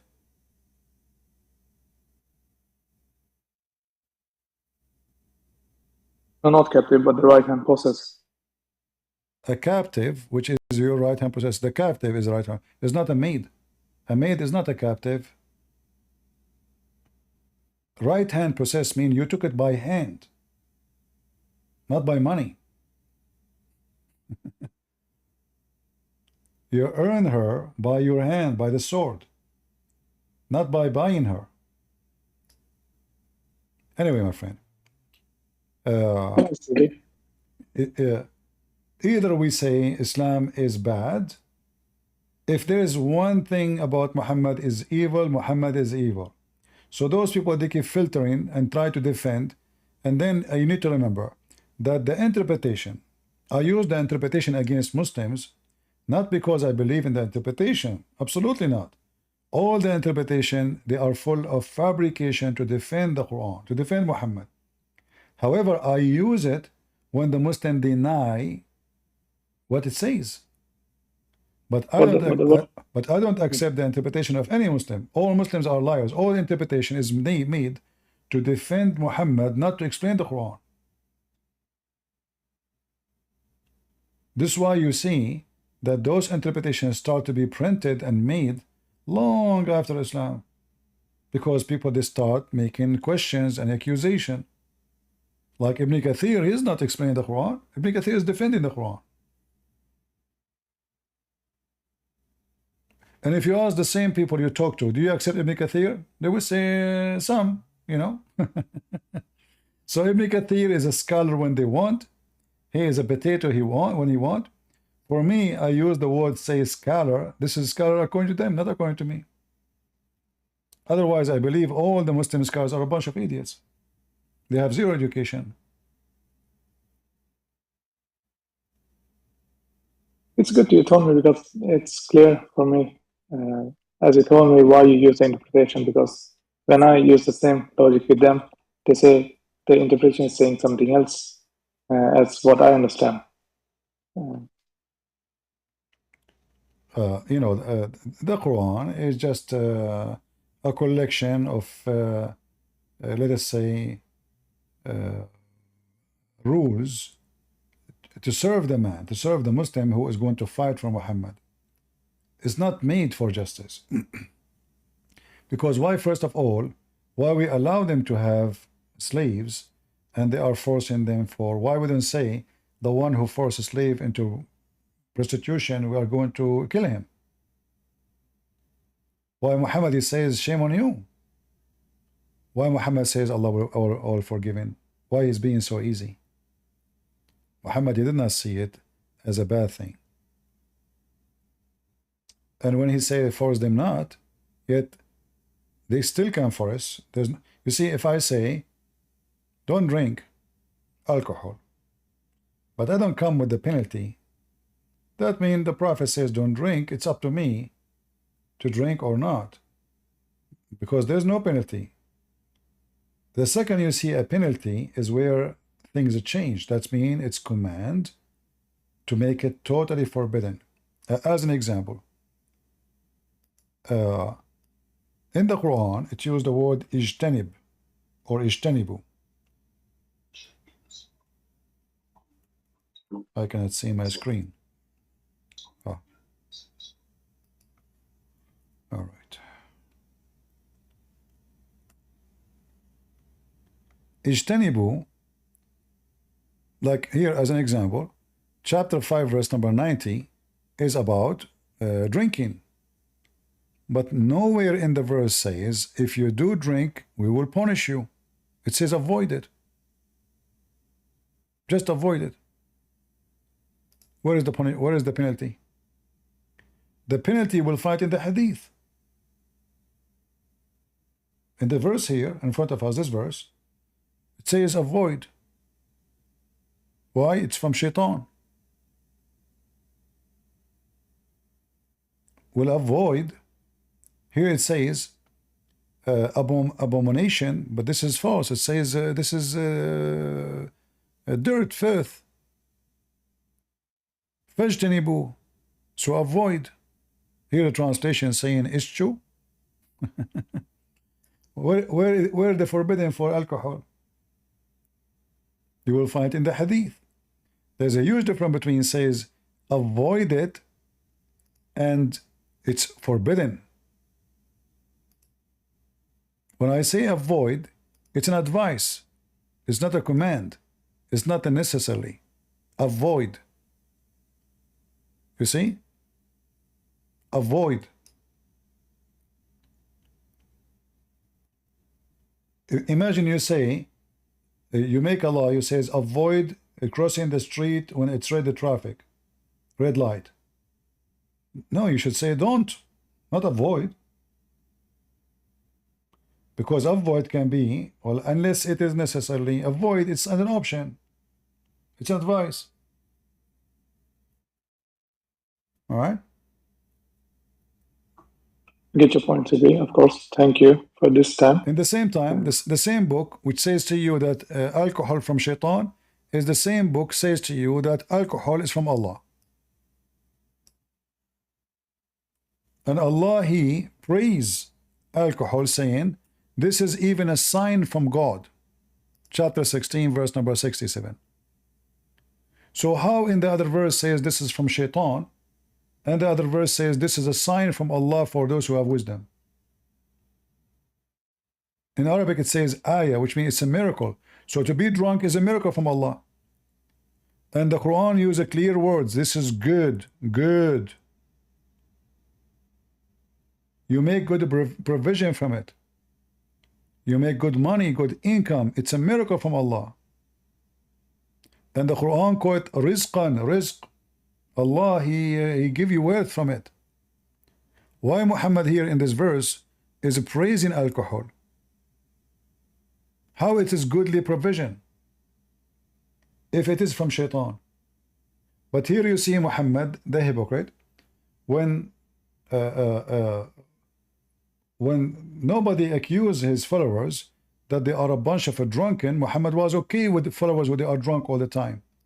But when they start laughing at him because They are drinking and praying, and they are falling apart. So the Arab, they said, look, Muhammad and his followers, they are falling apart when they pray. So what Muhammad, he said, he did not even say it's forbidden for you. He says, oh, who you believe, avoid praying when you are drunk. Not avoid drinking. Avoid praying when you are drunk. Drunk. And this is why Muhammad was praising alcohol in the other chapter. All of them, they are a bunch of drunk, including him. But the second they start making fun of him, how he allow such a thing around him. He claimed to be a prophet of God. Other issue about Muhammad, and we finish with this. If Muhammad is a prophet of God, we know the story about Jesus. He went to the temple and he flipped the tables over people who sell and buy outside the temple, in the outskirt. The temple have many yards. Out. They are buying and selling. And Jesus, he flipped the tables. Where is the jealousy of Muhammad over all of this? When the pagan, they are going totally naked around the Kaaba, and we don't see one time Muhammad, not a flipping table, is not even making a speech about it. Walking naked. In fact, there is reference about Muhammad watching women going naked around the Kaaba, and you can find those references in my book, Six on Allah. He asked a woman to sleep with him. She was singing that we are showing you what we are showing you, but it's not available. So she is telling the men, the vagina I'm showing you, my breast I'm showing you, it's to show, but not to touch. Muhammad later, he was watching her, he wanted her, and he wanted to sleep with her, the same woman. But Muhammad never felt jealousy that men and women going totally naked in the most holy, sacred mosque for Muslims, according to Muslims, because he's a false prophet. What Muhammad was afraid from, to say, hey, shame on you, what are you doing? Naked, totally naked. In fact, the dogs used to pee in the mosque. And Muhammad, he never sprinkled or clean. He never even kicked the dogs out of the mosque.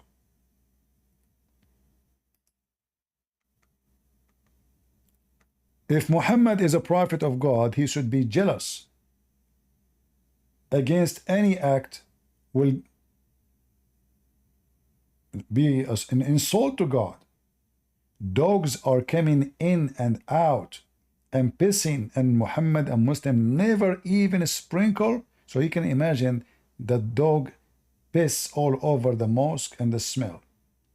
In fact, there's a story about a Bedouin man. He went inside the mosque in the presence of Muhammad. The Muslims are praying. He unzipped, he started pissing. The Muslim, they wanted to stop him. Muhammad, he said to them, let him finish. Let him finish. Muhammad cannot be a prophet of God. There is no way someone, he is a prophet of God, he will allow all those things.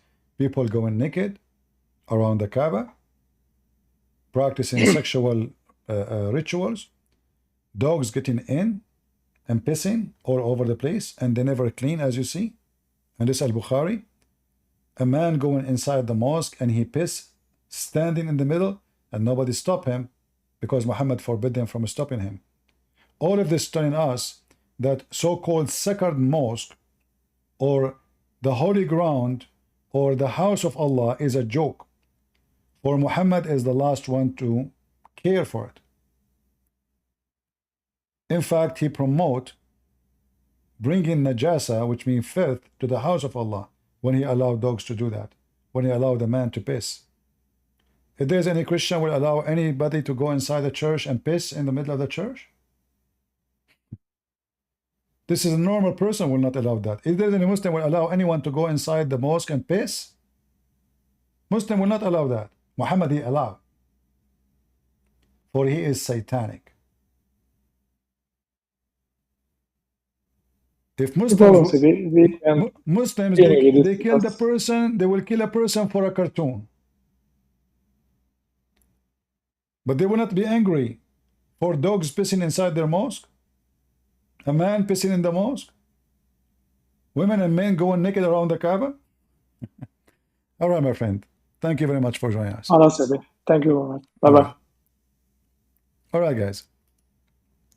So anyway, like if somebody don't want to believe in something, you cannot convince him. And if you want to go to Muslims, they will never agree in what I say. If you expect Muslims to agree with me, that means those Muslims are out of Islam already. But we are showing you reference. We're not making things up. There's no way a person who is in love with his God and he is a prophet of God, he will allow dogs to piss inside the mosque. And then you need to ask yourself, what kind of people they are? Even forget about Muhammad. Muslim, they put their head in the ground. Jag har konversation med honom och alla muslimer. Jag berättar vad de har sagt. Look, he's talking to somebody, but he's still here. So listen, what about the Muslims and Muhammad? They put their head in the floor. They put their head on the floor. Where the dogs is pissing. Yeah, we are done for today. Thank you. So anyway, guys, I wanted to make this video shorter, but as you see, it ended many hours. Maybe I need to shorten it later so you can download the video, because my plan is to shorten it or to make it short. But the plan failed, going to many places. So later I might shorten this video because I wanted to make it like introduction. I mean, this has became long, very long. So I might later trim this video. So I will leave it for now. I will give it a day, 2 or 3 days. You download it, you post it in your channel. All right. And we have it in full in Rumble, you know, but in YouTube, I'm going to trim it mostly to make it short. Okay. I have a question in your position on icons. Well, you know, for me, a person having a picture of Mary is not a bad person. But if you believe that the picture is Mary, you know, like if you worship a picture, this is wrong. This is paganism. So having a picture of Mary, it's okay. You know, even like there's no need for it because we don't even know how Mary should look like. However, if somebody have a picture, doesn't mean he's a bad person. He loved Mary. He loved Jesus. He loved, you know, the prophets. Not because he's a bad person. But if you ask me, I find there's no need for any of those pictures. So pictures is fine for the sake of art, for the sake of explaining things. Like we can, like one of the great evidence in the history of the church is the mosaic, which is pictures drawn by rocks. So it preserved the history of the church. Wonderful. So the story of the crucifixion is preserved in a stone, not in a paper.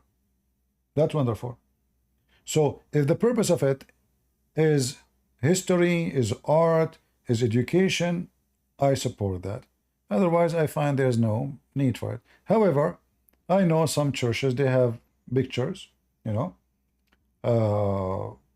But as long as they don't believe the picture is the real person, which means is to worship the picture, then, you know, yeah, okay, a picture of Paul. We don't worship Paul. But imaginary picture of Paul. Paul did this, Paul did that. So we draw a picture in art to tell his story. No problem. But the second the picture will be turned into an item to worship, this is for sure a paganism. This is not a Christianity no more. And we know that nobody worship pictures. No Christian worship pictures. We know it's a piece of paper or a piece of paint, etc. All right.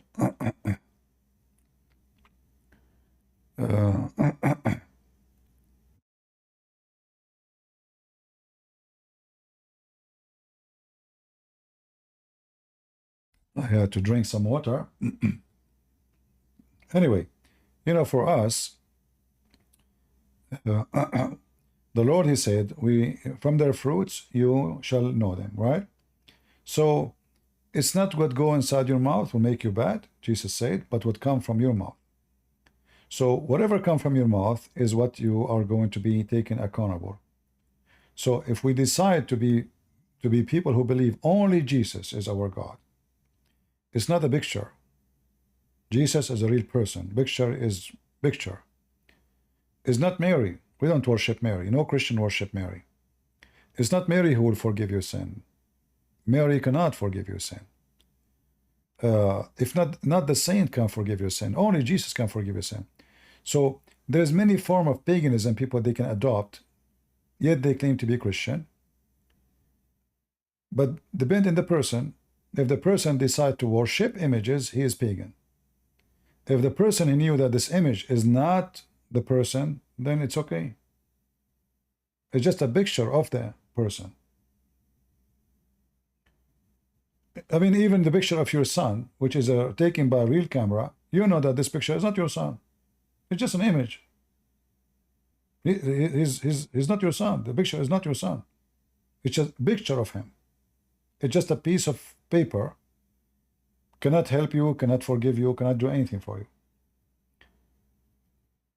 So I believe there's, there is paganism can be exist, like practicing black magic, or believing a picture can forgive your sin, or believing in statues can heal you. This is paganism, This is not from God. What is from God is what Jesus said. I am the way, not my picture. I am the truth, not my picture. Jesus never commanded any of his disciples to make images. Did he? Never. Did any of the disciples draw an image of Jesus? Never. So obviously it is not necessary. But I understand people, they love the Messiah. So, and they love to see someone, like this is the Messiah. I feel like better to see his present as an image. But we know that the Bible says, the Lord says, blessed is the one who believe and he did not see. All right? Yeah. But again, if somebody have pictures in his church, does not make him a bad Christian, or he is not a Christian. And I understand that the same people, they will tell you that there's stories in the Old Testament about the temple. There was images of the angels. So they can justify it. But for me, I find there is no reason for it. I believe in Jesus without knowing the image of Jesus. I mean, why you want to care? Even if I have if I have a true image of Jesus, still I know that this is not Jesus. It's just an image. Correct? Let us say I was exist in the time of Jesus and I have a video camera. Are we going to worship the movie? The video? Are you with me? So if I was there and I took a video of Jesus, I will not worship the video. Even though this is Jesus himself in the video. But the video is not to worship, we worship Jesus. So images is not what we worship. We worship a true, real God. Not a paint, not an imaginary, not a drawing. We believe in the true God. That is the Messiah. He is sent by the Father, he is Son of God, and he is real. He is not an imaginary image drawn by somebody. And regardless if we have a real image of him or not, still the image is an image. It's not him. All right? My image is not me. It's just an image. Nobody will be me except me. As simple as that. You can have images for the sake of memory, for the sake of, you remember your family, your events, but those are not, it's not the same. You have a son, you have a daughter, you have a father, you have a mother, they pass away. You know that the picture is not him. It's just a picture. But it reminds you of him, like a beautiful memory when they, you have his birthday, one day you did something together. So the images is like to keep you close from the person, let us say. And because a human being, he need all our brain functioning by images. So many people, they need images in order to have the person in their mind. As an example, if I say the word chair, it's not really a word, it's an image. So in my brain, there's an image of something. I decide to call it chair. So the second I say sun, my brain have an image of the sun. And that word is connected to that image. Even dogs, actually. When you say to them food, he learned now, the second you say food, this thing appear. The second you say food, the dish came. So his saliva will start running. So even though he's a dog, he don't speak your language. But he understood now. You say food, and then food come. So now he learned that when he say those things which he don't know what they mean, food appear. So our brain as a human is attached to images, and many people, they like to have images so they can be close to God, not because the image is God. This is their way, this is their understanding, this is how they feel. It doesn't make them bad. They are people, they love Jesus, they worship Jesus, they believe that he is the only savior, but this is how they think, they see how they can get close to God. For me, I believe there's no need for that. All right? Did I answer you?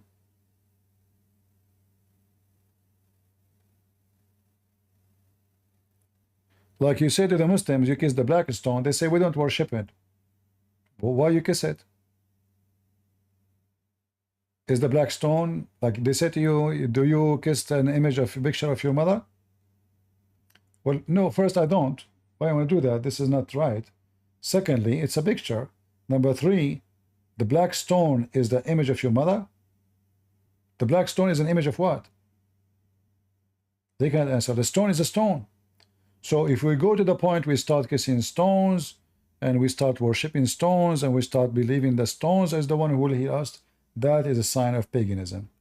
If we believe that only the Messiah is our healer, only the Messiah is our savior, no stone, no image, no picture can save us, it is Jesus, only his name, Yeshua. So by him and for him everything is created. Not by his picture, by him.